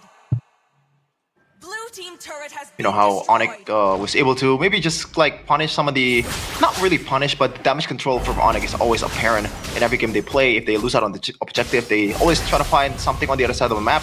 Nino though, you're getting a bit too Be greedy careful, here. final but- slash landed. Real word of relation, invested early. That's gonna be Alec now, taking a lot of damage. Will be taken down alongside Keyboy. Both roamers out of the board. Now, Sans, very unfortunate. He was stunned and will be taken out. Lutpi, Vengeance, isolated, stunned up, is able to dodge away with the sidestep. And Onyx now, they, I think, for the first time in this game, technically lose out on a big 5v5 now. Shaman Force spot in the mid lane. Kyrie gambling with the clear, finds the execution. That's the final slash landing, but no follow-up damage from side of Alter Ego. Kyrie, great play there to clear and save their mid. Yeah, amazing from Alter Ego right now. They're up 1.1k gold lead. Mirko, I want to ask you a question. Sans actually bought cooldown boots instead of tough boots in this kind of situation. Wouldn't you say like that's not really a good idea, but I have to wait, Savero? Oh, well, I think for Sans, the idea is he doesn't really need hold up, Savero? No. What? Huh. Caught lacking there, and yeah, that's just an easy punish from Alter Ego. Yeah, he's playing like a turret is up top, man. He's playing like the tier 1 is still up for grabs. Way too aggressive, overextending. To answer your question, by the way, Nino's standing at 100% win rate on this Arlet. But to answer your question, Mr. Sheffin, yeah, Sans knows that he has anti-CC built in with his kit if he pops the real world population, and a lot of times that's what he's going to do. He's going to hunker down and just go for damage. So CC isn't really going to be a big problem for him, and that's why he's actually opted to go for a bit more mobility, a bit more way to reposition in the team fight before he pops in RWM. I'm not sure about that because in the first previous fight, one of them at least, he was getting arrowed by Hijume, and I feel like the tough boots, it would have been a different story. He can punish a bit better. But let's see though, this is Sans we're talking about. Of course, he knows more than me. Only 1.6k gold lead so far for Alter Ego, so it's still a deficit that Onyx is comfortable working with, especially with the Bakshi is gonna fall off in the late game. But Sans, there you go. Uh-oh, that's a big AOG landing on towards Sans. And that will be just a member from Onyx, a big vocal member off the board. Alter Ego looking to land one of these arrows, possibly towards Savero. But yeah, that's just a great setup there by Alter Ego. Oh, Nino, he's gonna walk up, forced to flicker out. Now, I think that's just pure disrespect from Sans. He knows everybody was rotating over. He stayed a bit too long in the bush, and now it's gonna cost Onyx the Lord. But for some reason, despite this lead, it really seems like Onyx are still hunkering down. I mean, they've still got the structures to turn things around. They've still got the waves, and Alter Ego will still need a big play to get these turrets over from Onyx. Why? Because they don't actually have a lot of range, right? They're still banking on team fights here with this composition. You can see in the item department, it's great for the Harriet. That's already really, really good. Getting the Holy Crystal at 9 minutes. Actually, very quick. Much quicker than anticipated. for the rest of the team, it's literally just Kyrie who has the lead. Not even Lutpi that we thought was going to get a lot of value as we get into the mid to late game. Yeah, it's just a hard lane overall against an Arlet, especially with the with Selena. That pseudo pressure that's lurking from the bushes, even though she's not there, is always apparent in the map. Now the structures are starting to fall down for Onyx. Oh, almost there from Hijume. Oh man, and Lutpi. This is a CC we're talking about. We've always criticized how bad CC is in a losing situation because the item is just not there. So Alter Ego is in a very comfortable position right now. Definitely, it's a very healthy lead here. Mid tier 2 will be taken down as Lord is still marching bottom side. Now Onyx, they will burst this Lord as soon as possible, trying to save their holy shields here. The only structure tier 2 left standing is top, and it will go down soon. And Onyx, they're playing it slow. They still have their composure here, not letting the tempo from Alter Ego get the best of them. That's the AOG landing towards Lutfi. That's P-Boy though, isolated in front. Real world population perfectly placed. Alec will not be able to escape. Surely Lutfi though will fall first. That's going to be 1 for 1. Oh my goodness! The damage from Arfi will be enough to burst members of Onyx down. That's going to be Onyx still though, holding on. Wow. Onyx still able to actually hold off there despite Alter Ego having a massive lead. It's crazy to think it was only Keyboy and Lutpi taken down. It really looked like Kai was going to die for sure. But in true Kyrie fashion, on the Lancelot gets the escape as Nino now walks up. Kyrie knows through the passive on him that Nino is somewhere around. He actually also will walk up, taking away the green camp from Alter Ego. And now this is where the big question mark is thrown at Alter Ego, because they found themselves in this kind of position a lot in the past against BTR, against most teams actually. But they've always faltered as we got into the mid to late. It's kind of the Alter Ego passive we've got accustomed to all the way from what, season 7? Now they gotta play really disciplined, and they have to just look for team fights. Remembering again, their composition is built for team fights. Onyx can play the poke game, they can play the long one. Alter Ego need to try to force the issue on Onyx ASAP. Yeah, and I think most of the burden will come on towards Mr. Nino here. Still a 4-0-3 with that build of Force Gold Meteor and also Hunter Strike. So a lot of damage being poured towards some of the members of Onyx. So they can't really just brush off this lack of physical damage, quote-unquote, from Alter Ego.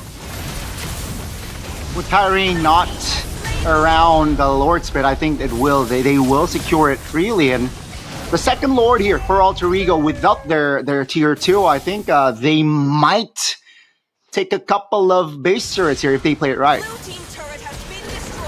think they can actually even go for the game here. Remembering again, if Alter Ego get a good final slash, anything is possible.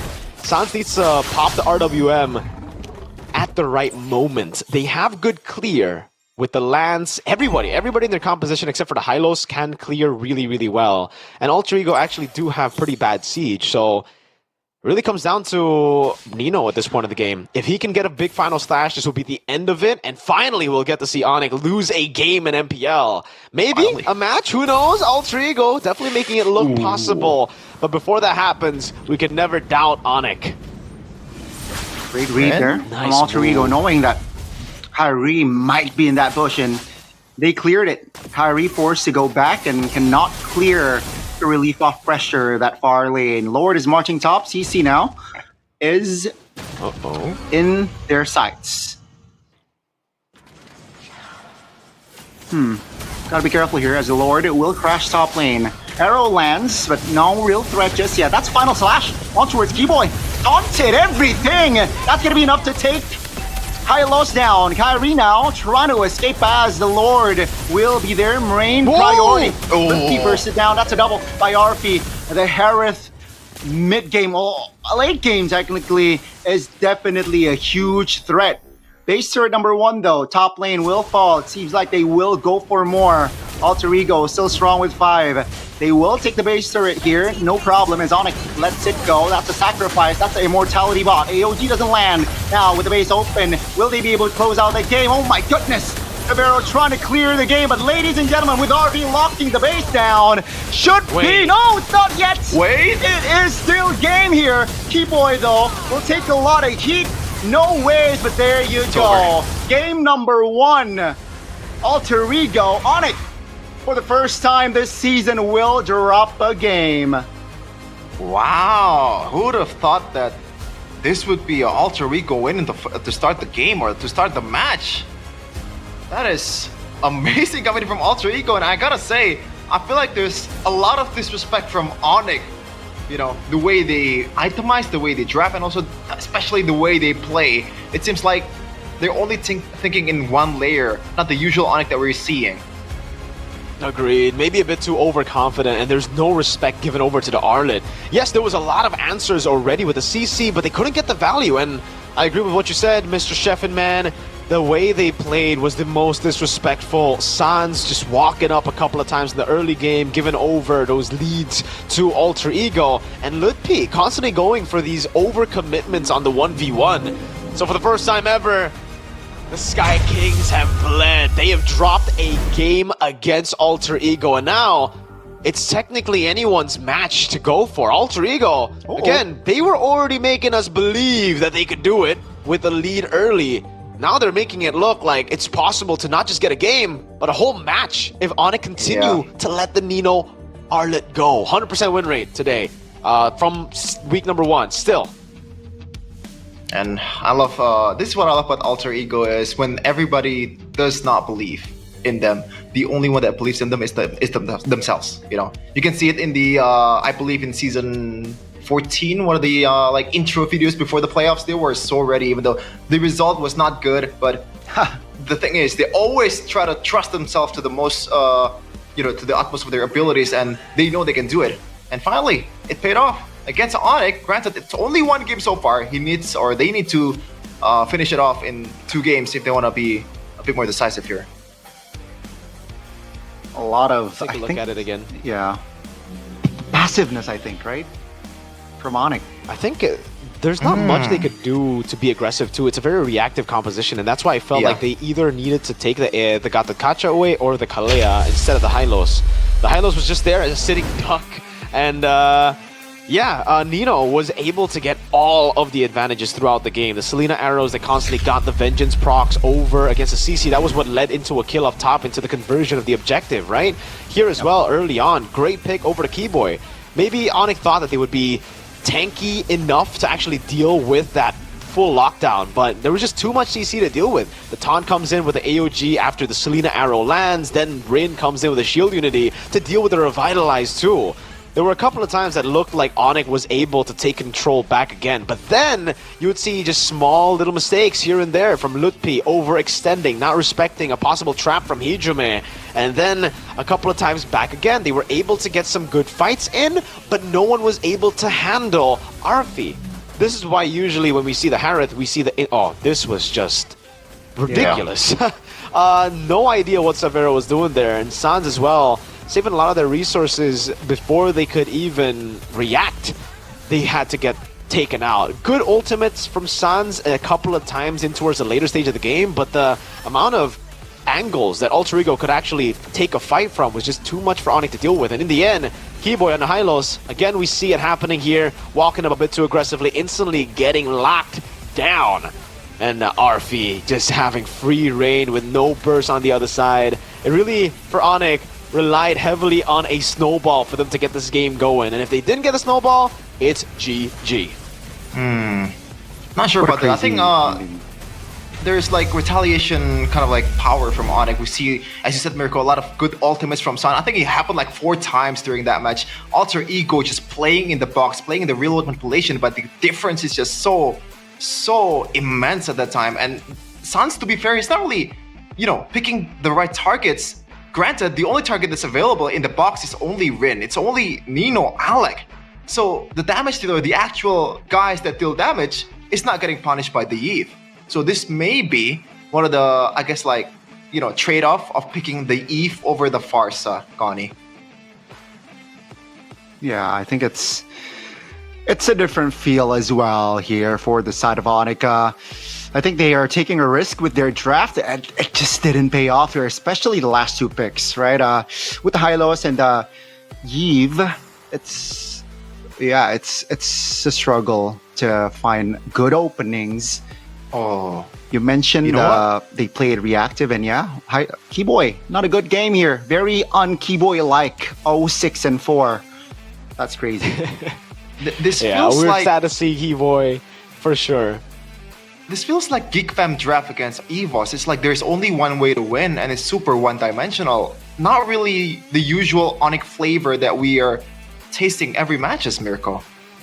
Yeah, the Hylos was the only pick that I actually didn't want in the roam position for Onyx earlier. Spoke of the Gatot, spoke of the Kalea even. A bit more lockdown to deal with some of the members from Alter Ego even when they step forward. But, they ended up still going for the Hylos, and it didn't work out for them. Alter Ego were just too smart as well, playing this composition to the utmost potential that they could actually play it with. Despite them not having a lot of late game damage for most of their heroes, except for the Harith, obviously the Harith still does really, really well in the late game. They did really well in the early game to stop the late game from even coming through. Onyx's only way to win this game, was either you play front to back, you get the early lead with the CC and you scale and snowball against Alter Ego, or you get to the late game where Yves is going to start to hurt with the pokes up against the Baksha, up against the Arlet. You really try to make Alter Ego... You try to slow down a lot of the team fights against Alter Ego, but even then, it wasn't going to work. Alter Ego are always known to go for early game into a dominant team fight. They will take team fights whether they're winning or losing. So when they're 5k gold ahead, there's no way they would let Onyx play it slow. Yeah, very aggressive. Is it as in true Alter Ego fashion, Gani? Is it a possibility here, Mirko and Chef, and we will see the first loss? Match loss. For Onyx here, you hope so. Coming from a bigger trooper, not really surprising, but it opens things up here definitely for Alter Ego. After a strong win against RRQ, I don't expect this to happen from Onyx. Yeah, I think they need to celebrate a little bit though after the game 1 win with some sucros. Not a big celebration, but a mild celebration with the proper snack that is sucro. Do you have it, Mirko? Of course I do, man. Whoa, what flavor is that, Gani? I don't have the original. I actually went for barbecue, my favorite flavor. Actually, MPL. They gave us the color-coded, correct color codes, man. He's an Onyx fan, he got the yellow. I'm a BTR fan, I got the red. MPL, interesting. Well, I'm gonna go and open this up and obviously get some munchies on here, man. For Why sure. not? Sucro Why not? Is the coated and goated peanuts originally from Indonesia Johnny, with flavor I'm gonna throw it from variants here. that are perfect to accompany your gaming experience. Ready? Let's see. I'm gonna duck for a second. All right. Okay, they come through, right? Wait. What's happening right now? oh my god! Oh, it's so good! My camera! Oh, no! The house blew up! Oh, no! Oh my god! What's it happening? happened again. This time. Mirko's gone. Goodbye, Mirko. Mirko's gone. Mirko's May gone due rest in to the peace. sucro. Oh no! Oh no! Oh no! What's happening? Oh no! What? Oh no, Mirko! Why does this always happen with sucro, man? Sucro has some magical powers. What is happening here. to your co-caster, Shepin? It happened to me last week. Yeah? Now Mirko What? is the victim. What? Oh no! What the heck is going on? As the Indonesian would say, hilang dari lane. Is this spring from the lane? I caught it too well, man. Caught it too well. There you go. You good, bro? Gani. Yeah, I'm good. Gani, you want to try again? This time you catch it, all right? I caught it. You gotta catch it, bro. All right? Okay. Okay, I'm gonna duck for a second. 1, 2, go. Nice. Oh man, that was fun. That's That good. was fun. That's good. Always fun with sucro. And what's also good at Gani is Ube as gold. Obviously, the best gold in the business get iced out, gets maybe paid out. Because if you invest with Ube as gold, you're gonna have a good time. If you want a secure future, now is the time to start saving in gold, Mirko. Saving in gold. Hey, I've been saving in gold for years, man. I'm a gold laner for a reason, you know? I'm good with that, man. Safety is my #1 priority. It's a great way to invest because Guess what, boys? Doesn't matter what happens in the world, gold will always go up, yo. That's the safety you get, the security as well. So go ahead, check it out right now, guys. If you guys want to get, also, you guys can actually just start with 200,000 IDR. It's that easy, dude. Like, it's that cheap as well. You don't need to go for like the big nominals before you can start to get value. By the way, chat's having a blast with that gimmick. It's not even a gimmick, or it's organic, sir. Yeah. Yeah, it's also organic MPL Indonesia. But yeah, I mean, guys, investing in gold. Unfortunately, Savero, his investment on gold didn't really pan out well for Onyx this time around. But because he didn't invest enough in positioning, Gani, and map awareness. Very unsavero-like. Very unsavero-like indeed. It got the whole chat saying Skylar better, dude. Like the whole chat was spamming. Oh man. So Gani, which one? I thought Savero Skylar doesn't matter. They would win anyways. What happened to that? Here's the thing. All right, it's called best of 3 for a good reason, and job's not done for Alter Ego. So yeah. Man, it's nice to see Code like Delwyn's Onyx probably fan. having a blast. Yeah, it's nice to see Onyx fan getting humbled, man. It really is nice to see. Because wait, Code Delwyn didn't stream earlier. He just started streaming now. He didn't stream the win. He didn't have trust. Okay, no, he actually never mind. He streamed just in time to actually get game 1. All right. Is Nafari also there with him? Oh, that I don't know. I don't think so. I don't think so. I don't hear Nafari. Nafari's probably doing the whole Shapakita Todak. Exactly. Very healthy relationship between Kodelwyn and Nafari, but we're on to game number 2 Is here. it healthy though? Nah, it's healthy. They're just messing around. Come on now. Probably. Oh no! Take a look at the red side pick for Onyx. No! Oh, you hate to That's see on it. them though. Yeah, for sure. Wait, why are you laughing like that, Gani? What are you finding funny? That's because I think Mirko is just the Onyx like, fan got humbled. Mirko is just like enjoying this situation here. It's exploiting. Yeah, of course, like the whole world enjoys it, man. You guys have been dominating for so long. We need you guys to lose. Come on. We still dominate though, even despite the loss. So. All right, let's see how they can dominate game number 2. You can already see Calvin Wanada and Mr. Adi back, locked in this time. Hopefully, because if not, Alter Ego might just take their first match win against Onyx. Well, first loss for Onyx too. Drafting phase presented by official tournament smartphone Samsung Galaxy S25 series, and we finally maybe see Coach Adi getting blamed again in MPL Indonesia Season 16. You know, for the first time. It always sucks being Adi, but let's see the bans here coming in. Joy from Shever. Always very interesting, the bans coming in from Alter Ego in the first, like in the blue side, Mirko. Always, man. They have a set plan, and this time Onyx won't really give them that set plan, you know? They ban out the Arlet, ban out the Baksha instantly here. What's going to be banned out next? With the Baksha and the Arlet taken away, Lancelot's still up for grabs. Alter Ego could still get their hands on that. The CC has been a favorite for Alter Ego when they don't get their hands on Arlet, so Onyx can also take that away. Jusin is... there's just so many heroes that are open right now, but it will be the Selena that gets taken out. Now, okay, so a lot of things are open here for Alter Ego to choose. Zushin, I really like that option here now for Hijime. A lot of pressure, a lot of very sensible move. Now, Onyx, what do they have under their sleeve here? So, Dive and also a hero that's really hard to move around with Jushin. Harith fits the bill, and still the CC is gonna come for Mr. Lutpi, despite him not really performing that well in the first match. Now, the Arlet is gone.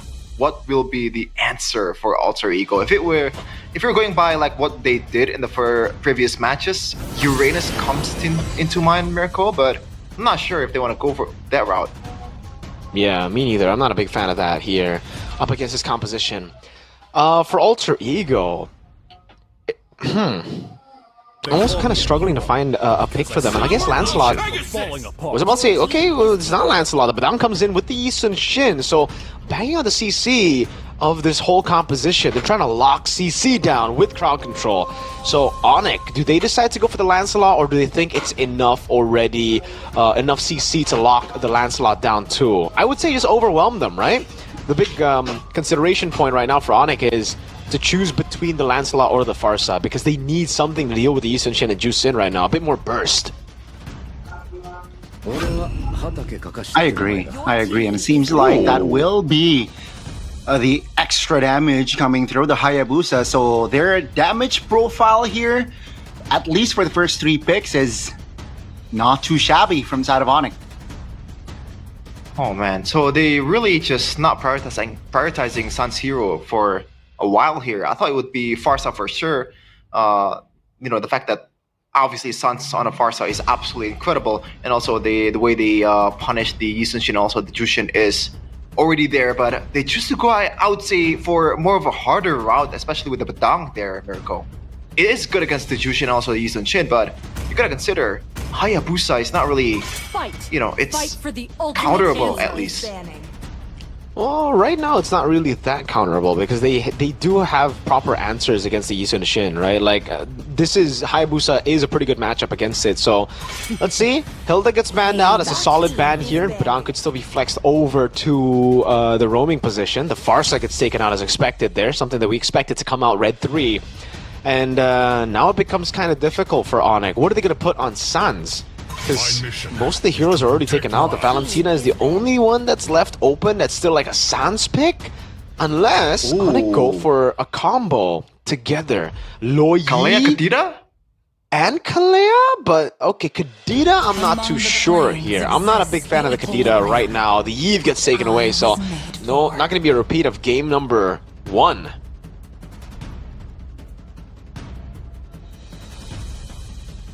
See, they will deny the Hylos, and Alter Ego, like you mentioned, because they do not prioritize the heroes for Sans, it will be limited, both that can provide big AoE. Onyx seems like they picked up the Gatot Kacha. Question is, should they pick this hero earlier in the first game, or yeah, but it seems like they learned from their, adjustments. They adjusted. They add a big crowd control in their kit, which was lacking technically from their composition game 1. So now the question becomes like, what will Nino use here to complement? Like, is there some kind of peel that they can use towards the Hayabusa, and it does well against the CC? I'm struggling to think of one. Phoveus is still up in the air, by the way. I just realized that. So it should be a Phoveus, right? Despite kind of losing the lane against a CC. And what else is there? I think the best choice would actually be... Would it be a Glue? Would Glue be the best pick right now? They're gonna go for Bruno and the Uranus. Alright, they're gonna choose to go for a bit more sustain here instead of the normal. Alright, Alter Ego have actually been trying a lot of Uranuses recently, but this time I think it's actually the best time to try the Uranus. There's not a lot of burst, the Farsa has been dealt with already, there's no Bakshi on the other side, and you just really need to deal with the CC, which is already a proper lane for the Uranus. So, Loyi comes in as expected, not with the Kalea, but with the Gatot Kacha for Onyx. Okay, so a lot of things that's new here compared to the first game. The Hayabusa, though, I think this is Kyrie's game to shine, especially with the fact that the only peel that they have is this Badang. And it's just wishful thinking to be able to contain Kyrie with a single Badang. But let's see though. That was our mindset in game number 1, and they pull it off, the upset. Now, initial thought, Mirko, like, what's going on in the draft here? For Onyx, it's kind of like a normal composition for them. They really want to go for, kind of everything on the map here. Controlling neutral objectives, winning out the lanes, and also having side control. But for Alter Ego, as true as Alter Ego's identity is, it's all in on team fights. Yeah. Let's see if they're able to pull this off, the upset, a 2-0 against the mighty Onyx, the number 1 in the standings right now. Alter Ego will try to do this impossible feat, as most people would say, but we're on to game number 2 here. Lanadon, here we go. You're right. For game 2, will Alter Ego be able to shock us even more after getting a win in game 1? You mentioned it, Chefin. Will they be able to clean sweep the defending champions of MPL ID? Let's have a look at the emblems here, ladies and gentlemen. Revitalize used up already by Keyboy in the mid lane to help Sans get out of there. And that's the pressure that Alter Ego have in the early game with this juice in. 4 flickers though means again, yeah, they're all in for these aggressive moves, for these aggressive initiations for Alter Ego. Again, team fighting is the name of the game. Emblems by GamesMax. 3 tenacities too. So they really want to play with the sustain that they have in this composition, plus the aggression with Flicker. As Onyx try their best to outmaneuver Alter Ego. With the Inspire and the Wilderness Blessing, Sans and Onyx are really trying to go for that river control. So far, they've been doing a decent job, I gotta say, against this Badang and also Jushin. Let's see the bottom lane though, it's a 2v1 against Afero. Rin is not level 4 yet. Now with level 4, adds more threat. But it seems like the Mountain Shocker will not be popped too early. Onyx though will move towards the top side. It's against the Uranus, so not sure they have enough damage to burst him down just yet. Alex jumping in, checking the bush. Keyboy is there. That's gonna be the shadow kill, not yet popped. They're taking it slow here for their first neutral objective take. Yeah, I like the fact that Alec did not overreact and just use the flicker because it's gotta come in handy in the first objective fight here as Kyrie will start it off. Let's see if Onyx will be able to secure this one because Alter Ego had their way against Onyx in the objective game in the first game. Rin pops the Mountain Shocker early to provide extra info on the whereabouts. That's gonna be Keyboy popping the Revitalize. Uh-oh, gotta be careful. Hijume, very low. Shaman Force pop. That's gonna be Hijume. Taken down first in this game. Nino now isolated technically, but not enough damage to burst him down. So, yeah, that's gonna be Onyx just taking the first neutral objective. Alec though, uh-oh, gotta be careful. Will be able to escape though. Nino again, just constant pressure. Bottom side, it's still equal. Arfi and Savero. And AOG. Oh, that's a great AOG. That's a great taunt as well. And that will be Kai taking the kill. That's gonna be Keyboy very low, still able to escape. That's the Keyboy though will not be able to escape as Arfi gets that kill. A very important 200 gold. Still value though for Onyx. They got everything they wanted. A kill on Kai, retribution on Turtle. Alec really trying his best here to go for the purple buff steal. The audience prediction still favoring Onyx despite game number 1. 69%. Nice on the board for Onyx there. Alter Ego can still be quite comfortable though. Nice poke by Kai. Because for Alter Ego, it is going to be mid to late for them. Like most of their picks, Uranus, Bruno, and even the Yisun Shin can still get online mid to late game. They're not really too reliant on Turtle 1, unlike game number 1. But what they're not really relying on in this game is the fact that Nino is not on a set hero, which I think so far it really disables Alter Ego's subjective game prowess, man. This Uranus is not working, well in this kind of team fight, and it shouldn't. This is Nino not really getting his utmost potential used by Alter Ego, so let's see if Onyx can just capitalize on that. Good damage. Hunter Strike built up. You guys can go and get their free WDP as Kai goes for the steal and gets it out from Rin. Oh, unfortunate. Rin had his retreat on cooldown, and that gave Onyx free reign now to play for the tempo around the map. 17 seconds for the Turtle too. This is looking really good for Onyx as CC tries to go for the prio in lane. Diversion just to bait out or to just get back tempo. Yeah, Kyrie is a level ahead now. Rin trying to clear camps to equalize on that EXP gap. Now, Kai will also take it slow. We'll have that level 8 after that purple buff take. So let's see here, Alter Ego, what is going to be the call? Is it going to be a contest or will they concede? It seems like both teams are taking it slow here. Severo will clear the mid, not fully though, as it will and should be a full Onyx Turtle take.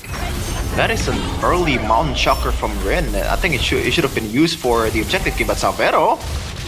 Uh-oh, that's gonna be the Iron Fist pop. AOG as well. Uh-oh, gotta be careful here. looking to take the structure down. Seems like we'll be able to clear this time round. Yeah, Alter Ego are actually doing a really good job playing to just farm up. This isn't really classic Alter Ego. Usually they just go brute forcing into every single neutral objective battle. And this time, playing it slow, waiting for the item power spike. So, despite Onyx lead, this is still very winnable for Alter Ego. Something we mentioned about Onyx last game, but now we're saying about Alter Ego as they lose out the first 2 turtles, but they're only down by 600 gold. And it's gonna get even worse for Onyx. Definitely, because this is 2 marksmen we're talking about. The late game potential is huge. Hijume might have to be a bit more careful here, because he's the prime target so far, especially for Kairi's Hayabusa, as he rotates towards the bottom lane. I don't think Alec and Arfi should take this one. Yeah, they have to give it especially... Yeah. Oh, that's the first structure. Uh-oh, Litby now getting ganked on. Great communication there, Alter Ego. They have identified that, hey, 4 members of Onyx are downstairs, so better get some action top, and they did. Taking Litby down, and that's a free structure as well. Just good objective or objective conversion here from Alter Ego. Now they have more map pressure on the other side. Just how do they secure the objective in this second one with Nino on a Uranus? Oh, gotta be careful, Nino. Still able to hold on. Half HP at least. 5 seconds on the clock for that turtle. Uh-oh, gotta be careful. Revitalize pop stun. Keyboy taken down. That's gonna be Alec though. The trade-off. Both roamers going down. Alter Ego, do they have tempo here with this turtle, or will Onyx reclaim it? Let's see. That's gonna be Nino. Again, just taking a lot of damage, but still hold on. Lantern Flare pop, that's a knock up on towards Lutfi. That's the Shaman Force pop. Oh, Ren finds Lutfi, but Sans finds a trade. That's gonna be Kairi open for that turtle take, and Hijume will be taken out as Sans claims the double. Arfi now in an awkward position. Watch Shadow not landing, luckily, and that will be Alter Ego disengaging. Nino, 1 HP, but is able to get out. Onyx is just so good at this very chaotic team fight when they know where the right button to push, and now Alec still has some HP, but Kai! Wow. Wow, just wow. The connection, Sans though, is vulnerable. Arfi claims a shutdown. Alter Ego looking for compensation, they got it. They stayed way too long, man. Stayed there for way too long. Onyx are great in the team fights, yes, but for some reason they're just not looking as clean as they are used to looking. Maybe again, underestimating on Alter Ego and being a bit too overconfident. Walking up way too long, giving a shutdown over to Arfi. Even Nino here is gonna get a lot of that damage sent to him, but he's a Uranus. He's fine taking that damage. He has his passive fully stacked up. Should be able to also still prolong the game here. It's only a 1,600 gold lead for Onyx. Alter Ego have been losing fights, but it's also because we're still within the power spike of Onyx, and we haven't really hit Alter Ego's power spike, which will hit when Arfi and Rin finally can get items on the board to start bursting down Severo. Before that though, Severo is just going to have free reign. Let's take a look at the items again. It's only the Melfic gun picked up, but it will be very soon a Berserker's Fury to follow it up. This is already a very interesting route to finishing the 3-item power spike for the Bruno. Usually you see the Berserker's Fury second after the Haas Claws, but he has gone for Melfic gun knowing that he needs a bit more range to deal with Lutpi and Severo. Kairi just trying to poke down some of the members of Alter Ego, and it really feels like, a good flicker from Sans. Oh, that's a taunt though. Trying to hold on here, Keyboy. Holding off damage. Severo is free hitting there for a second. Take a look at Kairi. Looking for an angle. Finds Alec. Oh my goodness, Keyboy bursted down. Hijume though will be the trade as Kairi and Lutfi deals with the back lane. A little bit too aggressive though from Lutfi. Punished. Nino in a no man's land. Kairi claims the double. It's a 2-4-3. Version towards the mid. Just to rotate towards the Lord. More fast. I was gonna say that it's not really that bad for Alter Ego to lose out also all these members because the two damage dealers, two main carries that they have is still alive, and RP hasn't died just yet, but the objective conversion is immediate from Onyx. Now, it really is Onyx game with Sans, especially. He will be really, really dangerous on a siege situation. And in that fight, you can definitely see the disconnect between Alter Ego members and the game plan that they have. Because again, if you look at their game plan, if you look at their composition, you would never think that they would actually be the ones to initiate like that when they don't have the man advantage, when it's just one guy who can still get out from a massive engage. They don't have burst for Alter Ego, not yet at least, until the Bruno gets items. Even when the Bruno gets items, I wouldn't say it's burst, it's more DPS for all of them, right? Yi Sun-shin, Jusin, and the Bruno. Even the Uranus, there's actually no reason for them to be going in for those kind of pickoffs just yet. But they did it, and that's what led to Onyx winning it out. Still, crazy mechanics from RFE. Gotta give him props there for being able to kite away against Lutpi, baiting out, then just not hitting at the right time as well, and playing it patient. But finally, we get to the 3-item power spike for RFE. An attempt from Sans with a diversion there. Very cheeky of Onyx. Yeah, now the lead, again, like, it's 4.4k, 5k gold lead right now. Okay, it's getting worse as I said it. With this turret going down, it's just a matter of time, and only inhibitors are left for Alter Ego to work with, and this is definitely not a territory that they are expecting to play right now. And I agree with you, Mirko, with the fact that this should be a more reactive kind of like composition for Alter Ego. They just need to bait out all the resources away, especially this is but then we're talking about a lot of burden on Alex Beck to be able to kind of like stave off the pressure after the initial engage, especially that diversion that San's gonna use. Endless battle for Rin, so more damage again. The true damage is gonna come through for Onyx. Rin caught red-handed under the turret. He will fall, and that's a great engage there by Onyx. Great pickoff. Really, really good stuff with the diversion there. The Mountain Chakra was used, and Onyx really utilized the window of it being down to go for those pickoffs. Rin, unfortunately, pops the recall a bit too late. It's not his fault, it's more of Onyx being proactive, but you can see just one mistake really leads to a lot. Kyrie walking up with the quad shadow. Oh, that's a great connection with the shadow kill. Finding Hijime will go down for 30. Unlike Onyx, though, very great timing on the disengages as well. Severo. Wow, the damage test there on towards the Uranus. Nino felt it. Yeah, in this situation right now, 5v4. Alex, still play? Yeah, that's the shadow kill though, with not being active, so not much threat. Alter Ego looking to find counterplay as the Lord is up, and they are up with 5 now. Mirko, this seems like the cleanest Hayabusa gameplay so far this season out of all the junglers. Kai's doing a really, really good job on the Hayabusa. A signature pick too. It seemed like for him, all the assassins are signature picks. RP gets the win in nature though, so that's something Alec! Finds their right engage, but it's still able to dodge. That's gonna be Severo, just free hitting like a madman. RP now in trouble. Severo claims a shutdown. Looking for the triple, and he will find it. That's gonna be Lutfi though, the only trade-off. That's gonna be Ren going down to claim the maniac Severo. What a beast. And that will be a wipe out in Onyx, forcing us the series to a game 3. In a true Onyx fashion, they're not backing down just yet. Securing game number 2, and this is the second game 3 that we'll see today after what happened in match number 1. Congratulations, Onyx, but let's see if Alter Ego can still pull off the upset because the chance is still there. It's in the air, but it's definitely a lot lower here after Onyx gained back the momentum. Playing it clean, and again, through the draft, having much more many more ways to actually tackle the game, ultimately gave them the win, got them the win.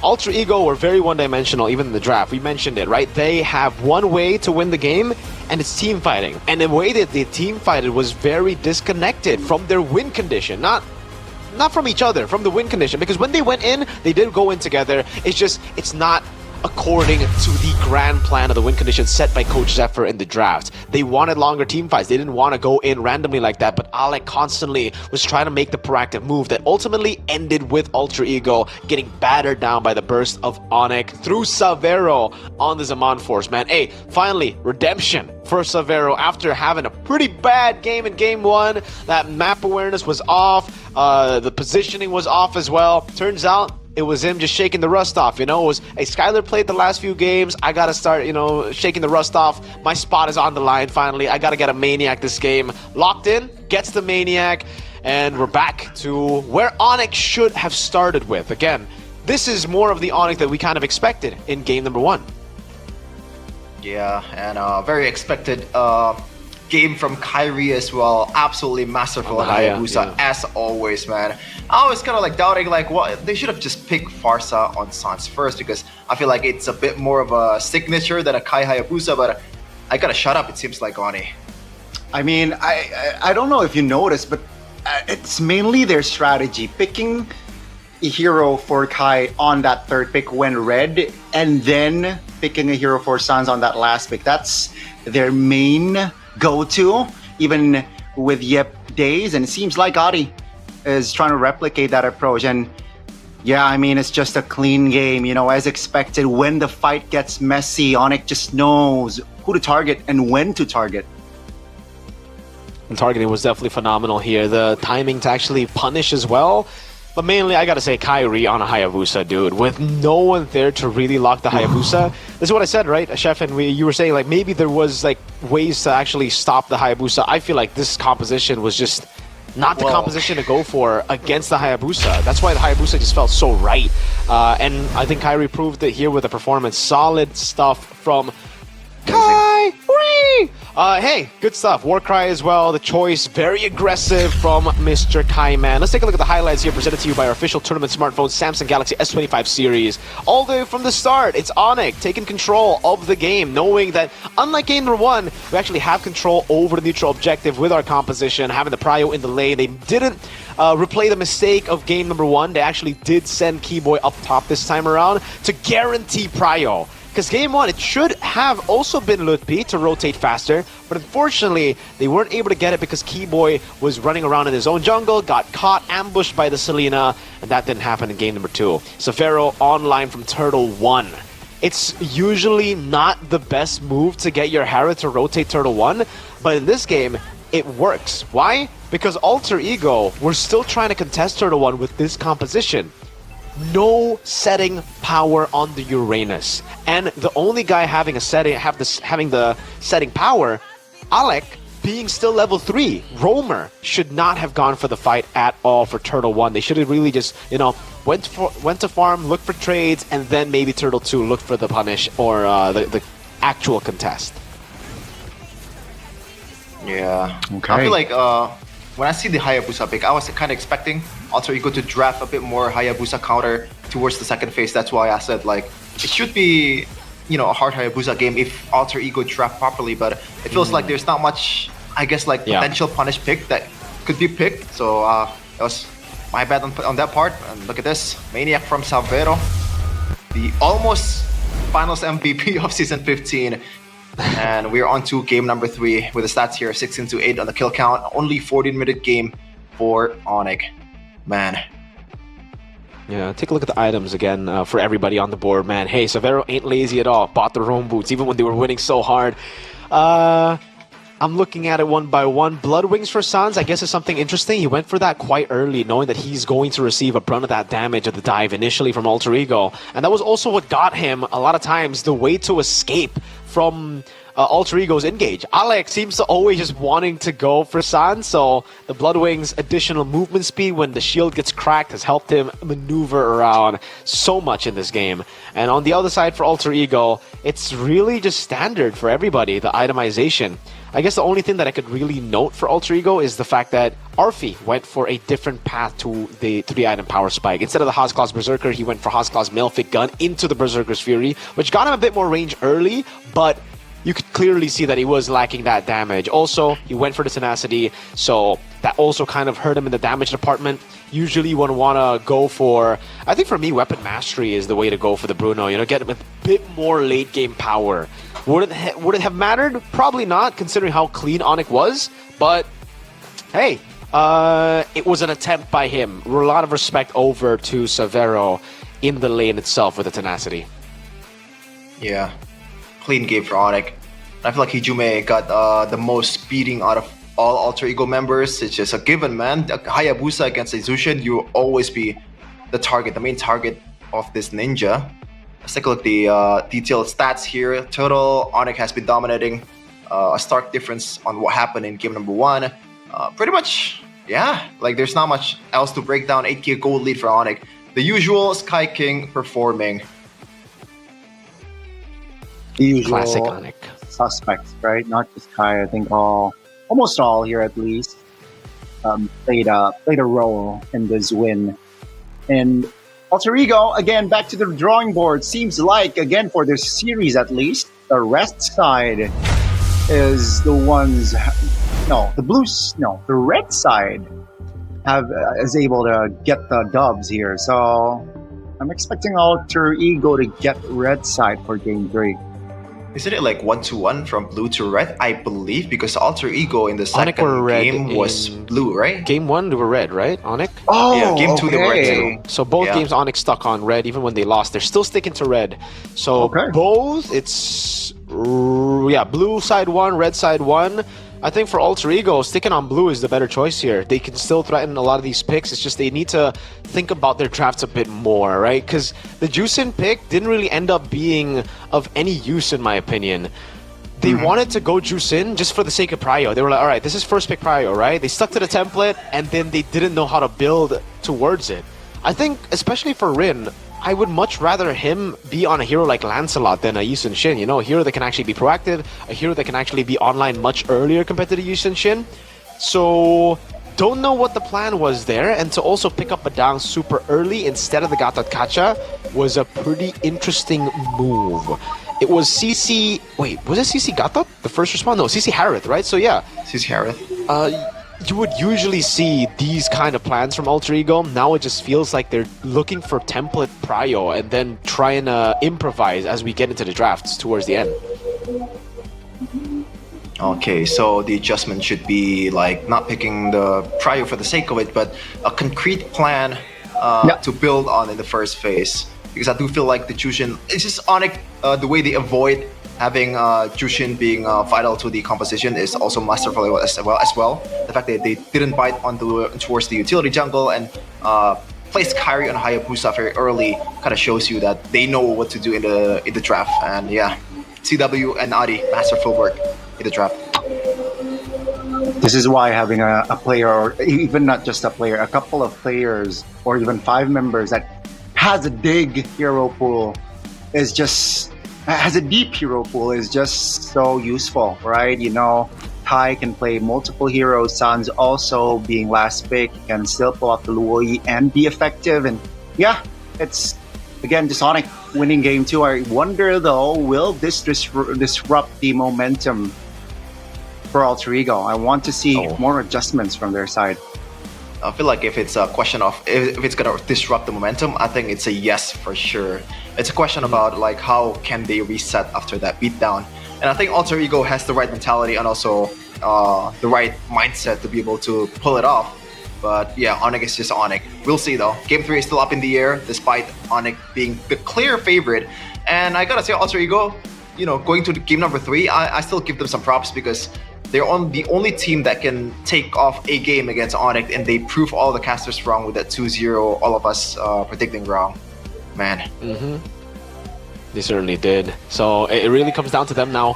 Be able to stay composed in the drafts and in the game. Because in game number 1, they were composed in both ways, right? In the game, very disciplined, didn't really fall to the Alter Ego passive you would expect from Alter Ego. And in the drafts, they didn't panic. But when the Arlet doesn't get left open, they somehow always find themselves in a bad position in the draft. Like they need to have a different way to win in the draft, even if Arlet gets banned. So far, that hasn't been the case though.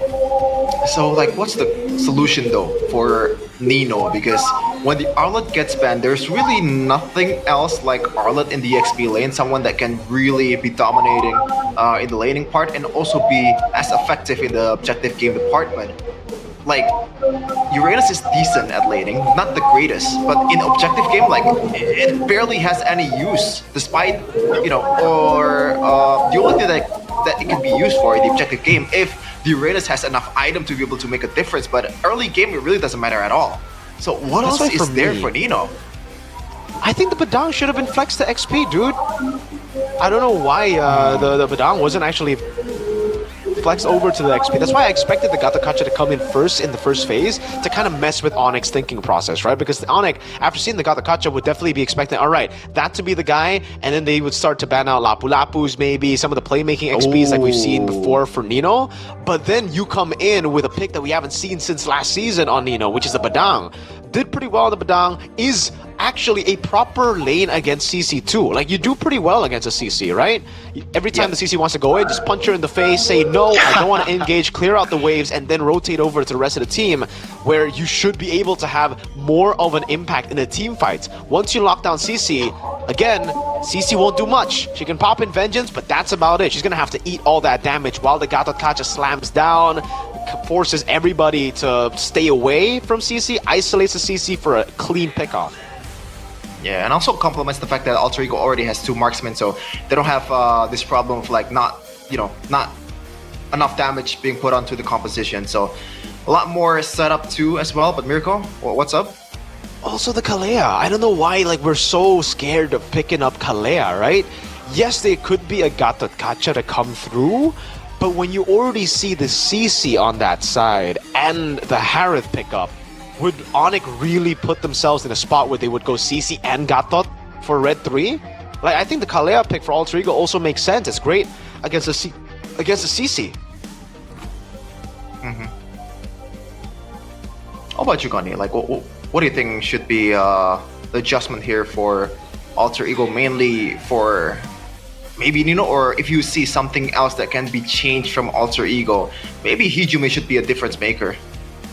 I think forcing the Zushin, we talked about it, that I don't think if Hijime is really comfortable, if they have a good foundation for a Zushin approach, just let the Zushin go or ban it out. And one adjustment, I think we mentioned a hero during the drafts, Miracle, being very vocal. Glue, I think it's also a very, very viable pick here in the hands of Nino, who is very, very and sometimes ultra aggressive. I think Blue can also work if the draft is proper. If their draft is proper. I think there is a more bigger problem that we need to solve though, Mirko, Connie, and that is what I'm are we lacking talking about? of a snack. I'm lacking a good snack, an actual snack that's, oh my god, that's a lot of Doritos. What the hell? I can disappear, boys. I can disappear with Doritos. You're gone, Mirko.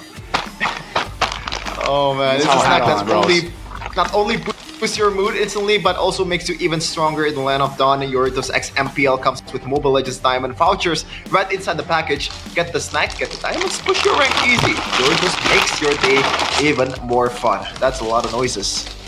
Eat it, Mirko. Eat it. Yummy. Let us hear the crunch. Let us hear the crunch. Eat your Doritos. Man, ASMR with Mirko. Go closer, go closer.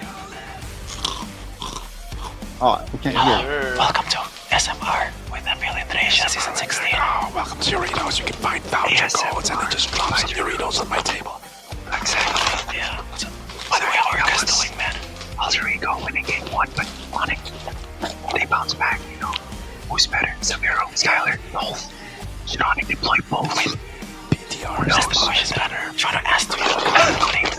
You're the Onyx fan. Says Miracle, you know. Why don't we ask the chat? Chat, who's the best gold lane in Indonesia? And why is it Aman? My goat. Oh man. Hey, Kanziski's still there. I'm just kidding. Oh. I'm trying to be a bit shameless here. I'm trying to just humor myself because how interesting Geek Fam has been playing in drafting. But yeah, we're on to game number 3, and Onyx, it looks like it's almost inevitable that they're gonna come back in this match, man. Like, they need something to just, like, maybe be a bit better, Alter Ego, because be a bit more mechanically sound, Mirko Gani. You know, Hey, dude. how do I do that? Yeah. A lot of people back at home are like, dude, what do you mean be better mechanically? Like, how do you just do that? Well, it's easy if you use Royal Dust. Guys, go ahead and grab Royal Dust today, because with Royal Dust Royal Guard, your power in the game will be elevated. I think that's the word. Are you Team Gaming Powder or Team Gaming Thumb Sleeve, though? Because we've got both. If you're into Gaming Powder, you can go and get the Gaming Dust. It's the pro player's favorite choice. But if you don't want to get your hands dirty, you can always obviously still go for the Royal Thumb Sleeve, the Gaming Thumb Sleeve that they got here too. It won't smudge your screen. It'll be clean. Go check it out, man, because you guys can also get special prices for the MPL collab that starts at just 30,000 IDR, and you also get the special player gaming cards. What? Exactly. That's the first I Chefin. heard of it. Exactly. What? Exactly. So check out, Chefin, if you don't want to miss out, Royal Guards on Instagram now. For more information, you know, hurry up and check the MPL yellow card now as well. Because your Royals Guard, the accessories of champions. As I say champions, you see Onyx. Thank you. They are our defending champions, so that's true. Oh my god. Can I not cast with an Onyx fan? Oh, I need man. someone that loses all the time. Would you Eterna, rather like- cast with an Onyx fan or an RQTLBTR fan? Of course, RQTLBTR. That's I need someone that suffers the same fate as me, or at least close to it. Like, I don't want to have someone that just, you know, boast about their team's achievement all the time. Good thing Ghana is an Arsenal fan, because there's nothing to boast about. Thank goodness he has a garbage team that he supports, you know? Hey, yeah. Balance is key, sir. Balance is key. See, even he acknowledges Arsenal is bad. Tell that to realize. Oh no. Realize is out of the question, man. That guy is just a glory hunter. For sure. It's not even debatable. It's like, it's an actual fact. With the Drafting pressure. phase though, game number 3 presented by official tournament smartphone Samsung Galaxy S25 series. It seems like Onyx will shift towards the blue side, and Alter Ego will pick second. Still banning the Fanny for Shiver. It's just a given, because Rin does not know how to play Fanny. Well, let's see. Let's see here, Chefin, Mr. Chef in the building. Let's see. It seems like Onyx will have that blue side. So yeah, you're right. Selena ban out after game 1. Seems like Onyx will not risk it. And also, what are they prioritizing here? Are they prioritizing the Arlet, the CC, perhaps, Chef?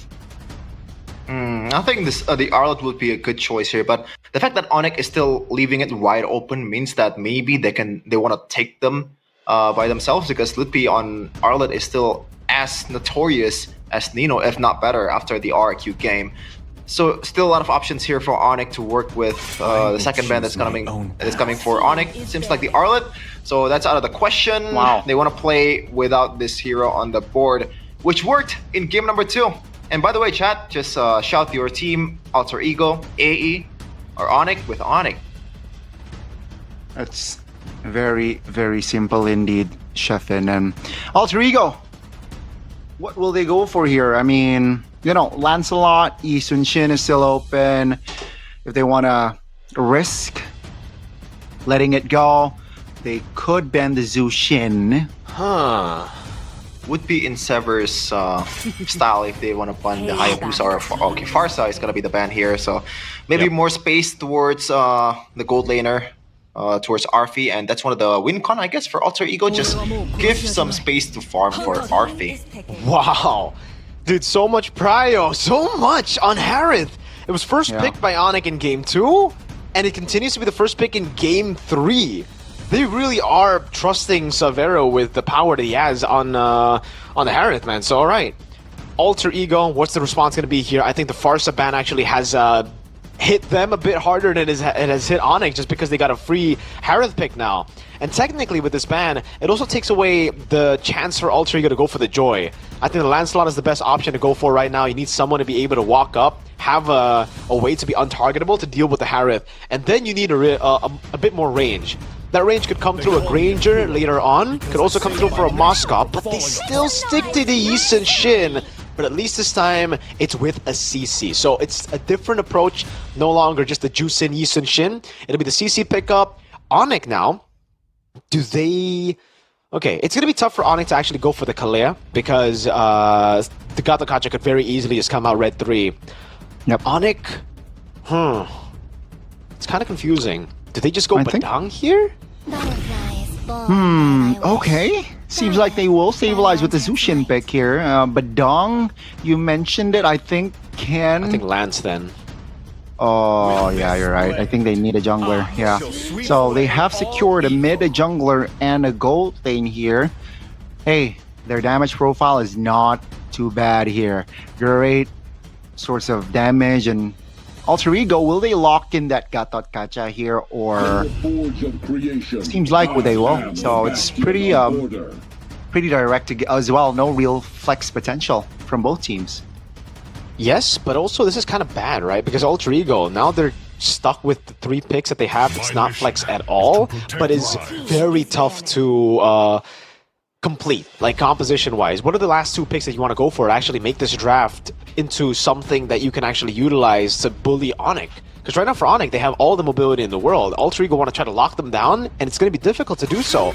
Lancelot will be untargetable, Jusin will be attacking from a different angle, and they're really just setting up for tanky boys here. It does seem like with the Lunox ban, they might be going for a possible Hylos again? It's alright, like it gets countered by the CC, but you can just run away. You can technically get everybody to run with a proper disengage Glorious Pathway, and that's why Alter Ego, take it away. Alright, yeah, actually with it already taken out now, what do Alter Ego want to ban next? XP... The Badang is a solid option still, right?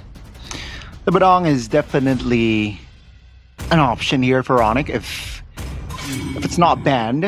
Okay, so Alter Ego, it seems like they, even though, you know, crowd control is not really big on Onyx side, they still ban the Uranus. They view this Uranus as a threat, and that EXP can definitely cause you problems, you know, forcing you to build anti-regions as well. And Onyx, they might limit another mid laner, I suppose. Could be another mid laner, but then the Granger, there you go, an option to go for against the Harith actually is the one that gets banned out. Thinking that Alter Ego might want to just double down on this composition being... wait. I was going to say a pure front to back. They go for the Claw, so that's another element where they should be able to actually win out in the lane with the Claw. It's a good matchup against the Harith, at least before level 4, before the full resets come in for the Harith. But Onyx now can... Gotta think about this even more now. Wait a second. If they really want to just get the win for the neutral objective battle, I think the Terizla is a solid choice. Go for the CC, go for the Yi Sun Shin, just jump on him. And then in Rome, you go Badang or Cho for mid prio. The Kalea is still up for grabs still. It's countered by the Gatot Kacha, but it can still work. And they go for actually an Alex special. Khalid in Rome. Okay. Mobility, man. But, so the mid prio is insane coming in from Onyx, man. The Khalid and also the Jushin. Even against a Gatot Kacha, which does quite well against a Khalid, like you don't want to get close to it. So now you have, you might want to have something that is a bit safe for Mr. Hijume. Something along the lines of Valentina would be something that I would go for here. And also there is a Raging Sandstorm still, you know, to be stolen with the IMU. But if they want to go for something else that's a bit safe, like I don't think there's any options there. What else is there? Where there is light, there are also shadows. Kind of works, I guess. Really think it's safe though. Yeah, pulling up a Uno reverse, but I'm not sure that fits the bill here in this kind of composition. Okay, so what are your thoughts, Mirko? I think Onyx got a proper composition here to just fully snowball in the game. They've got all the winning picks coming in for turtle number 1. So it'll be very difficult for Alter Ego to contest turtle number 1. But they could just play for the mid to late game where they really will find a lot more room to actually play the game. So yeah, Onyx banking on a snowball, Alter Ego trying to weather the storm. Okay, game number 3 is going to be underway between Alter Ego versus Onyx. A chance to pull off the impossible for Alter Ego, and that is to dethrone or make Onyx falls down from that perfect score. The first loss is gonna be a stake here for Onyx. Let's see in the Land of Dawn.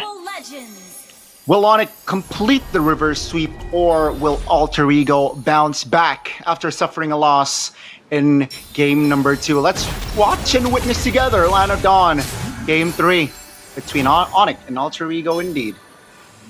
Oh, that is a quick revitalized miracle. Instant. Because of the Khalid. I'm surprised Alter Ego actually even went for it, you know, because Alec is so good on the Khalid. You would expect him to understand how aggressive the Khalid can be in the early game. And, oh man, Thrill too with the concussive blast for Keyboy. Really trying to go in. Wilderness Blessing for both, the agility too. They're so aware that they're going to win out this mid-duo matchup constantly. So it's just all about how fast they can rotate around the map to punish. And you can already see Vengeance. Yep. Oh, what? Nino? Oh. Great sidestep. Yeah, that's a Vengeance. That's a spell popped already. This is what Khalid does to you, man, especially with the Wilderness Blessing. You get all this losing matchup in the lane, it makes you win it. But now Sans has to spend the flicker, seems like. No. Still saving it. Good decision there. More damage over to Alec here from Keyboy. And Sans actually getting left open. Hold up, Kai. Gotta be careful. Not enough to take him down just yet, though. So no kills here on the board for the first 2 minutes, I believe. And yeah, the turtle will spawn soon. Yeah, Hijume on this Luo Yi. So the utility for the objective battle will be a bit limited, especially in the first objective fight, because diversion is just a teleportation skill. Not much setup or like CC that's gonna be deployed from this mage, but nonetheless, it's still something that Onyx needs to watch out for, because it really can catch you off guard. Gotta be careful here. Alter Ego with 4 members already committed in the Turtles area. Now Onyx, what will they do? Both marksmen, both gold laners will rotate towards the mid. Let's see the connection for this first turtle fight. Now, that's going to be, under the turtle spit. That's going to be Kyrie finding the retribution. Alec, very low. Oh, it's Keyboy, who also will fall. It's 1 for 1. No, that's going to be both 3 members of Alter Ego, actually. The connection, and Keyboy finds the Flicker Raging Sandstorm play. Stunning 2 members, though he will have to be traded off, but that's still a big win. 2K, 3 minutes, that's a mountain already. Man, Lutfi lasts so long in that team fight, not even dying. I thought he was gonna, for sure be dead by now, Mirko. Same. But Sheffin, what part of weathering this? Did they actually think they were gonna win the first turtle up against this composition? I mean, okay, it looked really, really close, but it was on paper almost guaranteed that Onyx would get it. You gotta respect this for Alter Ego. The fact that they also full-sended it, sending Arfi up top to join Severo too.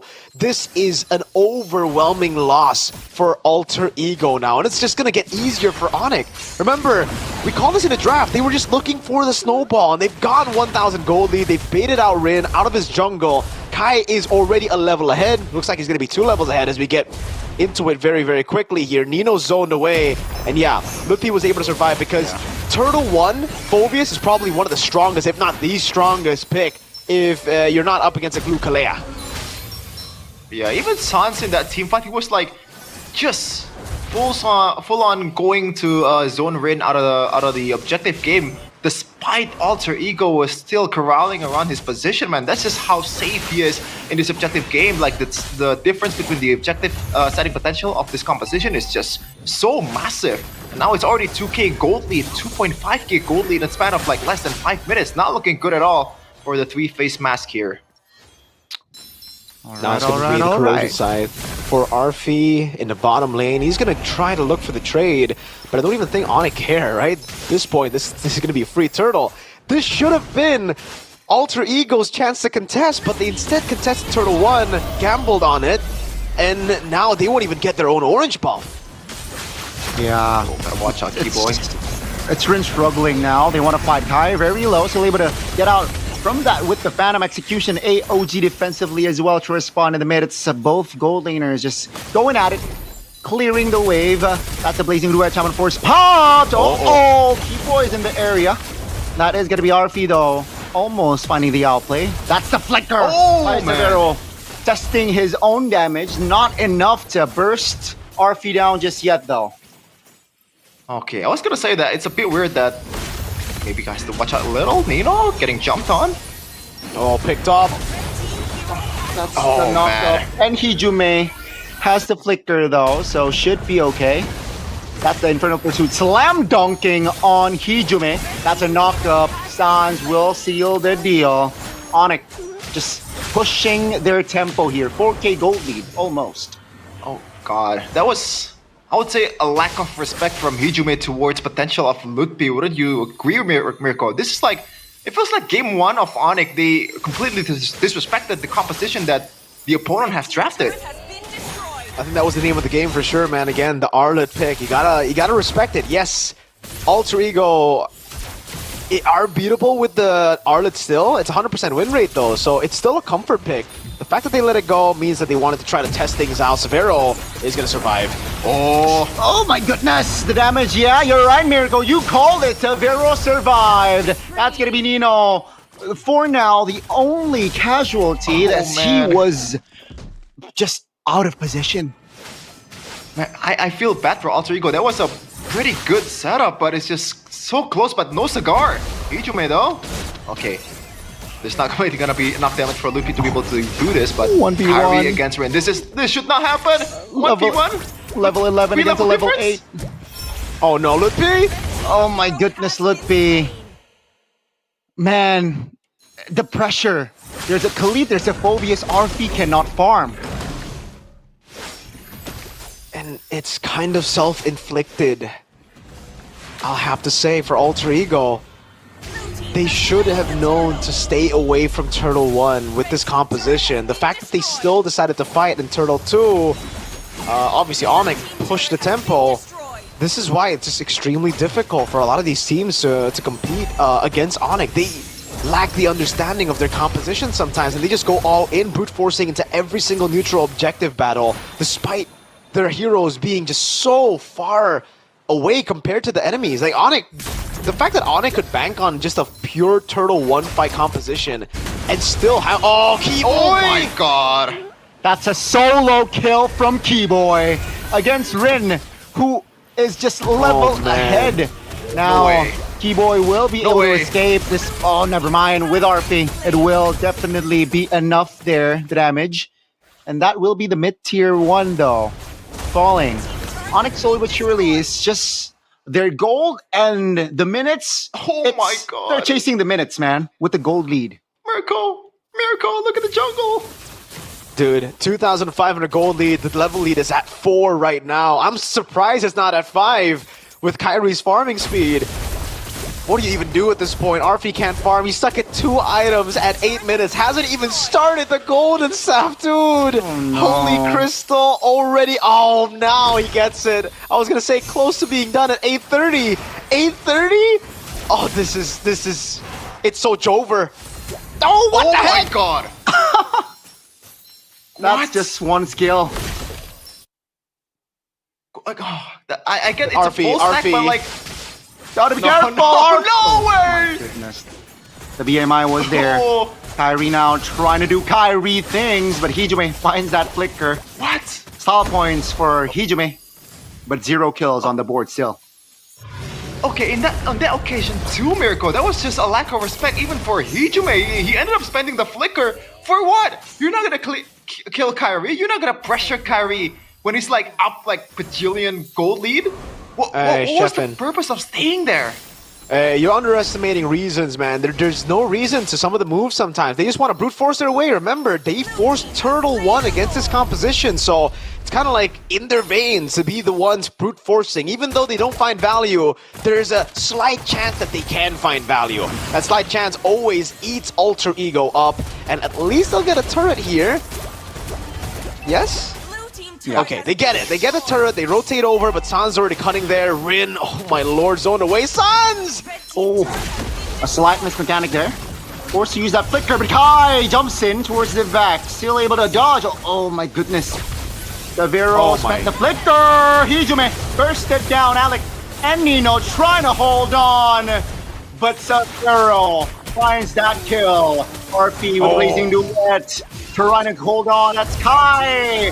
Diving under the turret. Finding that kill and escaping. My goodness, Alter Ego. No answers whatsoever. Yeah, there's really no answer. Might as well just wave the white flag here for Alter Ego. I mean, the only thing that I can shed, like the only silver lining that I can think of is like 2 marksman composition, but you are down 11k gold lead in under 11 minutes. What do you do, Mirko? Give us an answer. I can't. I literally can't give you an answer. Well, I already gave you the real answer. Came from. Oh my god. No flicker this time to save Hijume. That will be him out for 20. They cleared the Lord though, so they should be a-okay, but they will and they should lose their mid-base turret. Alter Ego, yeah, they will just sacrifice it. Onyx though, will they push onwards? Seems like, yeah, with the clear, they will take another base turret top. Should take the base turret bot as well. RP still able to juke the skills from Kai, but that's just them losing all base turrets in 10 seconds. And under 12 minutes too, like the holy shield, or not holy shielding at all for Alter Ego, 13k. This is just, I was gonna say earlier, Mirko, I actually thought of an answer, but it's a bit far-fetched. They have the diversion, and it's usually a comeback tool for a lot of teams out there, but against Onyx, against a Harith, against a, you know, Khalid and also Lancelot, like these heroes are really good at counteracting or like being reactive to a certain engage. It's not just that, Sheffin. I think the better explanation is this is a different Lo Yi. It's a new Lo Yi, right? And the new Lo Yi isn't really the best at coming back because your visit. Oh no, Rin. Gotta be careful. Nino sandbagging. Lutfi. Oh, Hijume stuck! Even though he has the flicker, he knows that he will fall regardless. That's gonna be Onyx now, just again applying more pressure. I don't think they care for the Lord here. Do they want to go for the N angle, being a man up? Alter Ego trying to hold on. Wave top and mid coming. That's an angle. That's a Raging Sandstorm. That's the Shaman Force pop. AOG. Great jukes. The damage is there. RP goes down. And ladies and gentlemen, Game 3 is done and dusted as Onyx completes the reverse sweep. There is just no doubt, man. Absolutely no doubt that they are the clear best team in ID by a landslide. The fact that we question if Onyx is able to come back from this position in game number 1 and they just recover in the best way possible. That was a beatdown, that was a slaughterhouse, that was a spanking towards Alter Ego. Really was, man. There was not much they could do there for Alter Ego after losing Turtle 1. Rin making the aggressive move again. The big question would be why? Why? What was the value that you were going to look for there, right? And in the end, there was just no answer. What was the value that we were looking for Turtle 1? At least for Turtle 1, there was still a possible answer. We were trying to gamble our way to a forced snowball, sure. But it just went against what they planned in the draft. Yeah.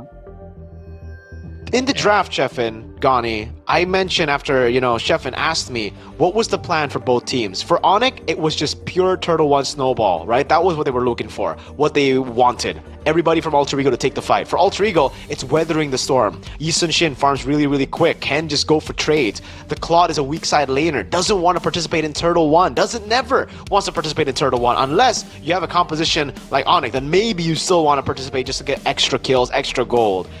They made all the wrong decisions in the early game, and it's surprising. It's really like I can't explain in words how disappointing it was to see that composition try to brute force Onyx composition for Turtle 1.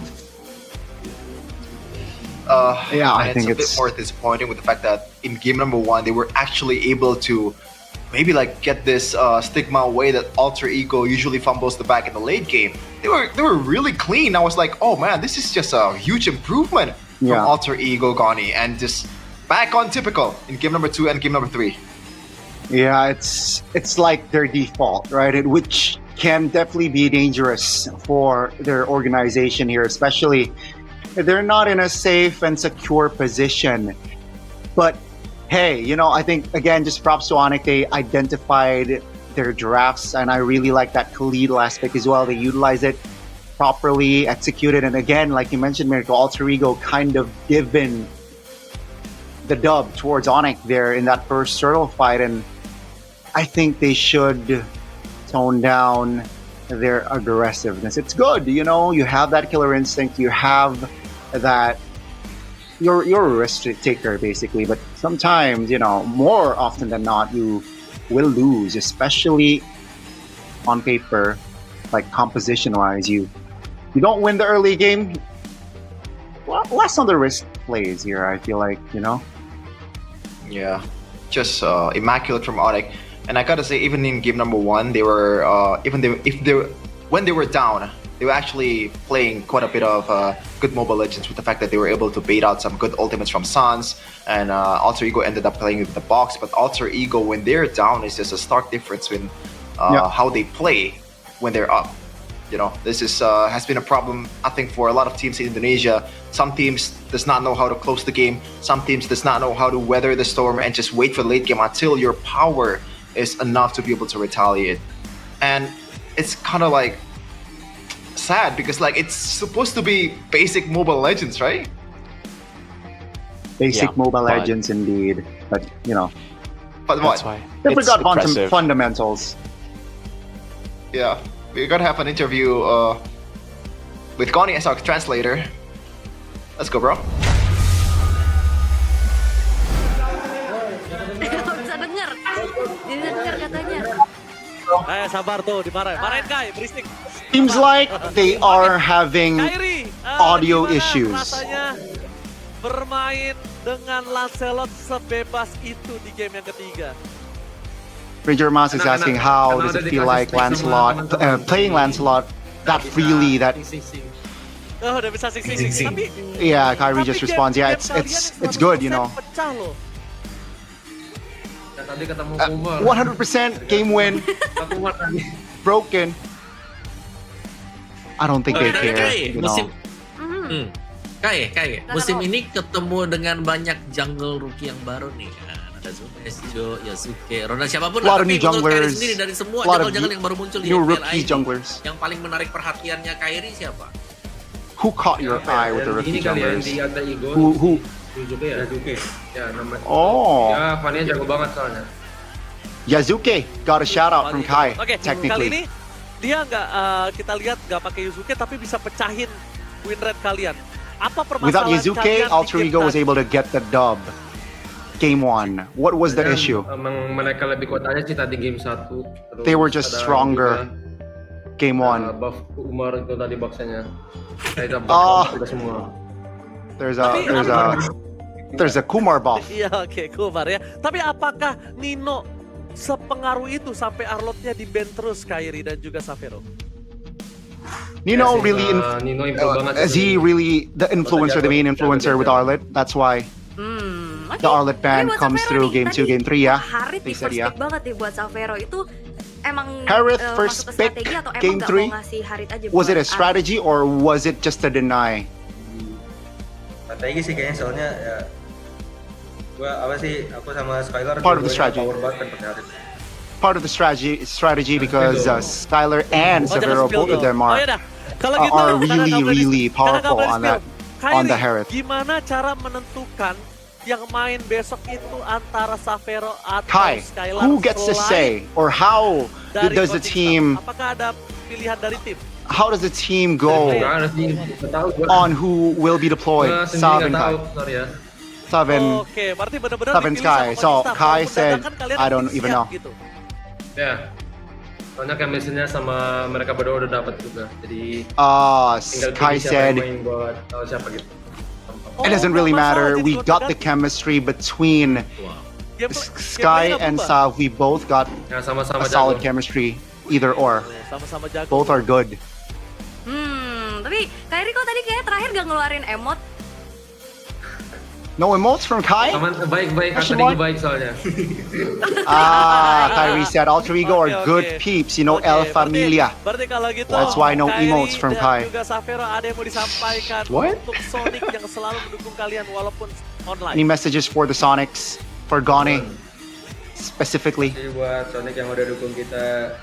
For Gani, thank you. Online, Even though the MPL is online, dukung kita lah walaupun siapapun yang main. Mau keep Skylar atau on yang main. supporting us. Skylar, Sav. Minggu depan Raja Yeba makes a cameo. Whoa! Iya. Next week, Kairi ada yang mau disampaikan? it will be offline. Emoji atau apapun boleh. Stead Savero. Jadi terakhir tutup pakai gini ya?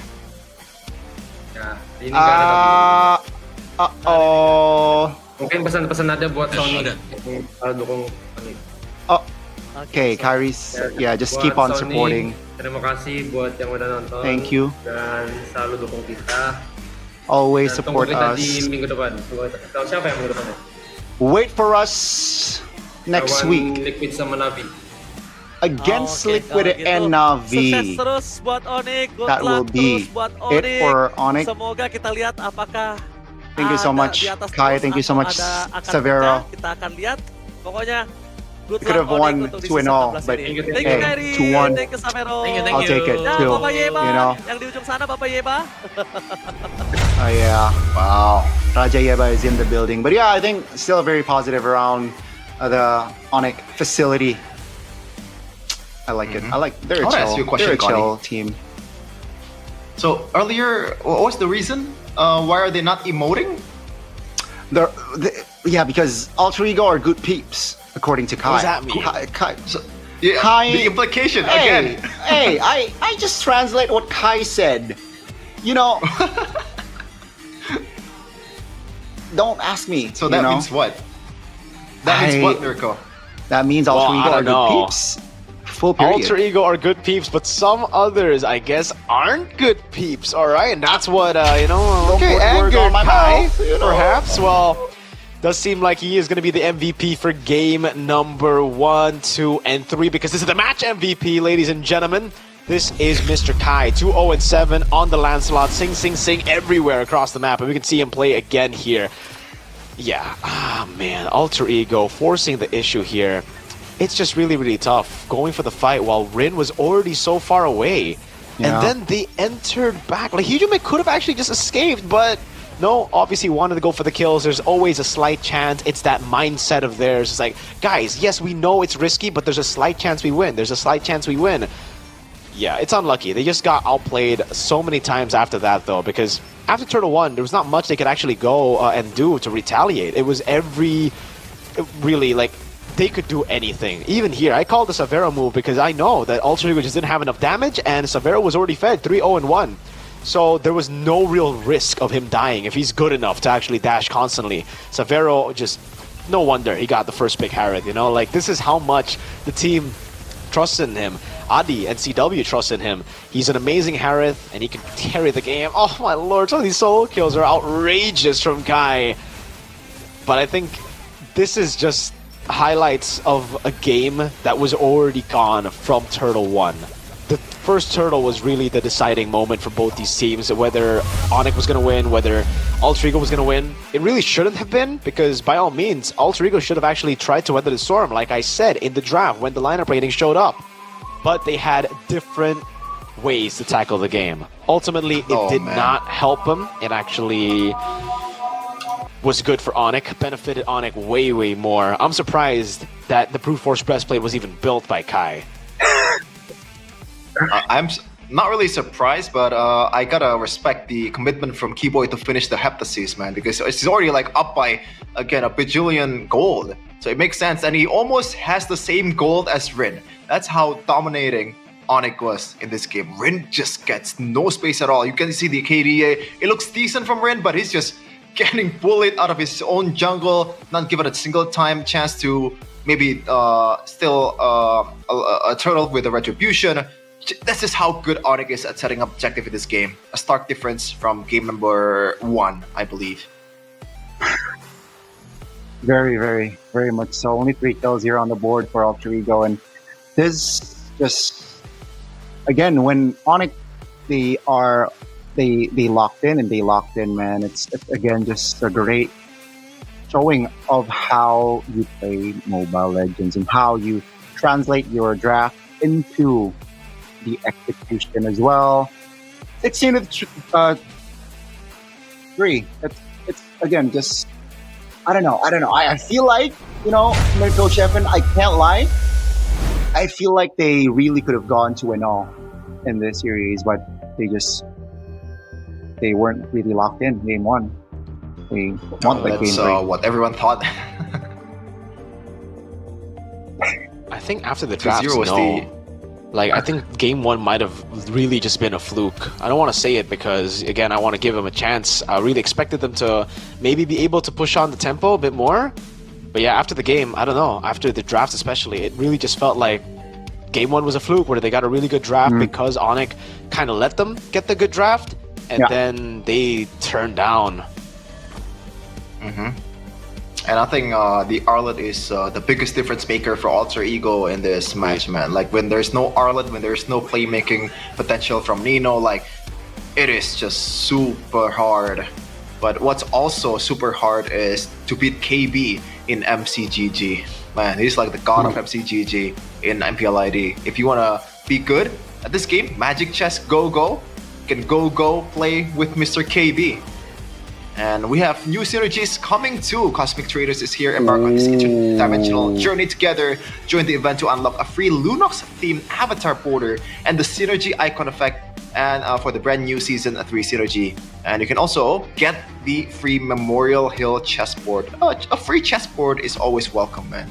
Very, it always pleases your eyes when you see new chessboards with how lively they look, how cool they are. And you can just kind of flex to your opponent, hey, I got more money than you, even though it's a free event. Aye. Flexing your opponents, man. I agree with Sheffin here. This is the angle that you need to go for, especially when you're playing a mental game, right? You gotta try and do that, and especially here, we don't really need to play the mental game on some of the other titles that we have, especially the women's title, because it's just dominated by the GOATs, man. If you guys want to vote, go ahead. Team Vitality MLBB have been nominated for the Mobile Esports Team of the Year for winning the Golden Road in Women's MLBB. And it's not just Vitality, but it's also Vivian, who's been nominated at the Mobile Esports Team of the Year. Go ahead, help us, the MLBB community, vote to, again, level up the women's scene in MLBB. Check it out, boys and girls. Help Vitality, help us to help Vitality win the Mobile Esports Team of the Year and Player of the Year as well. Sheesh. She's a roamer, by the way. Yes, she is. Good information, Connie. The mother of tanks. The mother of tanks. If Vivian is the mother of tanks, what of tanks are you, Connie? Hey. What do you mean? Are you the father of tanks? Nah. No, I can't say that. No. Why? Why not, Gani? Because I have yet to prove myself to deserve that title. Unlike Vivian, she worked hard, got all her her achievements. Maybe Onyx needs to hire Gani as a sub for Keyboy, man. I feel like he has something in his game that can be proven, But you can just watch live at the MPL Arena. Yeah, next week because we're gonna be offline, finally back at it again. Hopefully everyone is safe again. To start it off, we have Navi versus Onyx. We have EVOS versus Dewa United. And of course, TLID is looking for the first W ever in this season against Nael, and BTR is going to be the challenge. And GeekFam is looking to break the streak after losing 2-0 for God knows how many times against Alter Ego. If they lose, CITB might become Okay, that's not safe to say. Not in the Not building? safe to say. But we got no. BTR versus RQ. I'll tell you later what's the CITV becomes. But of course, Dewa United against Geek Fam.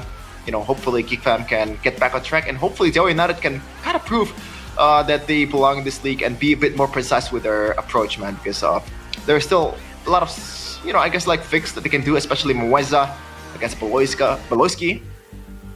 Hopefully he can imitate him to be able to be a better roamer. But we're gonna take a break here for a second for game number 3. It's TLID versus Navi. Right? Yes. Yep. Stay tuned. Yeah, stay to the stream. Stay tuned. Don't go anywhere.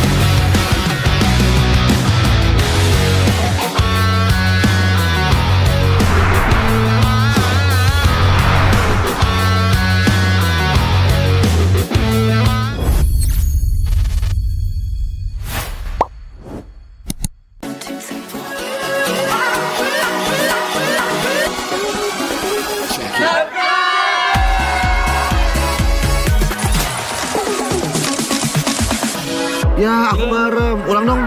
Gak perlu.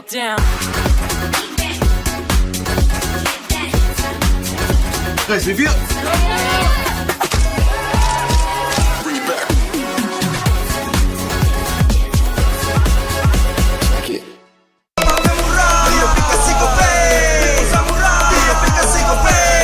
Walau yang lain terus berubah, Gope konsisten, kasih yang pasti murah. Bayar tagihan murah di aplikasi Gope, gratis transfer 100 kali per bulan. Download aplikasi Gope baru, nggak pakai lama. Dompet andalan gamers banyak damage-nya.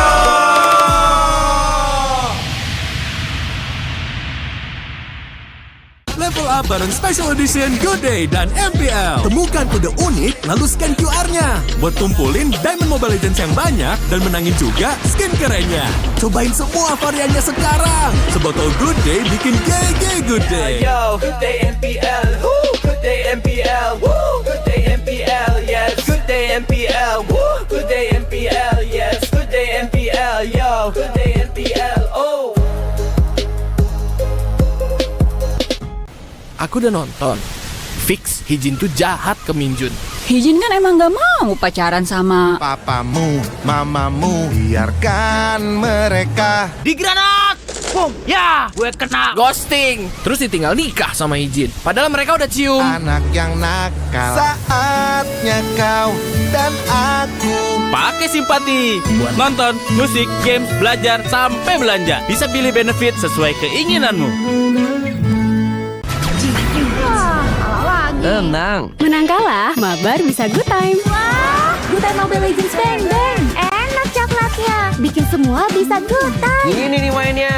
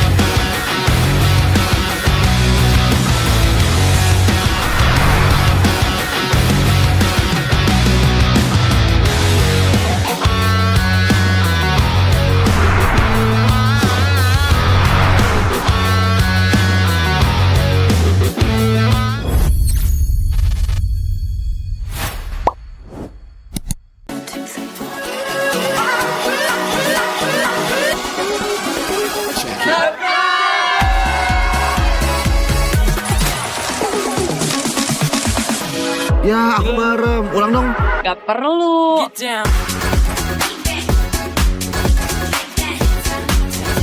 Guys, review.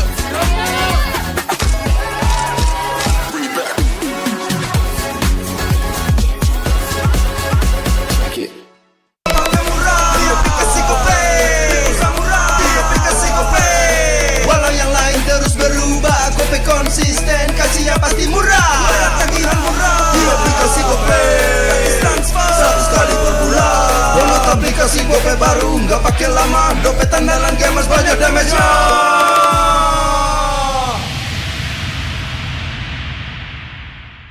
Level up bareng Special Edition Good Day dan MPL. Temukan kode unik, lalu scan QR-nya. Buat kumpulin Diamond Mobile Legends yang banyak dan menangin juga skin kerennya.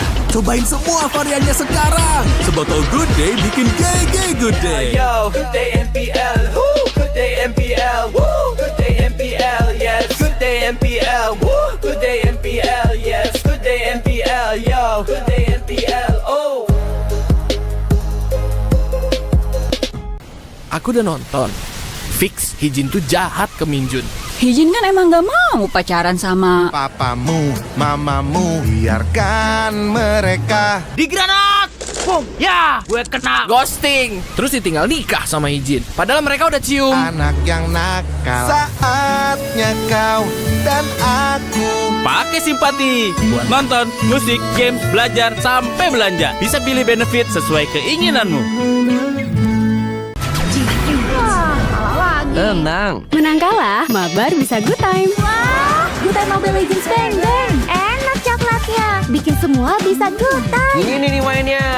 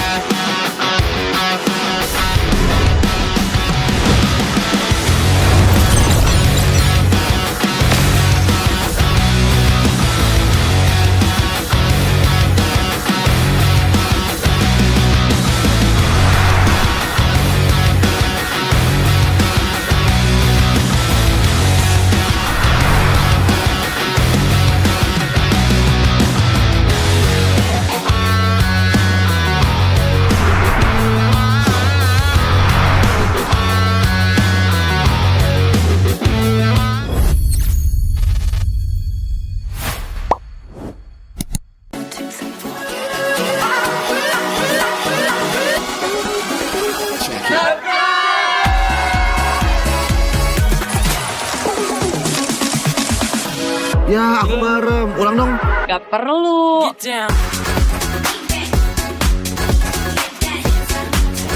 Guys, review.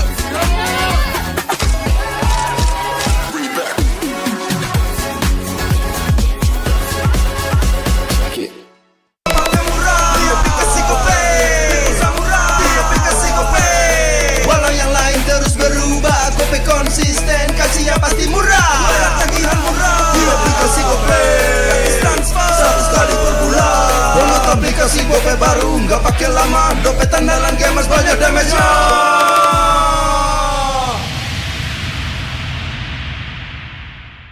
Level up bareng Special Edition Good Day dan MPL. Temukan kode unik, lalu scan QR-nya. Buat kumpulin Diamond Mobile Legends yang banyak dan menangin juga skin kerennya. Cobain semua variannya sekarang. Sebotol Good Day bikin GG Good Day. Yo, Good Day MPL, woo, Good Day MPL, woo, Good Day MPL, yes, Good Day MPL, woo, Good Day MPL, yes, Good Day MPL, yo, Good Day MPL, oh. Aku udah nonton. Fix Hijin tuh jahat ke Minjun. Hijin kan emang gak mau pacaran sama papamu, mamamu, biarkan mereka di granat. Boom, ya, gue kena ghosting. Terus ditinggal nikah sama Hijin. Padahal mereka udah cium. anak yang nakal. Saatnya kau dan aku Pakai simpati buat nonton, musik, games, belajar, sampai belanja. Bisa pilih benefit sesuai keinginanmu. Tenang. Menang kalah, mabar bisa good time. Wah, good time Mobile Legends Bang Bang. Enak coklatnya, bikin semua bisa good time. Ini nih mainnya.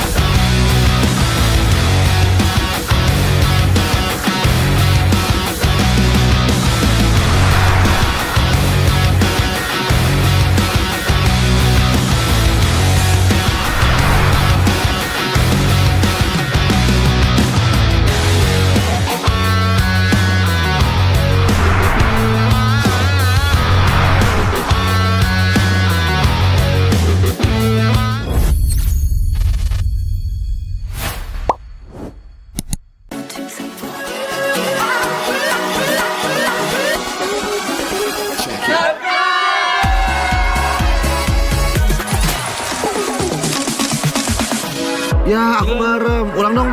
Gak perlu.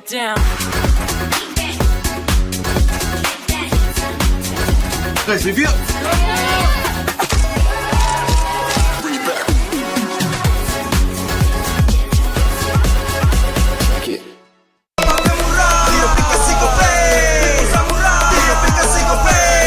Walau yang lain terus berubah, Gope konsisten, kasih yang pasti murah. Bayar tagihan murah di aplikasi Gope, gratis transfer 100 kali per bulan. Download aplikasi Gope baru, nggak pakai lama. Dompet andalan gamers banyak damage-nya.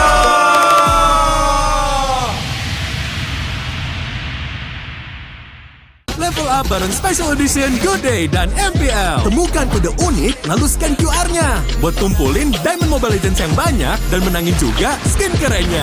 Cobain semua variannya sekarang. Sebotol Good Day bikin GG Good Day. Yo, good day MPL, woo, good day MPL, woo, good day MPL, yes, good day MPL, woo, good day MPL, yes, good day MPL, yo, good day MPL, oh.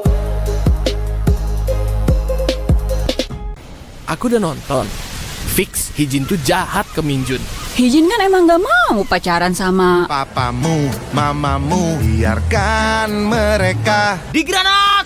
Boom, ya, gue kena ghosting. Terus ditinggal nikah sama Hijin. Padahal mereka udah cium. anak yang nakal. Saatnya kau dan aku Pakai simpati buat nonton, musik, games, belajar, sampai belanja. Bisa pilih benefit sesuai keinginanmu. Tenang. Menang kalah, mabar bisa good time. Wah, good time Mobile Legends Bang Bang. Enak coklatnya, bikin semua bisa good time. Ini nih mainnya.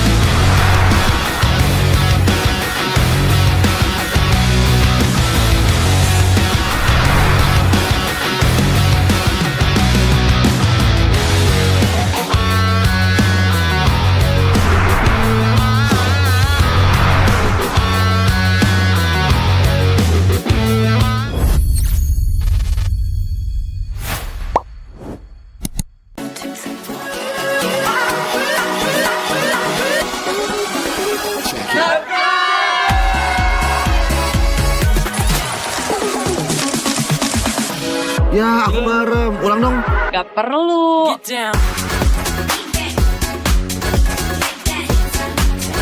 Guys, review.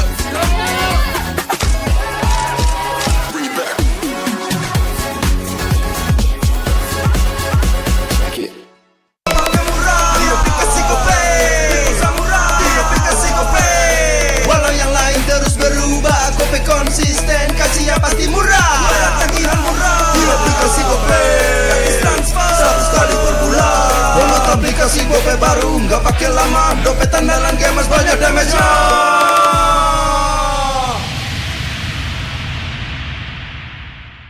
Level up bareng Special Edition Good Day dan MPL. Temukan kode unik, lalu scan QR-nya. Buat kumpulin Diamond Mobile Legends yang banyak dan menangin juga skin kerennya. Cobain semua variannya sekarang. Sebotol Good Day bikin GG Good Day. Yo, Good Day MPL, woo, Good Day MPL, woo, Good Day MPL, yes, Good Day MPL, woo, Good Day MPL, yes, Good Day MPL, yo, Good Day MPL, oh. Aku udah nonton. Fix, Hijin tuh jahat ke Minjun. Hijin kan emang gak mau pacaran sama Papamu, mamamu, biarkan mereka. Di granat! Boom! Ya! Gue kena ghosting. Terus ditinggal nikah sama Hijin. Padahal mereka udah cium. Anak yang nakal. Saatnya kau dan aku Pakai simpati buat nonton, musik, games, belajar, sampai belanja. Bisa pilih benefit sesuai keinginanmu. Tenang. Menang kalah, mabar bisa good time. Wah, good time Mobile Legends Bang Bang. Enak coklatnya, bikin semua bisa good time. Ini nih mainnya.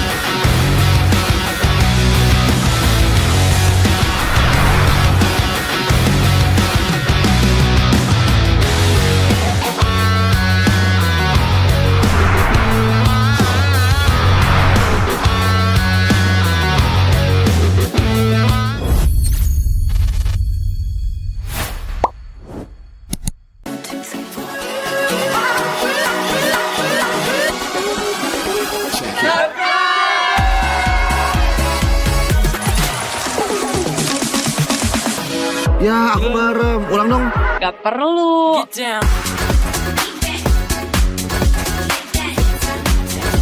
Guys, review.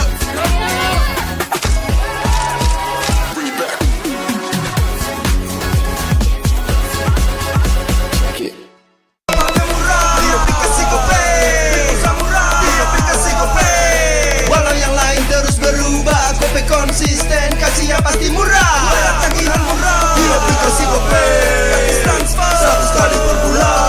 Download aplikasi GoPay baru, nggak pakai lama. Dompet andalan gamers banyak damage-nya.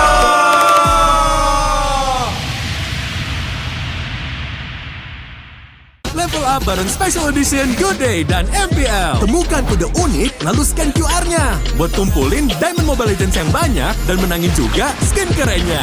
Cobain semua variannya sekarang. Sebotol Good Day bikin GG Good Day. Yo, Good Day MPL, woo, Good Day MPL, woo, Good Day MPL, yes, Good Day MPL, woo, Good Day MPL, yes, Good Day MPL, yo, Good Day MPL, oh. Aku udah nonton. Fix Hijin tuh jahat ke Minjun. Hijin kan emang gak mau pacaran sama Papamu, mamamu, biarkan mereka. Di granat! Boom! Ya, gue kena ghosting. Terus ditinggal nikah sama Hijin. Padahal mereka udah cium. Anak yang nakal. Saatnya kau dan aku. Pakai simpati buat nonton, musik, games, belajar, sampai belanja. Bisa pilih benefit sesuai keinginanmu. Tenang. Menang kalah, mabar bisa good time. Wah, good time Mobile Legends Bang Bang. Enak coklatnya, bikin semua bisa good time. Ini nih mainnya.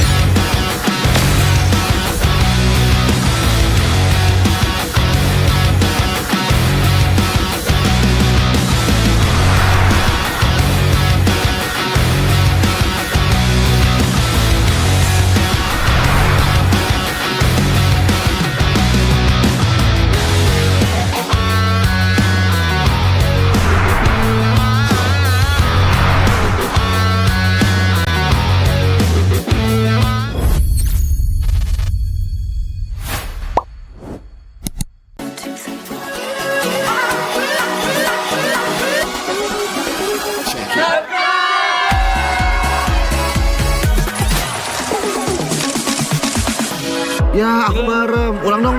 Gak perlu.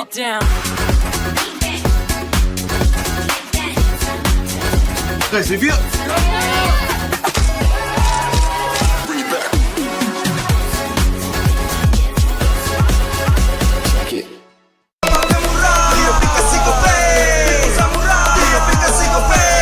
Walau yang lain terus berubah, Gope konsisten, kasihnya pasti murah. Tagihan murah di aplikasi Gope, transfer 100 kali per bulan.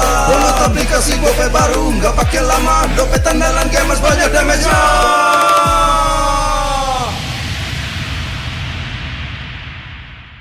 Level up bareng Special Edition Good Day dan MPL. Temukan kode unik, lalu scan QR-nya. Buat kumpulin Diamond Mobile Legends yang banyak dan menangin juga skin kerennya. Cobain semua variannya sekarang. Sebotol Good Day bikin GG Good Day. Yo, good day MPL, woo, good day MPL, woo, good day MPL, yes, good day MPL, woo, good day MPL, yes, good day MPL, yo, good day MPL, oh. Aku udah nonton. Fix Hijin tuh jahat ke Minjun. Hijin kan emang gak mau pacaran sama Papamu, mamamu, biarkan mereka. Di granat! Boom! Ya, gue kena ghosting. Terus ditinggal nikah sama Hijin. Padahal mereka udah cium. Anak yang nakal. Saatnya kau dan aku. Pakai simpati buat nonton, musik, games, belajar, sampai belanja. Bisa pilih benefit sesuai keinginanmu. Tenang. Menang kalah, mabar bisa good time. Wah, good time Mobile Legends Bang Bang. Enak coklatnya, bikin semua bisa good time. Ini nih mainnya.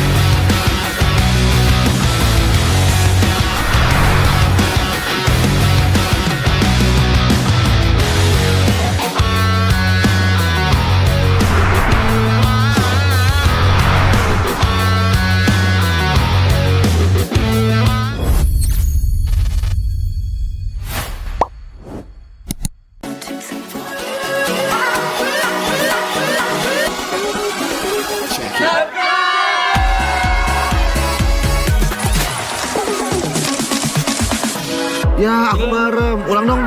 Gak perlu.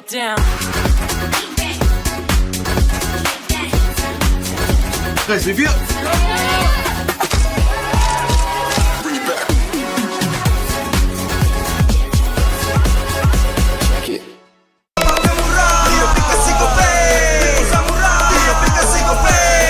Walau yang lain terus berubah, Gope konsisten, kasih yang pasti murah. Bayar tagihan murah di aplikasi Gope, gratis transfer 100 kali per bulan. Download aplikasi Gope baru, nggak pakai lama. Dompet andalan gamers banyak damage-nya.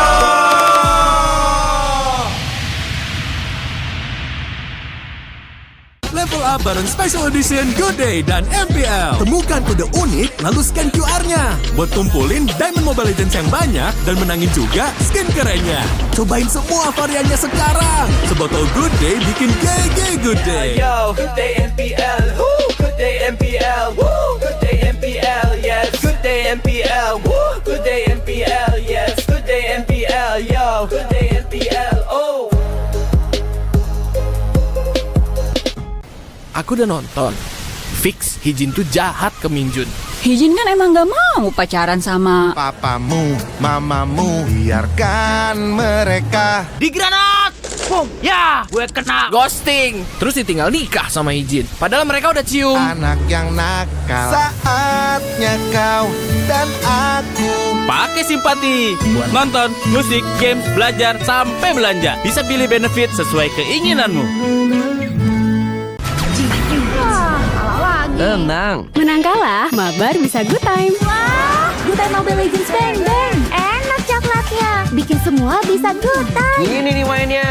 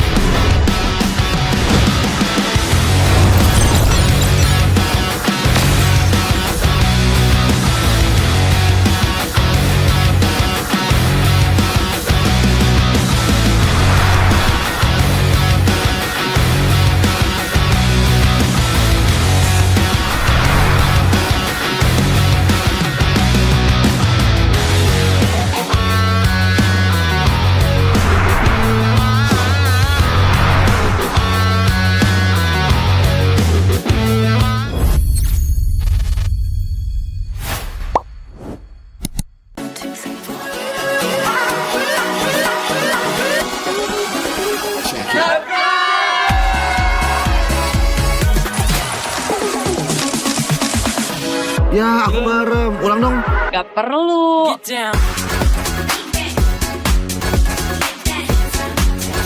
Guys, review.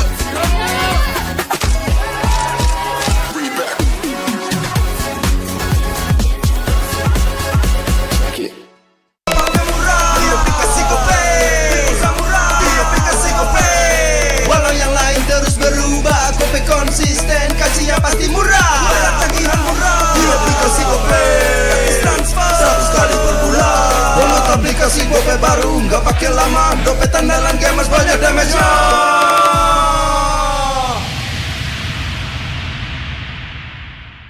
Level up bareng Special Edition Good Day dan MPL. Temukan kode unik lalu scan QR-nya. Buat kumpulin Diamond Mobile Legends yang banyak dan menangin juga skin kerennya. Cobain semua variannya sekarang. Sebotol Good Day bikin GG Good Day. Yo, Good Day MPL, woo, Good Day MPL, woo, Good Day MPL, yes, Good Day MPL, woo, Good Day MPL, yes, Good Day MPL, yo, Good Day MPL, oh. Aku udah nonton. Fix Hijin tuh jahat ke Minjun. Hijin kan emang gak mau pacaran sama papamu, mamamu, biarkan mereka. Di granat! Boom! Ya, gue kena ghosting. Terus ditinggal nikah sama Hijin. Padahal mereka udah cium. Anak yang nakal, saatnya kau dan aku Pakai simpati buat nonton, musik, games, belajar, sampai belanja. Bisa pilih benefit sesuai keinginanmu. Tenang. Menang kalah, mabar bisa good time. Wah, good time Mobile Legends bang bang. Enak coklatnya, bikin semua bisa good time. Ini nih mainnya.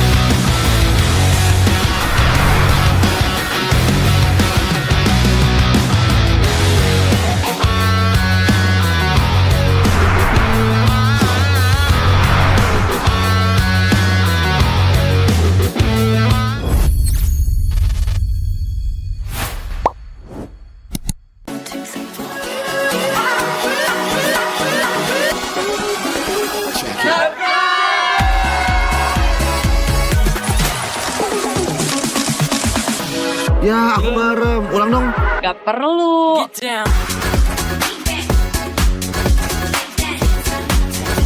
Guys, review.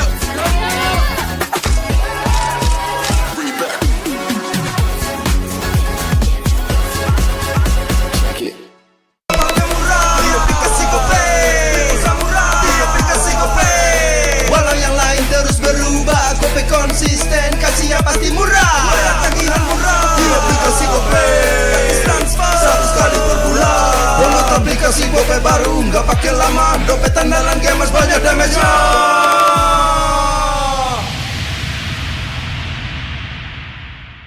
Level up bareng Special Edition Good Day dan MPL. Temukan kode unik lalu scan QR-nya. Buat kumpulin Diamond Mobile Legends yang banyak dan menangin juga skin kerennya.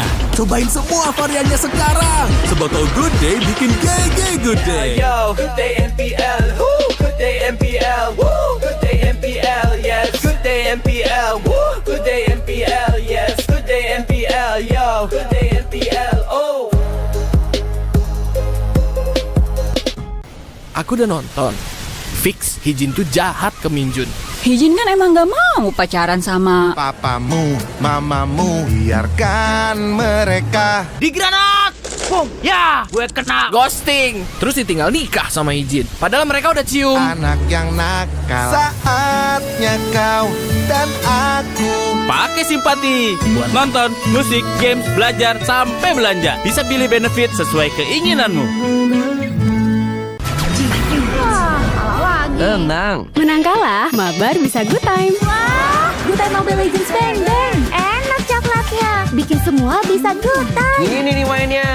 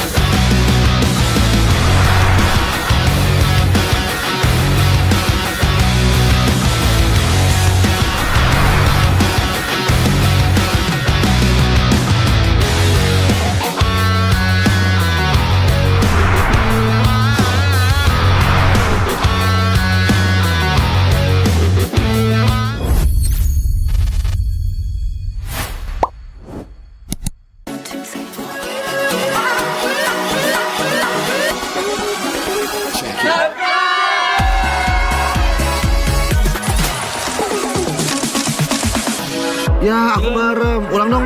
Gak perlu.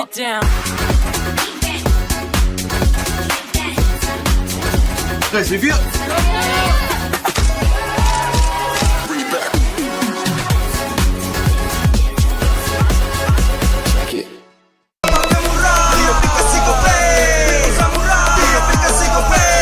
Walau yang lain terus berubah, gope konsisten, kasihnya pasti murah. Tagihan murah di aplikasi gope, transfer 100 kali per bulan. Download aplikasi gope baru, nggak pakai lama. Dompet andalan gamers banyak damage-nya.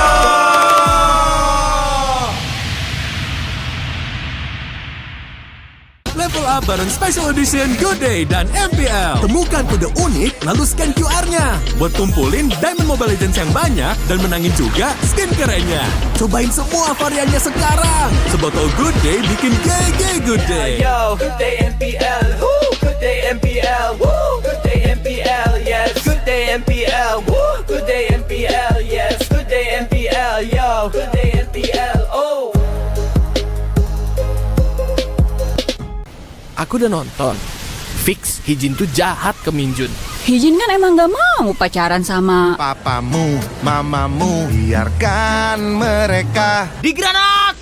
Boom! Ya! Gue kena ghosting. Terus ditinggal nikah sama Hijin. Padahal mereka udah cium. Anak yang nakal. Saatnya kau dan aku.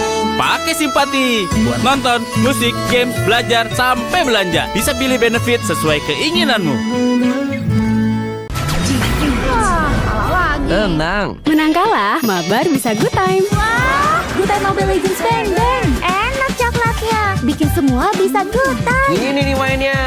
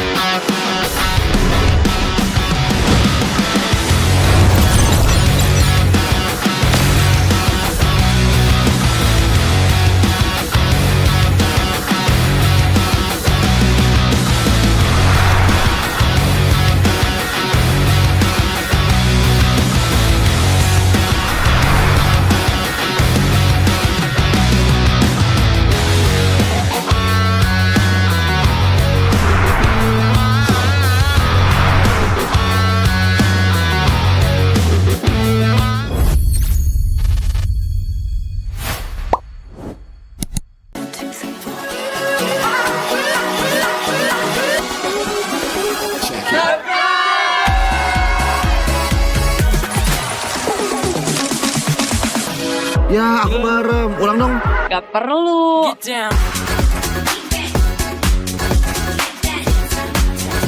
Guys, review.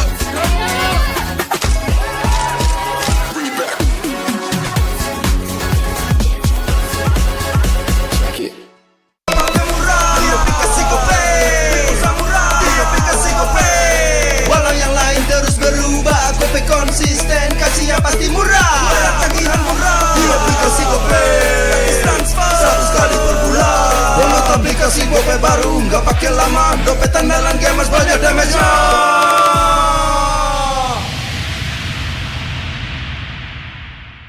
Level up bareng Special Edition Good Day dan MPL. Temukan kode unik, lalu scan QR-nya. Buat kumpulin Diamond Mobile Legends yang banyak dan menangin juga skin kerennya. Cobain semua variannya sekarang. Sebotol Good Day bikin GG Good Day. Yo, good day MPL, woo, good day MPL, woo, good day MPL, yes, good day MPL, woo, good day MPL, yes, good day MPL, yo, good day MPL, oh. Aku udah nonton. Fix Hijin tuh jahat ke Minjun. Hijin kan emang gak mau pacaran sama Papamu, mamamu, biarkan mereka. Di granat! Boom! Ya, gue kena ghosting. Terus ditinggal nikah sama Hijin. Padahal mereka udah cium. Anak yang nakal. Saatnya kau dan aku. Pakai simpati buat nonton, musik, games, belajar, sampai belanja. Bisa pilih benefit sesuai keinginanmu. Tenang. Menang kalah, mabar bisa good time. Wah, good time Mobile Legends Bang Bang. Enak coklatnya, bikin semua bisa good time. Ini nih mainnya.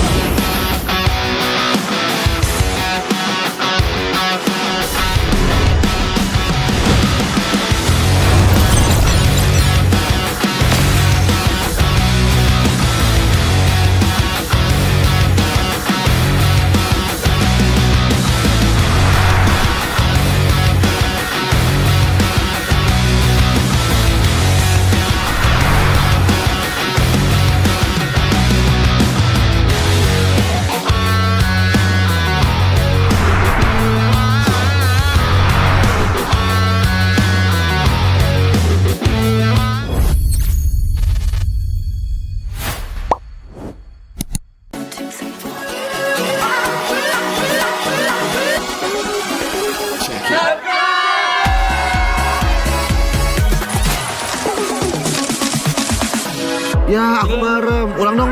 Gak perlu.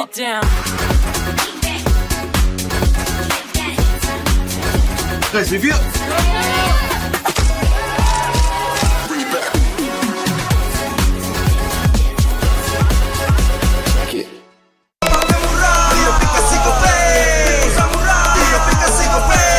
Walau yang lain terus berubah, Gope konsisten, kasihnya pasti murah.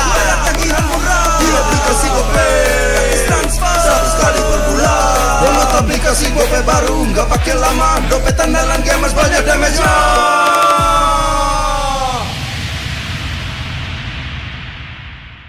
Level up bareng Special Edition Good Day dan MPL. Temukan kode unik, lalu scan QR-nya. Buat kumpulin Diamond Mobile Legends yang banyak dan menangin juga skin kerennya.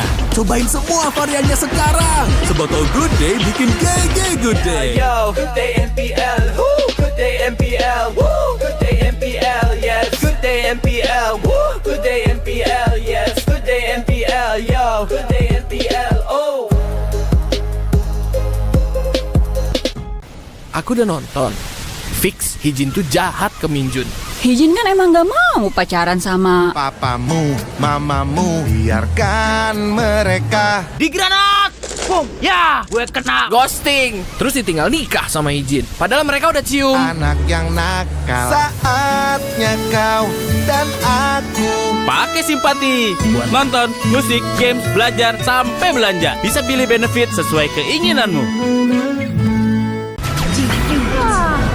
Tenang. Menang kalah, mabar bisa good time. Wah, good time Mobile Legends Bang Bang. Enak coklatnya, bikin semua bisa good time. Ini nih mainnya.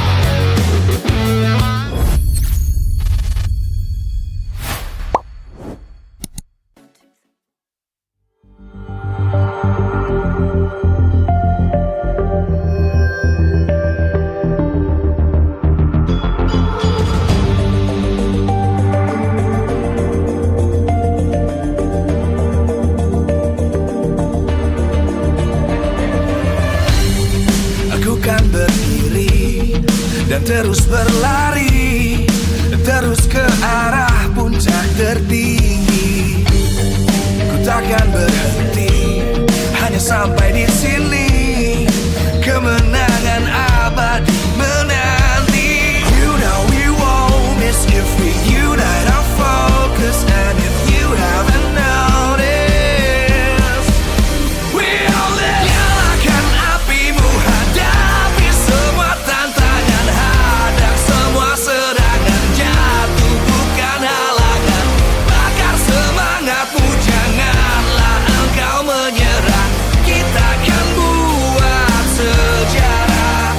We all this, we won't miss. We all this, we won't miss. Saatnya beraksi, jalani ambisi. Aku kan menyawakan hari ini. You know we won't miss if we unite our focus. And if you haven't noticed, we all live. Nyalakan apimu, hadapi semua tantangan, hadang semua serangan, jatuh bukan halangan. Bakar semangatmu, janganlah engkau menyerah. Kita akan buat sejarah. We all this, we won't miss. We all this, we won't miss. We all this.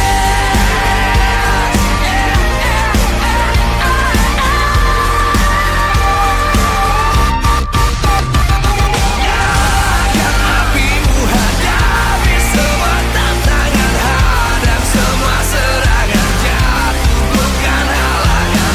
Bakar semangatmu, janganlah engkau menyerah. Kita akan buat sejarah. We all this.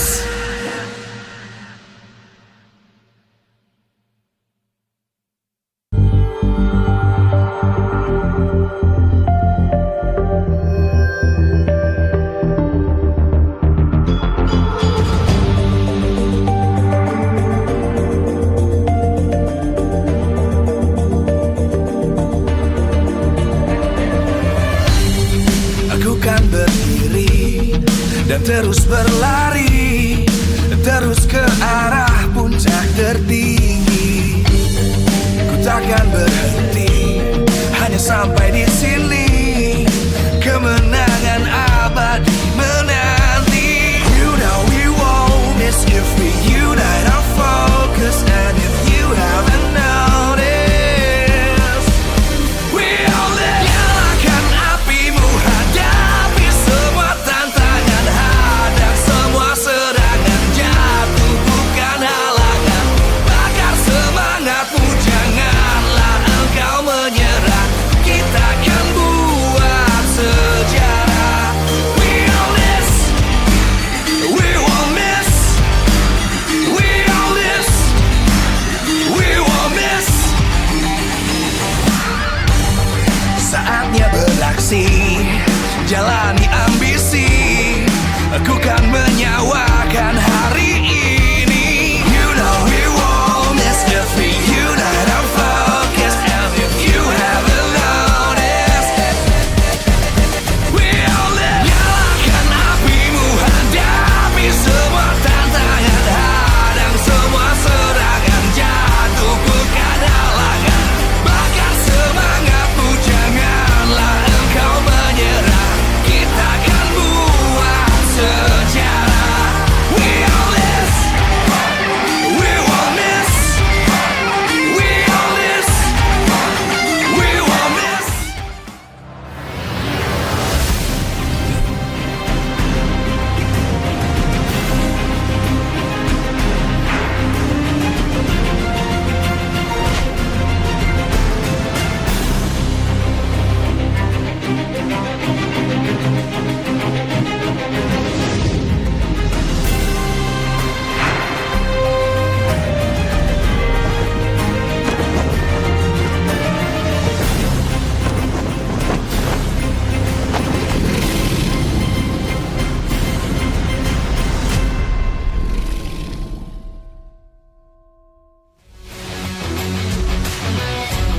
MPL Indonesia Season 16 is powered by Moonton.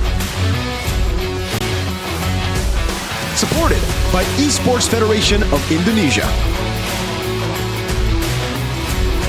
Presented by official tournament smartphone, Samsung Galaxy. Official e-wallet, GoPay. Official coffee, Good Day. We own this.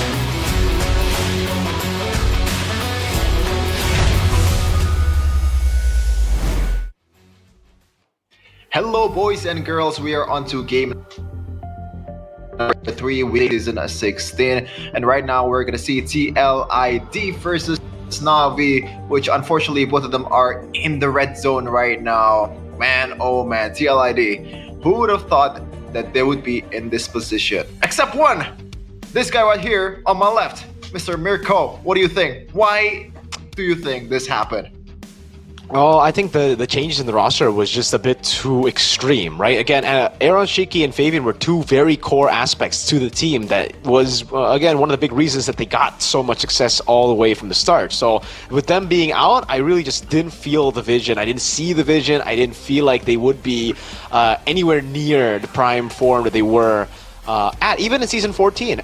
We don't even need to compare it to Season 14. Season 15, when they would dip very low, they were still there, competitive against most of the teams. They were still able to show those little glimpses of brilliance that we saw from the previous season. But now, with the lineup being completely different, it really just feels different. It really feels like this team has no identity now. They're just in MPL. How about you, Goni? Especially with the fact that Fabian is starting to change role. Aaron Shiki hasn't been filled yet, and Kabuki, I think so far he's having a stinker season. Not gonna lie, man.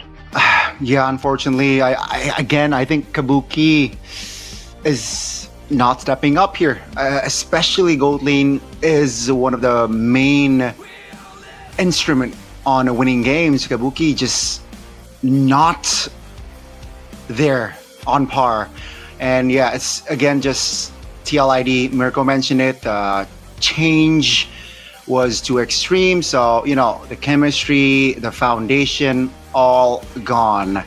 And it sucks, you know, because technically Joe, you know, has some potential, but I don't feel the other members are letting him shine in a way. And gotta shout out SDL here, not in a good way though. I think his their coaching staff, you know, SDL, Facehager, I think they have and they need to improve a lot here, especially in this current patch, if they want to make it to playoffs. Yeah, it's just, for me, it's super unexpected. For me, the most unexpected thing is the way Weedy has been playing right now, because I would expect Weedy would be the last player that I thought would be underperforming this season out of all the TL member, but so far he's not up to his standard. As we're gonna take a look at the history of the Cavalry's fate here, Season 7 and Season 6, when they were still Aura Fire. Week number 1 to week number 3, they are winless. Last place, and they ended up Season 7 with 0 wins, Mirko. Season 11, also almost pretty much the same thing. They got 1 win, but ever since then, just complete L's and after L's. Now, do you think this is gonna repeat itself? I'm gonna answer no, at least for me, but from you, Mirko, like, what does it take, and also how likely is it that they're gonna have end up with this kind of season? I think it takes them to have a little bit more synchronization here. Not a little bit, a whole lot more synchronization. They need to understand that at this point, they need to play as a team. I've seen a lot of clips from Aaron Shiki, from a lot of the re-streamers nowadays talk about the situation that TLID are facing currently, and most of them have the same opinion. Most of them feel like the boys just are playing individually. They're playing alone. They're not really playing for the team. A couple of times you would see some of them make really good moves on a map, but there's just no follow-up. Meanwhile, in the past, with Fabian, with Aaron, again, with the lineup that you already see, just with Fabian and Aaron, they're always in sync. They know what to do, and more importantly, they do it together. Win or lose, they will listen to the call made by Witty. I don't know if the calls have been bad. I don't know if there's been no calls, or if the team just doesn't want to listen to the calls, because at this point, it really just is all on the team. Like when it comes to the problems, we don't know what it is. We're just assuming, right? With the changes in rosters, changes in players, constantly, it shows us at least that they're kind of facing a similar issue to Alter Ego, to even Na'Vi before they made the whole change of Andorio Ukir last season, when they were still swapping between Aether, Washapal, Hanafi, Cars in Rome, and then Feb, you know, the crazy changes. So for TLID, it's still them trying to experiment as to who is the best lineup. I'm a fan of Fabian, just not in the mid lane. If it's Fabian in the mid lane again, I'm sorry, Fabian. You're the usurper. You're my boy. But I think the win streak will continue.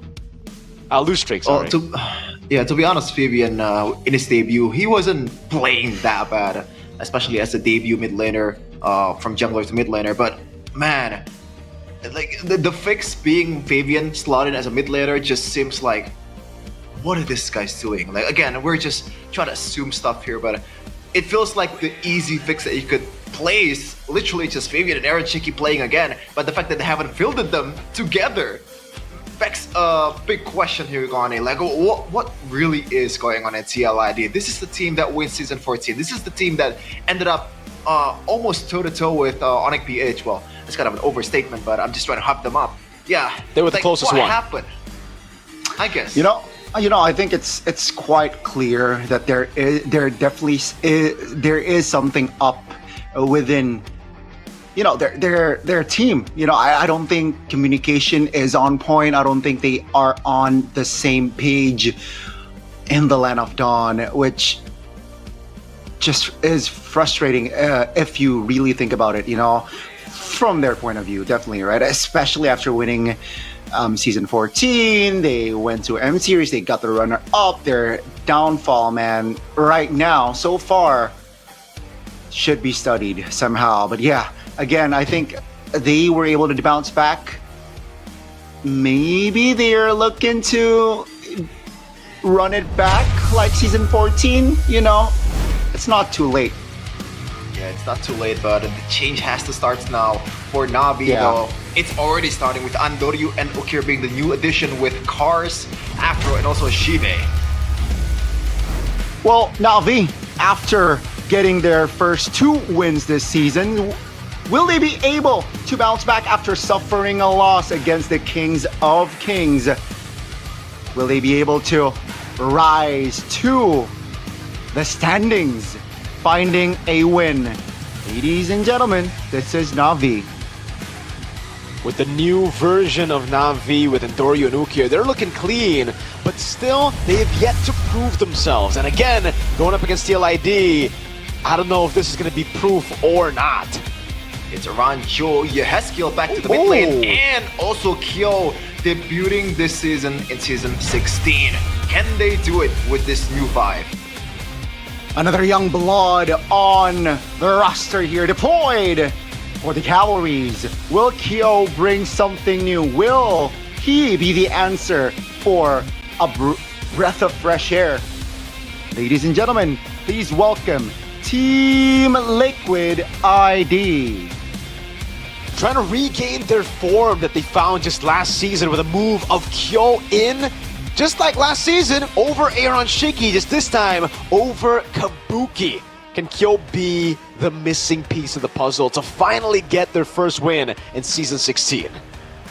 Yeah, finally some changes here in the gold lane, but we're gonna see audience topic voting first. With this lineup, can TLID secure a win against Na'Vi? It seems like the trust is still towards Na'Vi with 64% compared to 24% of TLID. The masses have decided that Na'Vi is in the better position, and I would agree with that as well. Looking at them, they look pretty locked in there. Shive just bobbing his head a little, trying to be, oh, never mind. He's just yawning. Man. XBTR, by the way. XBTR, by the way. Na'Vi will definitely win. It's kind of wild, though. 64%. Actually, I gotta take that back. Maybe not, after seeing, you know, the performances mainly, not just of Na'Vi, but of TLID, and them still shifting their rosters. Again, TLID are basically going through the same arc that Na'Vi had to go for last season. 0-4 the first 3 weeks, having to change their lineup constantly, even bringing someone back into a role that they're not used to. Fabian from jungle to mid. Last season it was Cars from XP to Rome. And yeah, those win rates aren't looking too good for TLID, yet they're still going to choose to stay on blue side, 16.67%. And finally, Kyo gets some playing time, man, because we've seen how he was able to perform last season. Like, it wasn't that bad either. Like, he was actually pretty good, especially as a rookie. It's, again, questionable for TLID, the fact that he is benched for so long, even after Kabuki played quite a few games, and it wasn't that great either. And finally, he gets the chance. Hopefully, he can, even if TLID does not win this match, at least he's able to prove that, you know, this is the change for good with Kyo. But we are going to go to the drafting phase for game number 1 between TLID versus Na'Vi, presented by official tournament smartphone Samsung Galaxy S25 series. Rocks need no protection from the rain. Yeah, ladies and gentlemen, TLID, we mentioned it already, will have the blue. They will opt for a Lancelot and a CC ban. What's your That command? is Your team quite is banning. unique there, the Lancelot ban specifically. But okay, TLID seems like they do not want to go for that approach. Now, the YSS is still on the board with the Lancelot ban. Does that force Na'Vi, Coach Do, ban the YSS out, knowing that Sushin is on the board, Arlet as well? Okay. I mean, let's see what they go for here.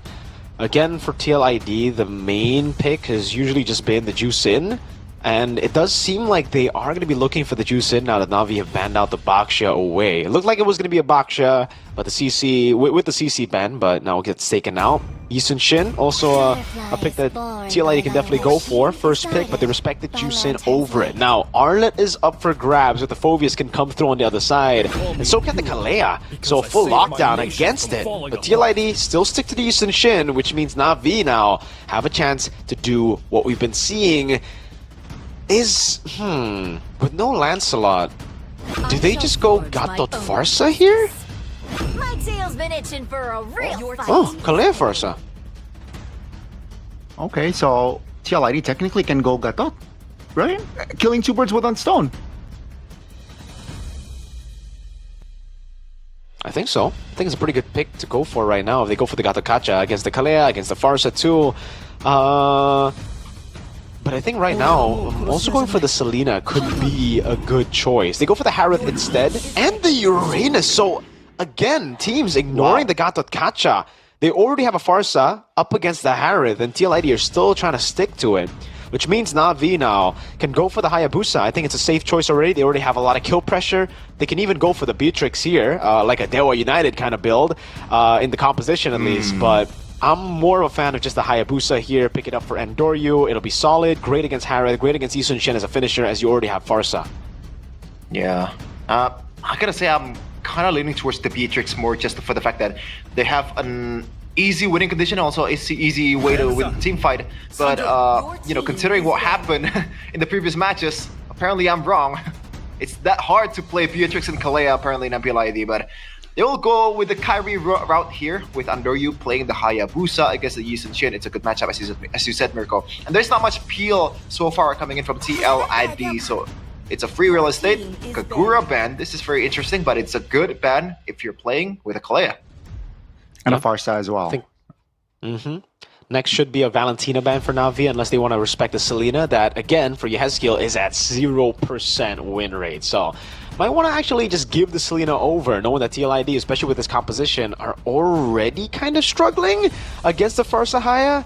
TLID, though, on the other side, I think CC is one of the picks that you are definitely going to have to take out here. Like, Gatot Kacha, take it out yourself. Because I understand that you want to pick it up as TLID, but Na'Vi could snatch it away before you on red 4. So it actually creates more of a problem for TLID later on by leaving the Gatot Kacha open like this. And they decide to ban out Esme, which is solid because you have Uranus Harith. But in a way, I didn't really think Na'Vi were going to go for it. Well, let's see, right? Will the Selena ban comes through? You mentioned it, Yehezkiel is not really has not really convinced us that he's comfortable on that Selena. There you go. Hence the Valentina ban. You mentioned it as well, Mirko. Now, TL, here's the thing, all right? We saw what the Harith can do earlier on. Is this just a TLID win with Harith? Is Harith the pariah gold laner, but teams aren't really aware of that? That's the big question. It's Cryo when there's no Farsa. With the Farsa, I'm not too big of a fan of it, honestly. Especially with the Farsa and Granger. Like we've seen from Bigatron too, you know? Really just countering the Harith with the Farsa and the Granger. Outranging him and bursting him down before he can even go and join the fight with his Zaman Force. TLID, last 2 picks, they need an answer to the Farsa and Granger. And again, the best answer would be the Gatot Kacha here, right? But then you would have to put it on Witty. I don't know if Witty wants to be on a Gatot Kacha here with no one there to set up for. Because usually when you... Whoa, wow. Okay, and a Grop, oh man, like, okay. Again, you don't want Gatot Kacha when you don't have anyone else to, you know, engage, because you can't really be the main engager on Gatot. But the Zetian here, I don't know, Na'Vi can really just go for anything at this point, no, right? Like, in the XP, there's no Lapu, but they can still go for the Terizla that we've seen from Kin. By these chains. Or the Phobius, which is pretty good too, yeah, dashes across the board. Well, there is one thing that TLID excels at in this competition, that is vision, but I don't know if that vision will do them much good, knowing that a Kalea and also a Farsa which can pretty much gap close super fast with a flicker as well. So, Mirko, it seems like you are leaning way more towards Na'Vi draft right now, am I right? Yes, I think based on the draft, I'm gonna have to say Na'Vi takes it. Well, at least it's a new thing. New thing for TLID. It's debut for Zetian in season 16, and it seems like TLID's lineup rating actually favored by the statistics. But so far in this day, statistics can kind of lie to you. Let's see though. TLID still winless in season 16. They need to finally grab one here to start off or kickstart the winning ways that they used to have in season 14. It's Na'Vi versus TLID game number 1. Ladies and gentlemen, will they be able to secure game 1 with the Titian and Yi Sun Shin combo? Is the coaching staff, SDL, Facehugger, stuck 2-3 patches ago? Let's find out and see. Early on, oh, a skirmish here. Witty actually winning it out, but prolonged team fight. Let's take a look at the emblems real quick. Concussive Blast for Apro. Same goes for Witty, who's actually able to win out in the mid lane earlier, but Ukir goes straight into the bottom lane, and this is the power of the Farsa early. Wings by Wings is such a good tool to utilize to rotate around the map, as with the mid prio, they actually will be able to get that. Dory just walks up a bit. Killing Spree, Choice, and whoa, Aran with Concussive Blast too, to try to retaliate against a possible Concussive Blast that they expected from Cars, which came out to be true also as well. So really, just the pressure battle for both these teams. They want to be active on the map. Yeah, for sure. And I feel like in terms of like wave clear, Uranus is not as good as his thing. And Aran, the longer he is stuck on a wave, the more vulnerable he is, because it's a Farsa, it's Afro with the Kalea, so you can't really rule out an early like kill towards this Uranus, because a kill towards the XP laner I think is a much more it's much more worthwhile and also valuable in this meta before the first objective, as we're building towards that. 20 seconds on towards the first turtle, and this is the clash of young bloods, Mr. Ukir and also Yehezkiel. But is Ukir kinda counts as a young blood in PH? Yeah, he's relatively new, even in the Philippines, with Andoryu. So yeah, let's see here. 1. The setup for Turtle number 1 indeed. It's YB versus YB in that mid lane. And seems like, with the Mountain Chalker popped here, yeah, Visions already. Oh, Joe still finding that retreat. Quad Shadow towards the back there for Andoryu. No compensation. No concrete compensation from Na'Vi, except for the top, perhaps. Ranger gets a couple of good turret lightning gold there. Not even. So, yeah, no real compensation. Yeah, I think that's all Witty in that team fight, man. Because, like, the way he zoned out all the members, pretty much, especially Andoryu, which tried to do a Ray in the first, in the Dewa United match. Didn't really manage to do so, but yeah, TLID is up by a bit of a gold here, but Aran gotta watch out here. 3 people on the bottom lane. So far, this Concussive Blast Uranus has actually been doing them a lot of good. The rotations have been good. Talent prediction by Gopay. Wow. Hold up. Yeah, head skill poked down in the mid lane by Ukir. And it's, wow, everyone going Na'Vi except for Ranger Amas. Yeah. Is the Ranger a must for a reason? Weedy? Getting engaged? I don't know about that. Konami Slam, Tectonic Charge. Andoryu jumps in with the Shadow Kill as well. Oh my goodness, Afro, 1 HP. Iran not able to connect there to secure that kill, but yeah, the usage of the Tsunami Slab on towards Weedy, not really efficient there. Okay. Not at all. Is this the new meta, Miracle? Like the Katakacha replaced by a Grok? Is that a better option here?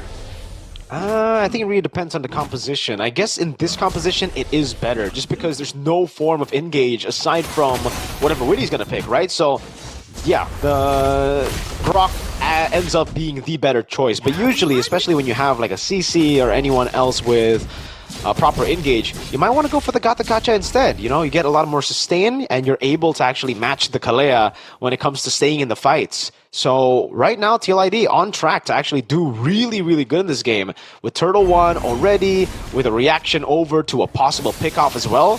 It's just, how can Na'Vi outplay them now? It doesn't look like they have the prio. But be careful, Afro, very low. Tsunami Slam committed.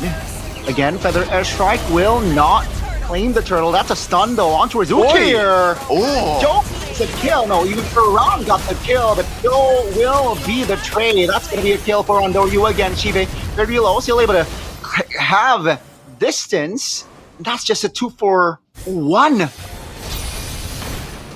Ooh, great ultimate too there to cancel some of the recalls. A possible cheeky kill on Shive, but he's able to get away. So it ends up being a win for TLID, but then we have to take a look at the deaths here. Joe dying for Ukir means that Andoryu will have a lot more tempo to play with in the map to get the lead back or to get snowballed, because he was able to pick up a kill in that fight, and so did Ukir. Uranus is a problem right now. Once they have enough burst, Uranus will continue to fall, so let's see. Tommy Slam on towards the Grok. Rudy this time will fall. Afro flickers out. That's gonna be Cars just holding on, forcing Kyo to pop the Purify. The damage will not be enough, but Cars picks up the double. But Andoryu lose to a solo bottom side. Wow, so Joe finds a solo, but TLID, they lose out on the fight. Top, great compensation though, as the structure bot will be taken down. But how the hell did that happen? We need a replay for that, because how could you lose a 1v1s against Lee Sun-jin? I guess the Shadow Kill didn't really proc towards the perfect target. Maybe it went towards a minion? I'm just grasping at straws here. What? Or he got ambushed. Again, for the Lee Sun-jin, really good at going for ambushes now with the Mountain Shocker. So pop it in, hold up. Whoa. Oh, gotta be careful. This time Witty Tectonic Charge defensively before the turtle. So that's a lose on the trade. Mountain Shocker popped as well. So let's see here. Now V, will they be able to take the neutral objective, deny a perfect turtle from the side of TLID? It seems like though, TLID will be the first one on the turtle. Let's see. Some of the resources already down for TLID. No Tectonic Charge. Gotta be careful. That's a barrier. That's a Tectonic Charge. Afro Cars now in trouble. Gotta be careful now. The turtle will be secured by Joe, but that will be the end of Cars. Na'Vi lose 2. TL lose 1, but they got the turtle. Wow. And so far, the value of this Grok is immense, man. It's been just rocking, literally. Everyone from Na'Vi in the front line dealing a surprising amount of damage through towards guys like Afro and Cars. Dude, the ultimate came back in time, like perfectly for Witty. Because right when they started the turtle, it was still down. Right as I say it, it turned green, pops it in instantly, and got some of the big boys up in the air, which is great again. Na'Vi find themselves backed up into a corner with this composition. Pretty darn bad to actually be behind. You need to be the ones engaging. You need to be the ones really making the plays here. And they're going to have to farm up a bit more. Good news for them is Shive has a Sky Piercer stack already, so he's on track to actually getting a bit more here as we get into the mid game, and he's deathless. But the bad news is the fact that TLID just have so much front pressure that their backline are free to do whatever they want. This could be the secret genius in the pick of Zetian. Let's say though, Andoryu very low. That's the shadow kill pop. So this might feel has the shadow to go back there. Will they be able to retaliate in the mid lane? Conceal play. Iran is providing info, wasting resources, taking a lot of damage. That's the Fury of the Phoenix. Stunning force. Shive vulnerable there. Will get more HP. Cars though to win work.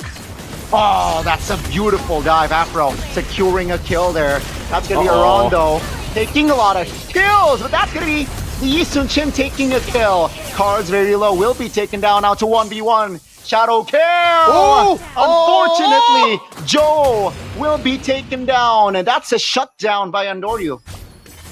Oh, that was a quite unfortunate shuriken there. I don't know if Andoryu meant to do that, but it really worked out to his favor. Shout out to him.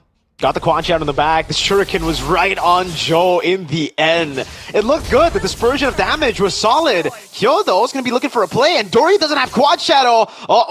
Kyo waiting in the bush. Gotta be careful. Has the Purify as well. Shadow kill pops. Quad Shadow is there. Feather airstrike. Oh my goodness. The calculation, the composure Andoryu has under pressure is still evident here. Yeah, not only the composure of the balls as well to just go back and take the jungle creep for himself. Now V, they're in a better position right now considering that they're only down 600k from what it was like almost like already 1 point something K. Weedy, is it a target again? Yeah, onto the Grok here. Fury of the Phoenix though will, oh my goodness, Shive will burst Weedy down. That's gonna be Afro, the trade. Another hero, that is Cars, will go down. No frontliners now from the side of Na'Vi, but Shive and Andoryu has enough damage collectively to take Kyo down. Na'Vi recovering. As I said before, Na'Vi, they were just struggling in the early game because they just didn't have the damage, the instant damage, to follow up any of the Tsunami Slams. But now, as they scale up, it's going to be troublesome, even for Aran! Oh, that's just a kill. Enough damage there, even with no frontliners. They know that they have enough damage profile to take the Uranus down. Now with the Lord up, seems like Na'Vi will take it slow here. They will reset knowing that Iran is still down, so not too hasty here. Cars now trying to provide info. Oh, that's a great tectonic charge. Flicker. Oh my goodness, Tsunami Slam onto his Joe, and Andoryu collects the Lord. That's going to be Joe going down for 30. Weedy very low as well. Kyo under the turret. Will he survive? With the flicker by Ukair and the stun. Shive finds it. Add that to the Skypiercer sack. Ever since the solo kill towards Andoryu, he's been popping off, man. He's trying to just retaliate and also prove that, you know what, that was just a fluke, my guy. This is the Hayabusa of one of the junglers of PH. Andoryu playing his game so well, even though he's down in gold, Mirko. It's been a bit different to how we expected the game to play out, right? We expected TLID to lose up from the get-go, but they were actually the ones to be the aggressors, the ones to actually put Na'Vi in a tough spot. And Na'Vi actually coming back really well. You would expect their composition to not do too well while being behind in the early game, but again, some solid moves from Andoryu, great stability from Shive, got them. Oh, shadow kill! On towards the back here, has a Quad Shadow to go back. Yes, skill's dead! Just a tectonic charge already committed now. Lord will charge towards the top. Seems like they will have to clear for now. No shadow kill on Andoryu. They will relieve off pressure. That's the barrier though to cancel the Wings by Wings. Ukir now in a tough, peculiar spot. Great peel, great cover, and that will be Witty off the board. Yeah, this is just the sad thing about the MPL ID. Once the Tsunami Slam can pretty much one-hit you all the front lines, it really doesn't matter who to go for. And they are cruising through some of the inhibitor turrets here, already down one in, you know, in a span of like 12 minutes or so. This is not looking good at all. What? That's Tsunami Slam. Afro a little bit too aggressive than a kill. Oh, what? My goodness, the angle that Andoryu was able to make there finds the kill. Wait. Oh my goodness, 25 seconds on the clock for Kyo. Mid-turret falls. This is the Hail Mary play. That's gonna be Shive trying to create some distance. Weedy, Joe taken off the board. Na'Vi has an end angle here. The mid will come quite soon. Feather airstrike locking. He has scaled down. almost there. Brukir will be taken down. That's going to be a round off the board. And ladies and gentlemen, with just Yehezkiel and Kyo standing, can they defend? Now, Na'Vi, shadow kill towards Kyo. We got a game. Na'Vi gets game 1. TLID in the gutter. Oh my goodness, it really does not look good for TLID. You can see some of the engages that Witty got too. It feels like the follow-up was not immediate. They're not really connecting with each other. What is up with TLID? Like, seriously? I don't know, but it's not good. It's not looking good at all for them. They struggled so hard in the mid game. And Na'Vi punish instantly. Every single small advantage they get the punish on it. And I gotta say, the peel from the rest of Na'Vi was beautiful there. It could have been really bad for Shive. Could have been a shutdown, a few of those Sky Piercer stacks taken back away from him. But they just stayed calm and composed. Every single one of these members knows exactly how to punish these overextension, these moves from TLID. Now again, I already did say that the drafts weren't to my liking, but they, against all odds, actually exceeded my expectations with the draft in the early game. They did a pretty good job. It's just, how could they convert with that early game lead into the mid game? And unfortunately, they weren't able to convert. Oh man, it's just unfortunate for TLID right now. What's gonna be the solution here? Because I gotta say, they had it in the bag, you know. Like, again, the composition, as you said, Mirko, probably favors Na'Vi a bit more. But I feel like the fact that they were able to kind of like weather the storm with that Kalea combo in the early game, Witty was able to take some hits, and TLID was able to retaliate well. Same with Aran with the Purify. He has a different story with the Fulvius that we've seen in the previous matches. Like, what happened? What made them lose the edge there? I just don't understand. They should have just kept the same game plan all over the place. See, the game plan was... I don't think it's just tempo. I think the game plan was also kind of like weird from the start, from the draft itself. The game plan was good whenever you would get like specific things under your belt, which was a big ultimate with a tectonic charge from Witty, or Aran dismantling the back line. Both of those will actually turn to be pretty hard situations to get as we get into the late game, because Na'Vi, firstly, won't really be grouping up together with this composition. They'll be split up for the most part, as you can see from these team fights. And after that, also, the damage to deal with Uranus would be there, right? Early on, it's not there for Na'Vi, and that's why they kind of struggled with Aran constantly spinning around them. But as we got into the later stage of the game, Aran was pretty squishy. This is, again, the problem that I have with Uranus. I think he's kind of an overrated pick, especially in a very active region like Indonesia. Maybe in the Philippines, where games are a lot slower. You can see the Uranus find a lot more value. But here, with so many Sky Piercer stacks getting picked up early, with so many kills being given out early, you're dealing with a bit too much damage output for it to actually be of use for the long term.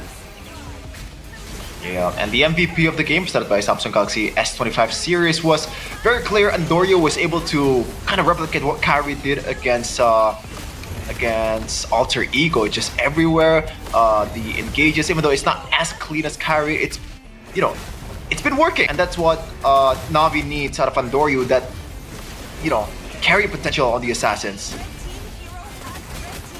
It's, yeah, again, I think mid-game, right? The spike where it started to crumble for TLID. This is an okay trade, I feel like, but after this, oh yeah, with the resource spent, the shadow kill is just so value. It gets really, really difficult for them to look for anything on the map, and I think they just forced the issue a bit too many times. The thing about their composition that makes them really, really good is the fact that, again, when Na'Vi doesn't have damage, it's not just the Uranus that gets value. It's also the Harrod, it's also Yehezkiel on the Zetian, and the Yisun Shin. Everyone on TLID gets value in the early game when Na'Vi don't have damage to burst everyone down. But once they get those items, Joel cannot do what he's been doing the first few turtles of the game. He constantly was just dashing forward, and you can see this constantly as well in the late game. Every time he dashes forward, he gets punished for it, unlike in the early game, which really halts everything that TLID were building towards. So again, I hate to repeat what I said in the drafts, but I'm not a big fan of the draft. I think the draft has been one of the biggest reasons as to why TLID haven't been able to get wins this season. Obviously, it's paired up with the players also not executing too well. But when you have both those, it's not really too strange to see their record in MPL ID Season 16 right now. Yeah, 20-12 in the kill count, 13-minute game only for Na'Vi to secure that one against Team Liquid ID, and they are in risk for prolonging their lose streak. Now, let's talk about the Zetian pick here. I would assume, right, the Zetian pick is used to kind of like the Fury of the Phoenix will be used after the Tsunami Slam is committed by Afro, presumably towards the frontliner of Team Liquid ID, and then that's where Team Liquid ID just pretty much charged towards them. But does it feel like it's a bit too conditional, also one trick kind of like hero? Like, other than that, like, what kind of usage does this Zetian end up having in that game? It's far-fetched. It's a far-fetched idea. I agree with you. I think it's just purely for the vision, and again, the combo you have with the Mountain Shocker, which is basically more vision. I'm not a fan of that. You don't really get a lot of value there. And again, Na'Vi aren't even going to be clumping up for the most part once we get into the mid to late game when they start actually looking for fights. So the ultimate didn't end up stunning anyone of use, right? Like the only guys that were stunned were probably the ones that are already stunned. And it isn't really like the biggest of CC tools. You're stunned for a solid like point something seconds. Yeah, I think the only reason they went for it was to counter the Kalea. But again, I gotta ask you the question, if it is picked to counter the Kalea, Kalea never goes for backliners usually, right? Except for Joe. He usually just goes for Witty, and that's what we saw in this game too. So did you, TLID, really think that the Zetian was going to just stick next to Witty, the frontline, as the Zetian, to cancel out the jump? Yeah, I am not sure, man. Like, maybe they're thinking to like tunnel vision towards the 5v5 team fight rather than just try to build on towards like how will the laning will be, how will we team fight without all of our members available. So that's why they got stuck in that kind of like direction and kind of kills them, like step them in the back, you know, just shoot them in the foot, I guess. I did. So unfortunate. Yeah. It was really unfortunate there. I really thought that TLID has a chance there, especially with the early game control. But yeah, again, Na'Vi, it seems like, hey, you know, I'm happy for Na'Vi. It seems like they're quite solid here, even after suffering a loss. They're able to adjust. It seems like they are still on the same page. And well, let's see here, will they be able to close the series 2-0 soon? Yeah, and we got something interesting for you guys out there. That is Munton's new project for Mobile Legends. Yes, it is a new map in Project Next, so you can you can see some of the maybe features. You know, try to look for it. The broken walls, the dangerous grass, expanding river, and flying cloud. Now, I'm most interested in this flying cloud stuff, man. Like, what will you do with it? Especially when you have a in a losing position, that would be huge. Tigreal with a flying cloud. Absolutely. For everybody out there playing Tigreal, Atlas players, you know, I'm looking at Gani here. It spawns a glide that heroes can use. Heroes will fly for 5 seconds, so it's very useful to join a team fight quickly. Initiators like Tigreal, Atlas will be greatly helped. Again, for expanding rivers, it helps heroes' mobility during a rotation. So, giving more of the movement speed that we're seeing already in the river to everyone. The dangerous grass, there are many bushes in unexpected locations. So, get ready to see heroes with a surprise factor, like the level 4 Saber perhaps, you know, coming back to the meta. Or maybe the broken walls that can enhance a lot of the heroes that need to go fast, but usually hit walls. Like Johnson players, I'm looking at you maybe. Also, there's an expanding rivers, right? Helps recover heroes' mobility during rotations, giving movement speed. And though this is the dangerous grass, I believe what Mirko talked about earlier. Oh, take a look at the grass bottom side there. So cheeky. Near the Lord as well. Oh yeah, that's huge. That's huge. Okay. That is actually Kyrie can never play Baksha in this matchup, bro. in this map, you know. It's already happened twice with the Kumar moments on Baksha. Imagine how many more times it can happen with all these bushes. Wow. This is actually so fun. Munton trying to nerf Kai, bro. I wonder if some of the teams that called every bush for a specific name, like, they're gonna what would have to, they call the new bushes? Yeah, like they'll just have to NV1, adapt. NV2. I called one CITB just for fun. Ooh. What? Which one is Chefing in the CITB, bush. Donnie? Which one? Which one is Chefing in the bush? It's the XP lane. The XP lane It's the bush. XP All right, lane. that one Chefing right in the there. bush. Okay, that's Chefing in the bush. All CITB. right. Okay, like I gotta say, this new like small bush in the bottom, it feels a bit too straightforward for a hiding spot. Like imagine like the Trigula is missing from the map. Like where could it be? Well, now It that's feels like- another bush to check. Maybe in process of checking that bush, you have to go through a lot more, and it actually ends up being you getting picked off too, right? So. Yeah. Hey, it just gives you more options. It's not just there as like, okay, it's guaranteed Tigreal will be there. It's more of like, oh man, now there's 2 extra bushes. We don't know where Tigreal is. We gotta check with our resources for these bushes in case Tigreal's there. So heroes that has a long range kind of like skill will find more value here. Like the Farsa, the Granger, which is already meta, is gonna be even better in this case for bush checks. You know, Connie. But for you, like there are more bushes to play with, so the Kufra meta might be coming back. Yeah, and you know, peep the bush around the Lord though. Imagine if someone like a jungler just sits there, no one checks it, seals it. That's yeah. Ouch. That would be awful. Like, why would you That not would be check awful. that bush? I mean, there's a chance of teams doing that in pro scene after what's happening in MPL Indonesia Season 16 so far. I'm not ruling that out. But we are on towards game number 2 here for Na'Vi versus TLID. We've talked about TLID's errors a lot. Let's talk about like some of the maybe you know, good things about Na'Vi so far. Andoryu, we've talked about him. Amazing. Like, who else can we talk about? Is Afro's set is to your liking, Goni, so far in that game? You know, I think it's a solid one. I think they understand that, hey, we don't care. We'll just make them limp. We'll make it a 4v5, you know, type of deal. So whenever Weedy shows, we saw that from early on, where I thought it was okay, it's Weedy, but then, you know, it makes sense when they already have enough burst damage, then Weedy will be deleted. It's a 5v4, they have a quantity to play around with, and yeah, I think it's just a solid Kalea performance from Afro. Nothing too special, but not underperforming, so yeah. Great drafts from It's a good Aldo. one. Yeah, they really set up Coach for Dahl. success there for the rest of the team, and it came down to just the players understanding when the win conditions hit, when the power spikes hit. When it did, they got all the tools necessary to really take over the game. So again, hey, Aldo has always been, you know, a pretty solid drafter whenever we've seen him in teams, even for Alter Ego. I remember him picking up Exonic, by the way. Xavier.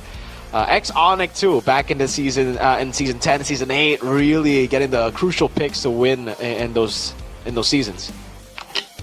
He's the architect for a reason, and he needs to build the winning ways for Na'Vi, contrary to what TLID has here right now. They're looking a bit down compared to how Na'Vi is. What is Sibe doing? Why is he throwing gang signs?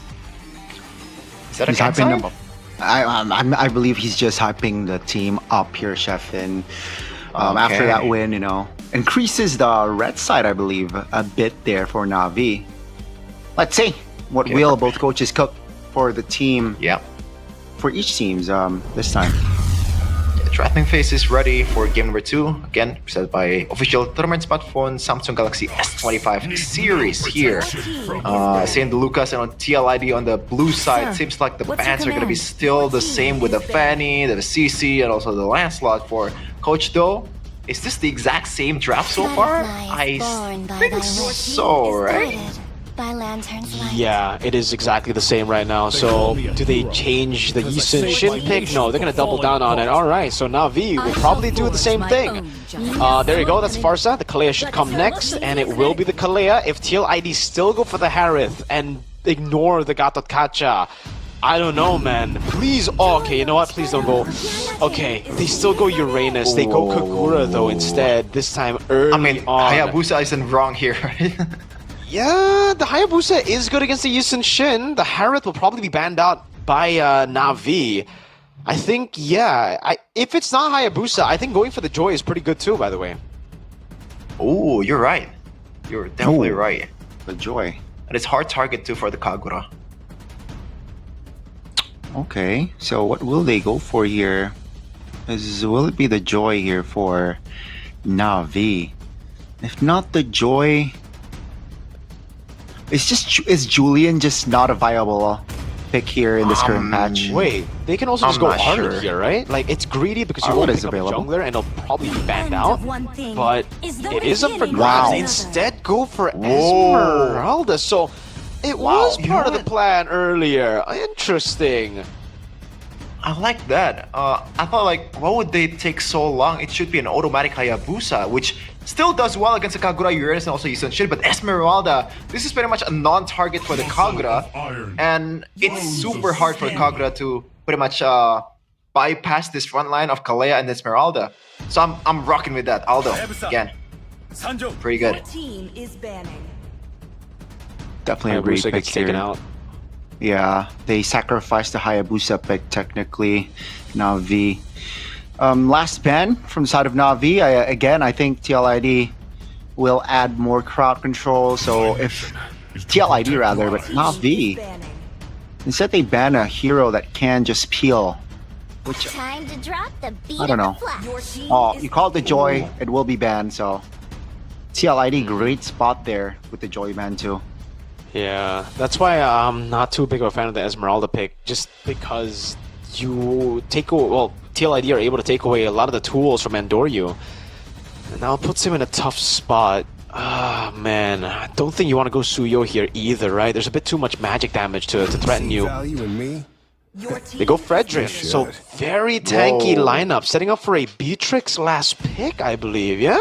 Because, like, what else would it be? Another Granger? Has to be Beatrix, depends has to on be the- like a big damage dealer. Depends on the two picks here. Wow. This Oh, is man. this Solid is choice, crazy. honestly. But against the Farsight, gets double. Farsight gets double value. That's the Kaja with the carry. Wow. Old school. The classic combo.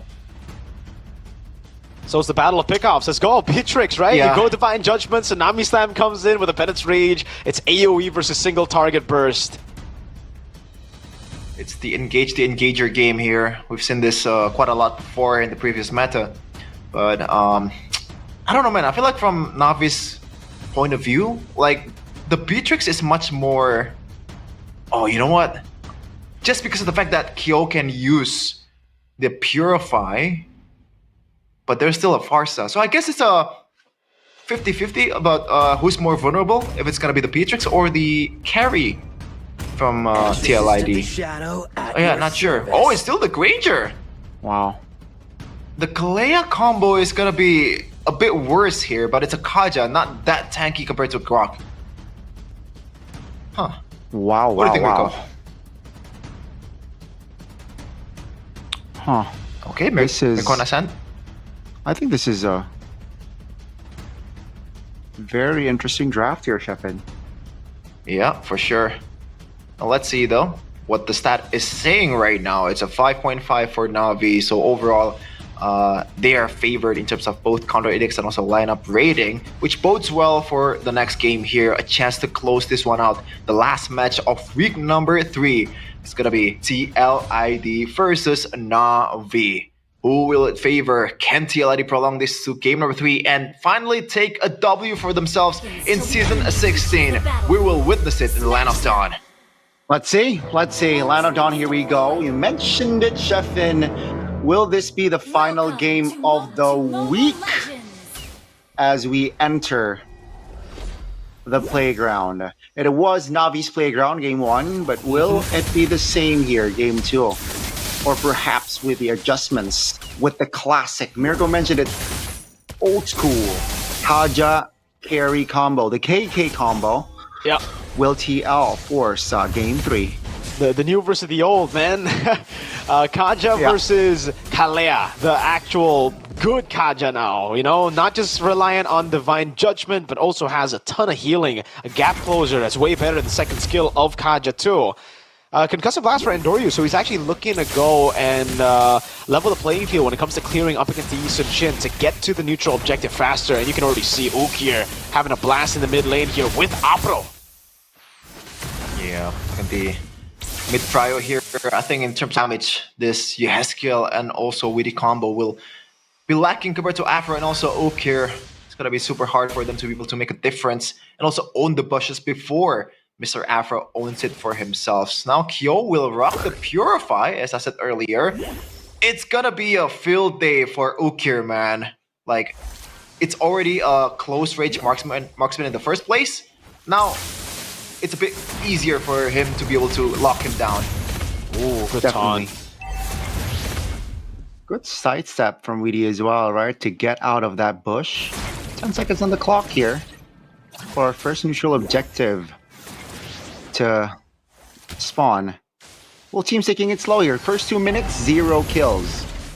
Ooh, good usage of the concussive blast to get Ukir to the lane faster, but he's not level 4. We'll have to rotate to the bottom lane. But wait, Yeskiel's not level 4 either. Gotta be careful. Let's see. Andoryu is on the turtle. Mountain Chalker didn't really land on a member. That's gonna be Andoryu securing it. Cars, though, taking a lot of heat there. Falling Star Moon will not be able to find anything there. That's a kill. Yeskiel, though, will be the trade-off. That's gonna be Yeskiel down. Joe! Quick 1-2. That's a double. Andoryu and Ukir now. Will Andoryu be able to escape? The answer is no. That's gonna be the Divine Judgment. Perfectly timed there. Will force Ukir to flicker. Cars joins in. Will he cause problems? The answer is no. Ukir will fall. Falling Star Moon on towards Witty. Is this trade even worth it? No.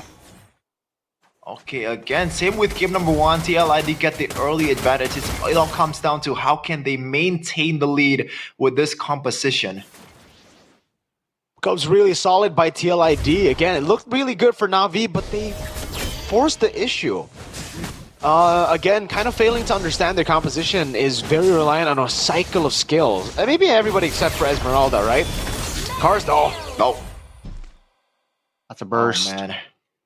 Can't really underestimate the damage from Joe. Especially he is at a 401 right now. It's a disease that all the XP laners have. Overestimating how much tankiness, how much shield Esmeralda or even Uranus can provide to you. And that's an easy way to kill those players at the most crucial moment. It's really, really tough, man. Again, like, we gotta point this out for Cars. Whenever he's on a sustain hero like an Esmeralda and Uranus, he hasn't really been able to perform too well. I believe 0-3 start on the Uranus up against Kin, and now it's a 0-2 start to the game on the Esmeralda. Might not be his thing, you know?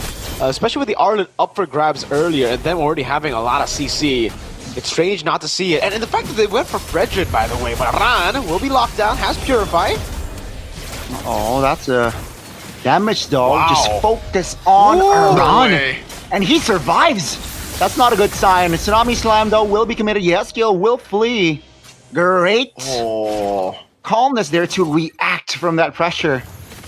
Yeah, Na'Vi now, not claiming a body from that fight, will instead shift their focus towards the turtle.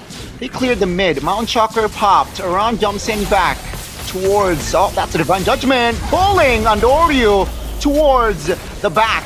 That's going to be the secure neutral objective. That's going to be Aran now, focusing down. That's the Feather Edge Strike. Oh, look here. Peculiar positioning. That's going to be the Wings by Wings, though. Securing himself to safety. Cars was the sole casualty alongside Witty. And he missed the Falling Star Moon.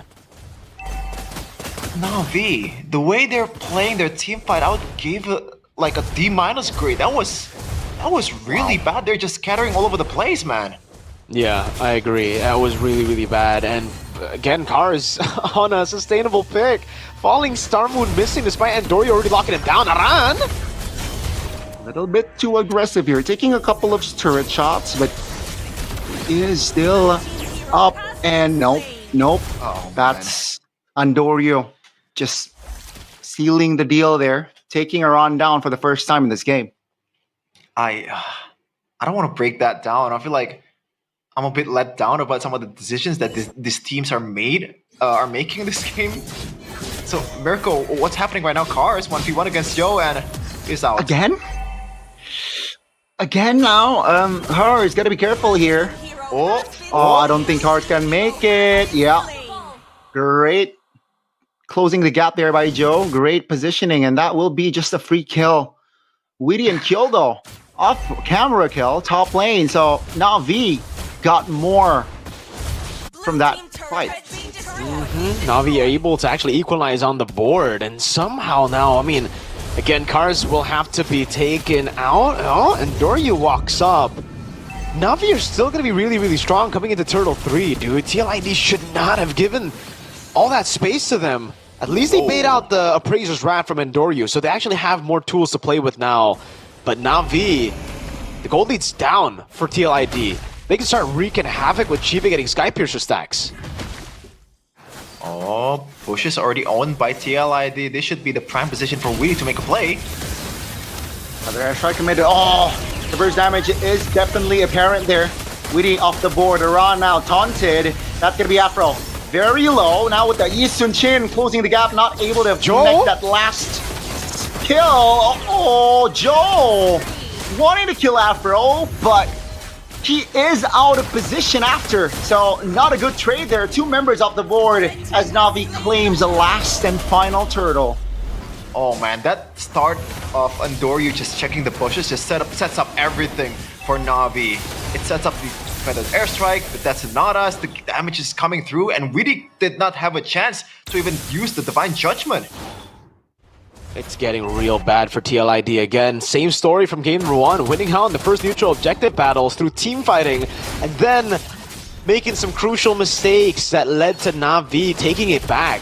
This time though, I would say Na'Vi actually forced it around from TLID a bit better compared to game number 1, where TLID were just the ones losing control based on the draft. But it's kind of similar here. They only have Weedy to engage, and it's only 1 member. So when they go for it, they have to go for the instant kill, and right now, this is also why we don't get to see Carry a whole lot, right? It takes so long for her to get going. You need the 3-item power spike plus more, because by the time you get the 3-item power spike, a lot of the enemy teams should actually already have enough items to deal with just the 3 items attack speed. So now for TL, their main win condition of bursting 1 before the fight even begins can't even really work, because when you go for the Divine Judgment, it's not as far the pull compared to a Tsunami Slam, right? Like the Tsunami Slam takes you quite a distance away from the rest of the team, but with the Divine Judgment, you're kind of stuck there, stuck to eat the feather airstrike, stuck to also get CC'd by Endoryu and Cars, so you're constantly stopped when you go for the Divine Judgment. Yeah, and the fact that I think it has to start of a Divine Judgment towards one of the backliners, either Ukir or preferably Shive, because that's the winning condition from TLI that I can see so far if they want to win the match in this position, because they're already down in gold. And compared to Weedy, Afro can pretty much take some of the frontliners away from TLID, especially Weedy. Engage the Engager. That's the name of the game. Definitely name of the game here. First Lord is up. Okay. Dory's doing a good job of zoning. Taken there. And yeah, great zone there. Weedy on the QC, he's just waiting for the Divine Judgment again. But even if he gets it, by the way, what a flank here. They know of their position. Weedy and Kyo, I think they've been compromised. Falling Star Moon! That's the Divine Judgment there. Oh, Feather Airstrike to deny the potential threat. That's going to be Iran just looking for an angle from the flanks. Appraiser's Wrath committed. Afro jumping. Tsunami Slam on towards Yeheskyo. Vulnerable there, and he will be off the board. 5v4 now in favor of Na'Vi. Make it a 5v3. Now let's see Na'Vi. What will they be able to do? Seems like bottom side will be pushed, but that will be all from TL. Oh no. Mirko, like, thoughts? Well, again, their position was compromised, but they didn't understand each other. This could be the reason, or yeah, the result of all the changes they've made in the roster. I'm still at a loss for words. Again, it seems like that's the common occurrence this week. Just me being at a loss for words whenever I'm on the analyst position.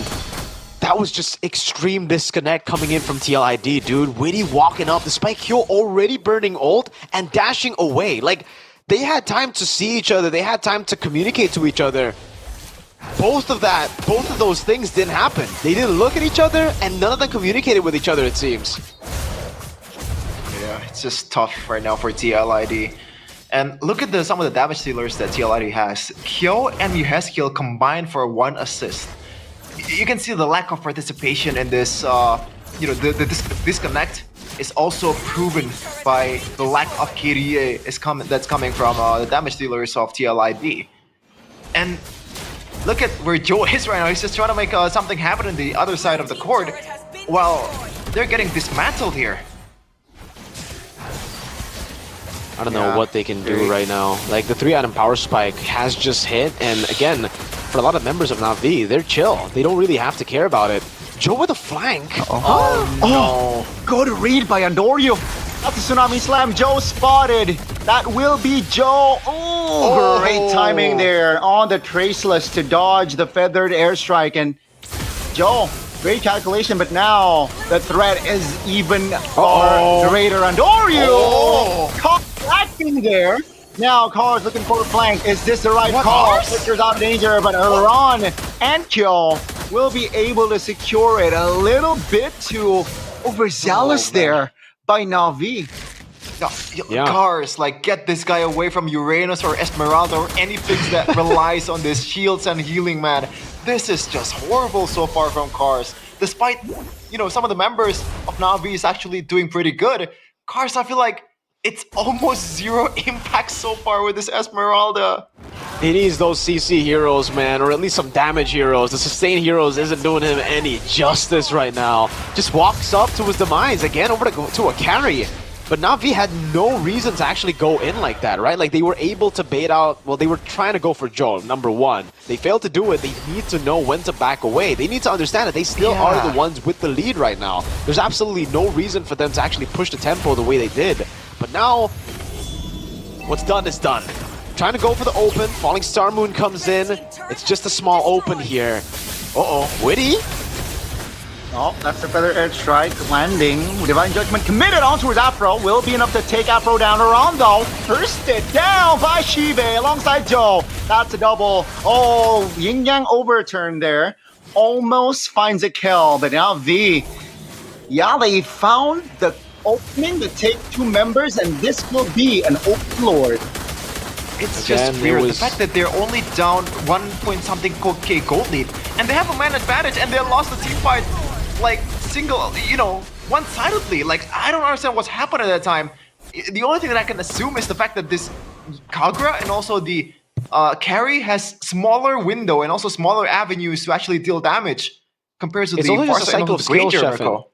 You have to understand, it's a cycle of skills for TLID. It's not just, Na'Vi have consistent damage coming through with Shiva and Cars. For TLID, when they go for the burst, it's a cycle of skills from Muheskiel to go for the burst, and then it's an ultimate from Kyo. Once those 2 are down, it's a window for Na'Vi to continue the fight, while Shiva constantly goes for the gun down, does more damage, has more range, so is doing the damage at a safer distance, and now has almost a fully stacked Sky Piercer to deal with Aran and Witty, who aren't even that tanky. Like, Aran, sure, he's getting to a point where he's getting to be very tanky. Feathered Airstrike zones him back, but Witty clearly is not able to take the shots.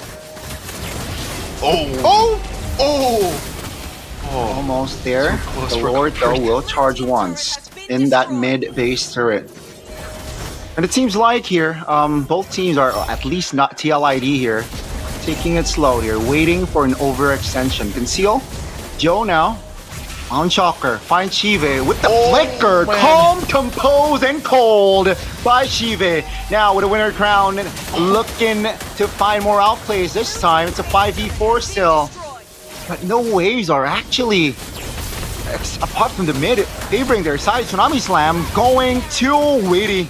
It's a 5v3 now, not too good for the Cavalry's mid turret should fall. Now V continuing to apply more pressure around eliminated, and this will be it for week 3 as Na'Vi will close this series to a 2-0.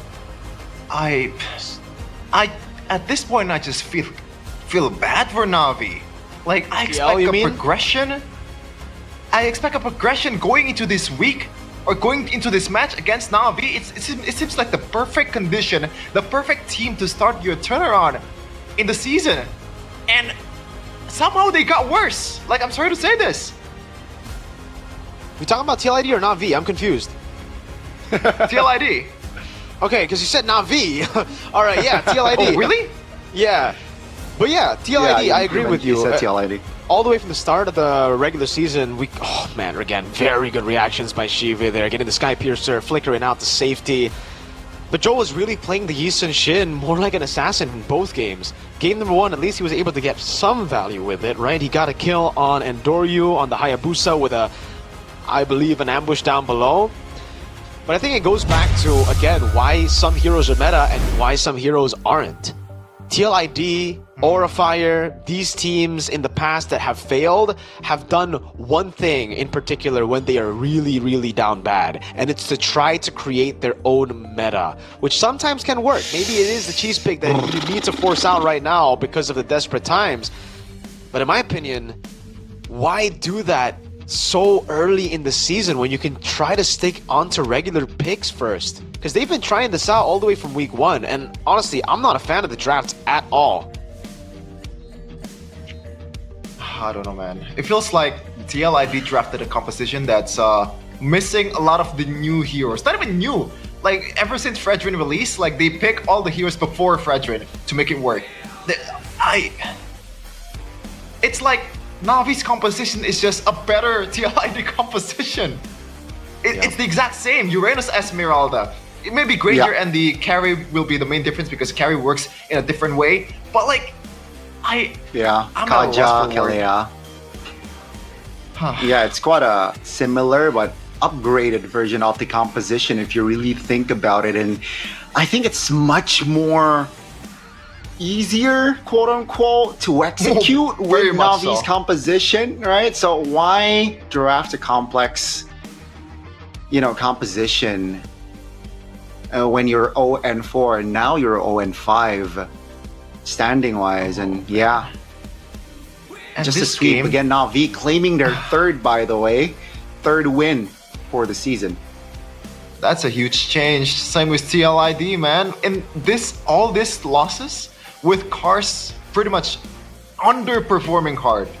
This Don't Esmeralda, cry, the fact that Shepard, he don't cry. went for a damn Winter Crown as an Esmeralda. I mean, I guess it kind of works with the carry and also the Kagura combo, but you know how I'm just like, Mirko, take over, man. Yeah, it's been a very, very speechless week for a lot of us here, especially for the analysts like me. It's just been tough, man, for a lot of these teams to identify their strengths, to identify even what works. Sometimes, like the Dewa United case, you see a really good draft and a very horrible execution, but then in times like this, you see just horrible execution and horrible drafts from TLID, and it just, again, like Shepard mentioned, becomes sad. It really just becomes sad watching these teams. TLID are in desperate need of a change, man. And what change do they need right now? I don't know. They've tried everything. Well, probably not everything. Maybe get Faven and Aaron Shiki back if possible, right? Maybe this time Faven in the jungle. Maybe they've tried the scrims. I don't know, though. I don't know what's gonna go on with TLID now. They tried Kill, they tried Kabuki, they tried Fabian mid, they tried everything. They might have to go for a full reshuffle like they did in Season 14, promote MDL again. That was gonna be my question after that speech, Mirko. Like, is it even a bad idea to just fill all the MDL players to MPL? Because look at how bad it is right now for the MPL guys. They're super underperforming, not really performing to their standard. And at this point, giving MDL players a chance might not seem like that bad of an idea. I think it's even good. That's how sad it is, Connie. It really is. It really is. And yeah, I mean, on a side note, it's just Na'Vi. As expected, though, right? Even from the casters, most of us went for Na'Vi. And question now: will this roster bring them to their first playoffs after a long time? Hey, I don't know. It's just super sad for TLID. Great though for Navi, who might again, make it to the playoffs for the first time in the franchise history in MPL Indonesia, which is great news. They got Endoryu and Ukir. The drafts have stayed really, really good too. So we're just gonna have to see again how they actually decide to play around, because right now it does look pretty solid. It does look like they have that high skill ceiling that we expected from week number 1, and I would like to say they've proven themselves, but I don't know if this is really, the right team to prove yourselves against. Unfortunately for them, they have been beating teams that we haven't really rated too highly to actually prove themselves worthy as to have the sky high ceiling, that we expected from them. Is there anything that you guys want to say? Because I'm not really fond of discussing like TLID's downfall so far, because they're one of my favorite team to watch. Like the way they're drafting, like how they are true to their identity. You can see the Angela Ling, the Angela Alpha. Those are the bread and butter of TLID, and right now it feels like it's just a pastime. It feels like a kind of a one-patch team. The team that got to the finals of M6 is no longer here.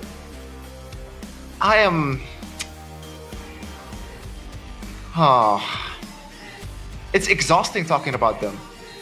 Is what I want to say. Yeah, I can feel you, Sheffin. I can feel you definitely. The frustration. But don't cry, Sheffin. Don't cry on broadcast. You're all not right? a TLID fan. It's okay, man. You're a Geek fan, remember? All right, that's Eterna's job, That's Eterna's job. Nah. But like some of the players in TLID, like they're my boys, man. Of course, yeah. Widi Aran. They're Aran. Yeah, a bunch of humble guys, and they like. You can see it in the way they're communicating right now, Mirko, because they really care about the game, right? They really pay attention to the patch. They really pay attention to the game. They want to improve as a player, and this is so far the result is quite saddening. It is very, very saddening. So we'll see again, guys, as we get to see the MVP. Did we already get to see the MVP? I don't think we've seen the MVP just yet here. It's kind of stalling, but I believe it is going to be Endoryu who's our MVP, who's done an amazing job on Fredrin, on Hayabusa. I think more impressive on the Hayabusa, definitely, but on the Fredrin too. Hey, it shows that he has the discipline to play both of the roles, something we can't say about every player in MPL ID in the jungle. Some only do really well on Assassins, don't really do too well on Utility. But Endoryu shows us that he can do both really, really well. And apparently we have our interview ready here for the winner. Oh, I'm lagging apparently. Okay. I'm back? Let's go. Yeah. I'm gonna be translating what's happened? The interview. Karena aku pribadi mainnya belum maksimal aja. Wait. Okay, I muted the tab. Push lebih jauh lagi dong berarti nih. Bisa pastinya. Nah, oke, tadi Kars nih ya. Nanya. Buat Kars.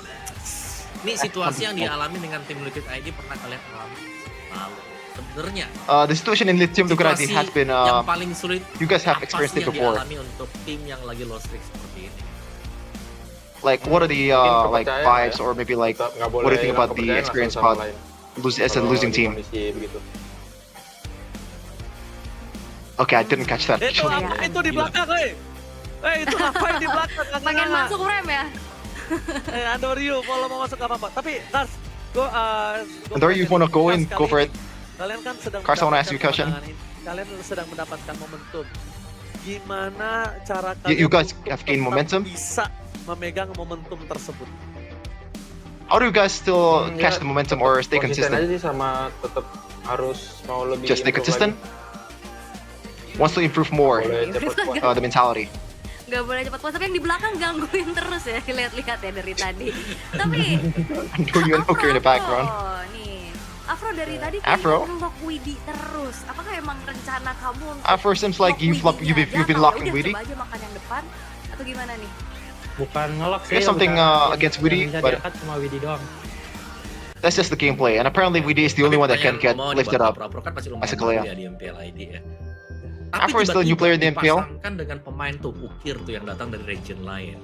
And you're paired up with Ukir. Gak sih buat Apro main dengan pemain senior kayak Is there some kind of pressure pasti ada that you have playing with them? Juga kan.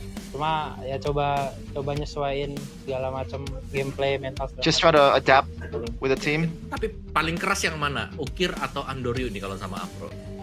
Which one is more harsh? Andoryu or Ukir?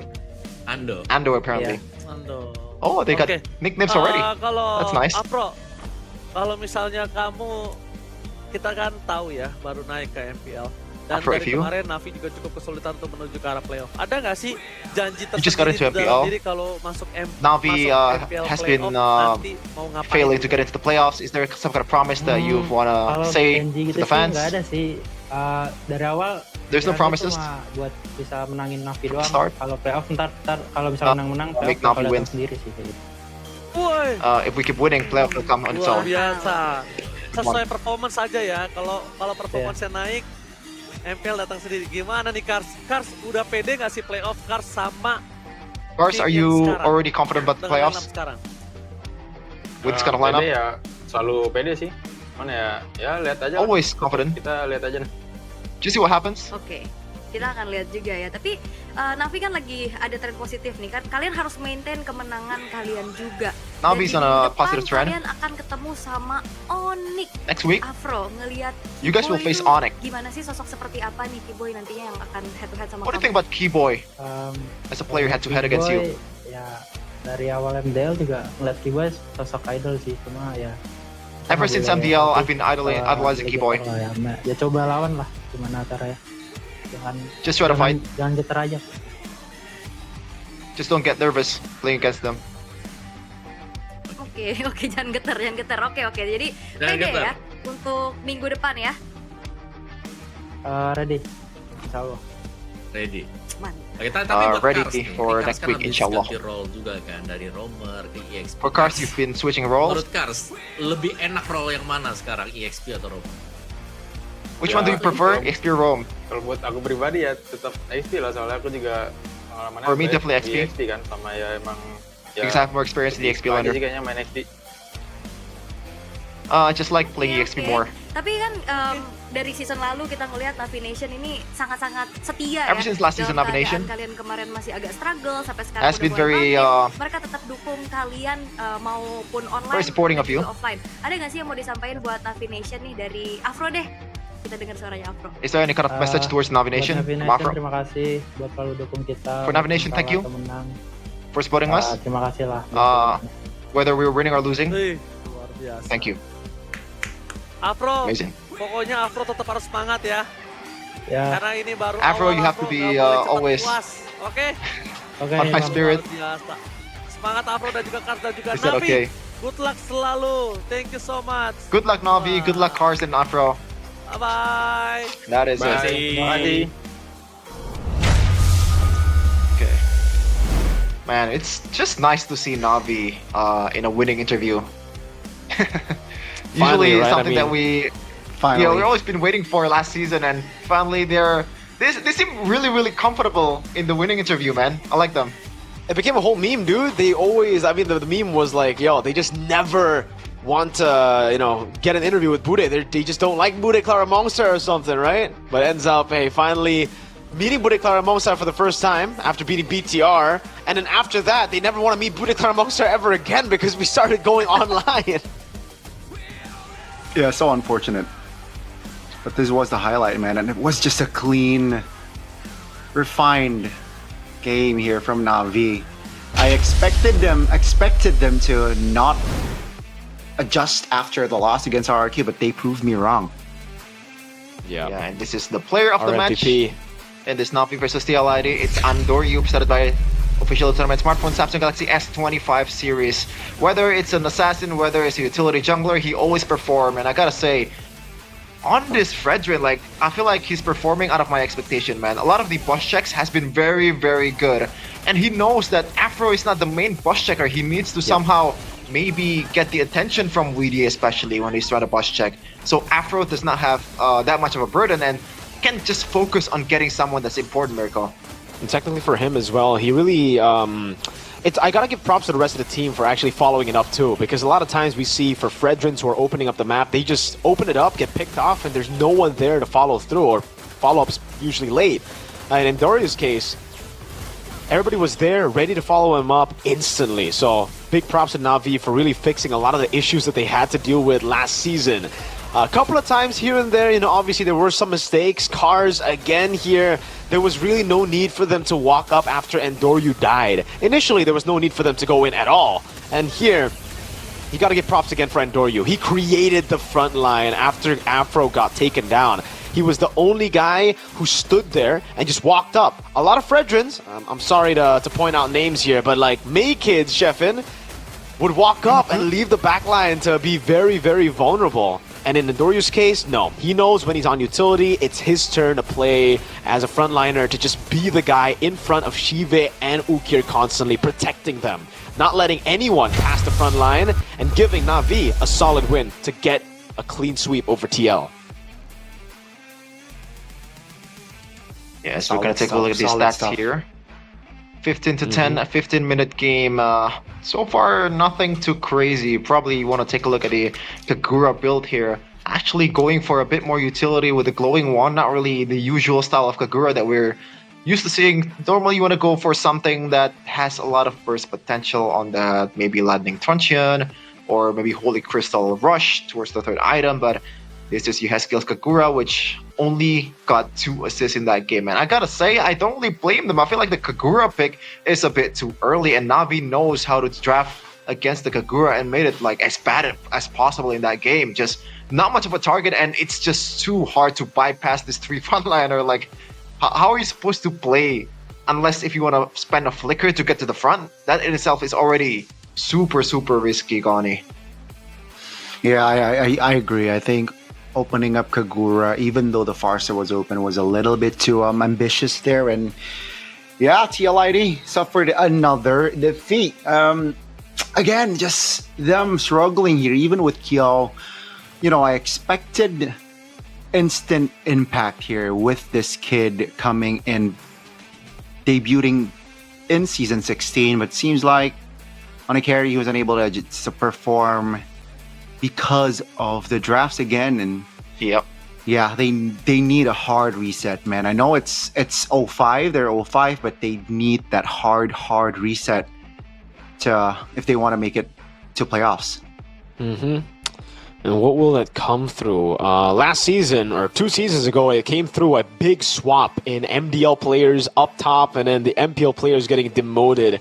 Gugun is still in the bottom in MDL here, waiting for his chance to perform in MPL again. Might be, the man you need at the moment. Just some stability in the composition, in the team itself, in MPL. Because obviously they have done their rounds of trials here and there in scrims. We, yes, need to see scrims as before the season starts. It's the only way to really see how good a player is. But when the season starts, it's very, very different. A lot of players don't do too well in scrims, do amazing on stage, and it might be a case for Team Liquid here, because if they don't make any moves, they're kind of cooked. They might be the first team out of playoffs. Looking at how close it is for everyone else, getting a point next week will be very, very necessary. It is necessary, but not sure if it's gonna happen if they just stay with this roster and also not making any change, man. Like, look at the stats here. Just again, the first total I believe was theirs, right? Or at least they got the initial advantage. Same with game number 1, they just throw it all away. And part of that is the draft, and part of that is they're not playing clean enough. They're not really respecting some of that much potential that's coming in from Ukir and also Granger in the mid game. Just, man, I hate repeating myself, but it's super sad to see. It really is. Unfortunate, man, to see the championship team and Season 14 fall and crumble like this. Just even last season when they got sent home in day number 1 by Onyx, it was already sad, So seeing them now go winless after having a pretty big change in the lineup is even sadder, considering, again, especially for some of these members who are coming back, like Kabuki, it really looked like it was going to be the redemption season for him to finally show to the world that him getting replaced was good for the time, but he's back on stage. Now he's getting replaced again. I guess, fortunately for Kabuki, his replacement didn't do too well either. So I guess he is pretty safe up until maybe Aaron or an MDL Gold Lane gets promoted. Oh. It is actually unfortunate there. But yeah, again, they're 0-5 right now, still sitting at the bottom of the standings. Wow. What, week 3? So 4, 5, week 6, they still, technically, mathematically, they still have a chance to, you know, pull a miracle run to make it to playoffs, but it's just tougher and tougher now. It is sticking, and it really involves on the results of other teams as well, right? Exactly. So yeah, let's see here. TLID not really a good 3-week or early start here from Team Liquid, very apparent. So let's see what they will do. You know, technically not their first time being in this sort of situation. But yeah, let's see what they will handle, how they will handle it this time around. You said they need a miracle, and I gotta say, miracle is called miracle for a reason. It doesn't happen twice. Like, it takes. So far, you're right. We've only seen man on your left is a miracle. That's a miracle. There's only one of me right now, right? There's no 2 miracles yet. Maybe in the future there'll be another miracle, but for now, it's just me. And yeah, I agree with Sheffin. Miracles only come once. For Evos, it happened once. For TL, it happened once, and maybe they've used all their miracles. Yeah, maybe they have used all their miracles. It's just so funny seeing Sheffin's reaction to that joke. Nah. But yeah, moving on. Man, do you have a son somewhere or a daughter? I think you're a dad already with that joke. That was so bad. That was pretty bad, but it's okay. It's okay, you know. Sometimes we gotta give. Well, Gani is getting to, you know, the older age, Sheffin. We gotta respect it. Gotta respect the elderly, Sheffin, you know. Yeah. You need a cane, Gani? You need a cane? Hey, he's not as old as Wolf just yet, you know. That's kind of like Wolf shenanigans right there. I wasn't gonna go to Wolf, but you made the connection. Oh no. Okay, that's not me, Wolf. That's Miracle, right? That's not me. I'm not angering the richest caster in the world, man. But yeah, back on a positive train. Navi claims a clean sweep of victory over TLID. Now we're gonna talk about the ceiling of Navi and the ceiling of TLID too. Like, if you guys were to give a percentage of like how big of a chance TLID has to make the playoffs, like what number would it be? I think right now 1 to 10 or percentage. I think it'll be 20% right now. Whoa, interesting. How about you, Gani? Yeah, I mean, I think around 18 to 20 percentage-wise, you know, mathematically speaking. Is yours what lower, about you, Sheffin? Yeah. Yes, brother. They're on a 5-game losing streak. I think 20% is a bit generous. Yeah, like I don't know. I would give them a 10 or even lower at this point. Wait, hopefully they will pull it off, though. It really depends what it means, right? Like, if they don't change anything and they stick to the same draft, the same thing, then I'll say 0%. If it's just the way they play today. But if they are going to be making those changes, and if they're finally going to be utilizing meta picks, I think there's still a 20% chance that they can make it to playoffs. For Navi, we're talking about like a team that, you know, probably will go to the playoffs. Mirko said they will definitely get to the playoffs. Like, what do you guys think is the percentage of them representing Indonesia in M7? For who? Who? Navi. Wow. that's a quick jump. I think right now it's like 10% or lower. I think maybe 5. Okay. There you go. How about you, Gani? Yeah, I think. Yeah, I'm gonna be generous. 15. Wow. 15. Ooh. It's gonna be interesting. That's still low. I'll go like 8%, but we're gonna see the standings first here. Bigatron by Onyx number 1, then followed by Bigatron, Evos, RQ. Navi jump up towards number 5. Alter Ego has to take a step back towards the almost red zone here. Daiwa United, then Team Liquid ID in the bottom. Still Wait, you 0 missed out points. on one team. You didn't mention one team. What? Yeah. What? The team at 8th place. Can't hear you, man. Sheffin. I think you're lagging. I think you're lagging. Oh, don't worry, I'll read it out for you. I believe Geek that. fans are 8th Hello, place Zipper? currently. I think Miracle and Gone is lagging. Oh my god. What's happening in the stream? I know you mentioned that 8 is your favorite number, and that is why. Test. Okay, I'm back. What's up, guys? Yeah, 8 is your favorite number. Competitive. And it's a pretty competitive season 16. You can never know what's gonna happen, especially from second to 7th, man. It's very competitive here in MPL Indonesia. Maybe Team Liquid ID can make it a bit more competitive if they go back to the winning ways. And Onyx, we need them to fumble, man, if we want to have an actual competitive season. Because if you know like what's gonna happen at the end of the season, then I don't know, man. Is it gonna be that fun? Probably not, man. Again, it really depends on the other teams having to step up, right? It's not really Onyx's fault. It's the rest of the teams that aren't able to compete with them. Let's take a look at next week's schedule, though. Navi versus Onyx from BTR versus RRQ. Interesting. Oh, interesting. And we got the classical derby here in Saturday. RRQ versus EVOS. Always nice to see they were united against EVOS too. Geek versus Alter Ego. If Geek loses this one, CITV will turn into J something TB. I don't want to say the what that stands for, but Onyx versus TLID. This used to be a big match in season like 14, man. But TLID, that is a tough road to get your first W. TLID up against BTR, and then also fight Onyx. That is insane. But Rookie of the Week, Oni, this is your time to shine. Quite surprising that they opted for this quote. It's just, Randy, man, instant positive influence, significant as well, which might be the answer for EVOS. You know, they have been struggling, looking to stabilize, and with Randy, it shows that, hey, this might be it. This might be it. Still too early to tell, though. But yeah, I like what this kid is. A lot of young bloods, man. A lot of good young bloods this season, and Randy is definitely one of them. Might carry EVOS a long way. I want to ask Sheffin something, because I read his quote. I thought his quote was going to be used here. Is this really Evil Tyrant? Evil Tyrant didn't exist. Yeah, Evil Tyrant doesn't exist. Evil Darren. This is Evil Tyrant. This is reverse Tyrant. I'm gonna let down that it didn't get used, but Miracle.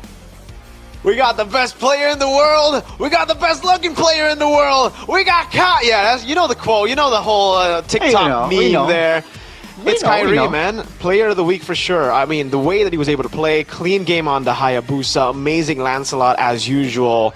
And hey, now he's got that flair, man. Like there's something different about the aura of Kai. Back in the day, he was a bit too safe, you know. Like we needed a bit more of personality. That's what he was lacking, you know. He's got the looks, he's got the skills. It's just the personality was kind of like whack, yo. But for some reason, this season, with the red hair, he's been spicy, right? So starting from I didn't know. I didn't expect to be more of a fan of this guy, but now I am. Geek Fam, you know why they zoomed on you? You know why they zoomed on you? That's a reaction to Geek Fam's the Femunity, 8th place currently. What are you saying? What do you say? Okay, back to Kyrie. The thing that I like the most about Kyrie's statistics is they show the Lord rate and also the total rate, man. It's not just about the kills and also the flashy plays. It's all about the objective, that composure, and also just try to take a step back without killing the enemies. We still get some positives on the board with killing the totals and also the stuff that you do outside of the team fight. That's why Kyrie, would you go as far as to say that he is back to the best player this season? After maybe losing that title to some players in the previous seasons? Maybe. I mean, he went up against RRQ and just battered it. But hey, guys, if you want to see Kyrie and Lutpi in action going up against Ukir, MPL Arena, live, Friday, alright, Roundel against maybe as well. Get your tickets, ID, mpl.com/ticket to get more info and also get your tickets. Claim it. Also, Gobs versus Yazuke for that Saturday matchup, baby. Ooh, that's a battle right there for a red zone, This man. one too. Who's gonna stay? Who's gonna get out? Oh, BTRQ, baby. This one too. Oh man, can you beat RQ? I think that's the stem of an elite team, man. I don't know. Geek Fan beat RQ and they're 8th, so I don't know. Is it a sign of an elite team? Oh man, I'm not having a good time here. Getting ganked up by 2 people. And I'm in the middle. It's the same story, man. Last week too. You know, Sheffin. Sheffin, in honor of Kyrie winning Player of the Week. Yesterday, me, Arashi, and Eterna did the Alden Richards pose. Now, would you guys join in doing the pose as well in honor of Player of the Week High? What's an Alden Richard pose? Show him, Gani, show him. The Alden? Ah, there you go. Ah, that's a pose. There you go, yes sir. All right. This is the super frantic. So, who's going to be representing Indonesia? M7. Onyx is still leading the chat with 33%, 1/3 of the whole vote. So you can see, pretty much the whole world trust Onyx will actually go through at least the final, and that's an understatement. Oh man, it is. Is it just the inevitable? Is it just inevitable? What do you mean? Is that representing M7? No, them winning it all. Winning M7. I don't know about that. I think No, the red team M7, right there has a chance. MPL ID. I think the red team right there has a chance. You know what I'm saying, man? Which one? Are you talking about Alter Ego? It has red. I'm talking about the red team right below Onyx in the standings, not the ones in the 8th and 7th place, man. Come on, Gani. Okay. You're second. I respect that. I respect you for now. One question for you guys. If Onyx faced off against the best players of each team, you know, they compiled all of the 5s. Why are you guys zooming on me? I feel uncomfortable. Zoom on again. Zoom on again. Please, Zipper? Thank you so much. Back to the question. If Onyx were to play against the combined 5 All-Stars of the rest of the team, who do you think would win? The combined 5 All-Stars would just be BTR with Kin. And Edok. Kin Really? and Edok, right? Nile. Oh yeah. Who else is performing that good on the jungle? Kin. Your EXP. Or Dyron. I mean, Dyron Yeah. just played 1 match this season, so I think right now not yet. But if Dyron gets back to form, it'll be Dyron there. Well, I guess, but yeah. Mid lane, Moreno. Yeah, it's Moreno. Like, come on. Kind of weird to see that, you know, you have all these players and despite it all, never won MPL So Indonesia a technically we single already time. know the answer then. I don't remember Geek Fan winning MPL Indonesia, but it's alright, you know. Hey, we represent Indonesia in M5, alright? But of course, MPL Indonesia Season 16 would have been possible if it weren't for our sponsors. It is powered by Munton, supported by PBSE, presented by official tournament smartphone Samsung Galaxy, official e-wallet GoPay, our official coffee Good Day, our partner in esports Simpati, Dunia Games, GamesMax, and Good Time, our advertiser Kacang Sukro, our suppliers Head and Shoulders, UBS Gold, Royal Guard, and Imaginary. Thank you for all the sponsors for making this happen, for making this bullying live on broadcast happen, which I involuntarily participated. No. Hey, it's all right, Chef. And hey, we're having a blast here. Hopefully, your team finally gets a win, right, next week. Because unfortunately, me and Gani, we got to translate our winning interviews, but you haven't been able to translate a Geek Fan winning interview. That'll come. I wasn't gonna bring that up. Don't you worry. I wasn't gonna bring that up, but It's you okay. spotted it. You evil person. Oh my god. But yeah, we're gonna be back for more action in week 4 MPL Indonesia Season 16 and MPL Indonesia Season 16. We own this. Oh no! We own this. No!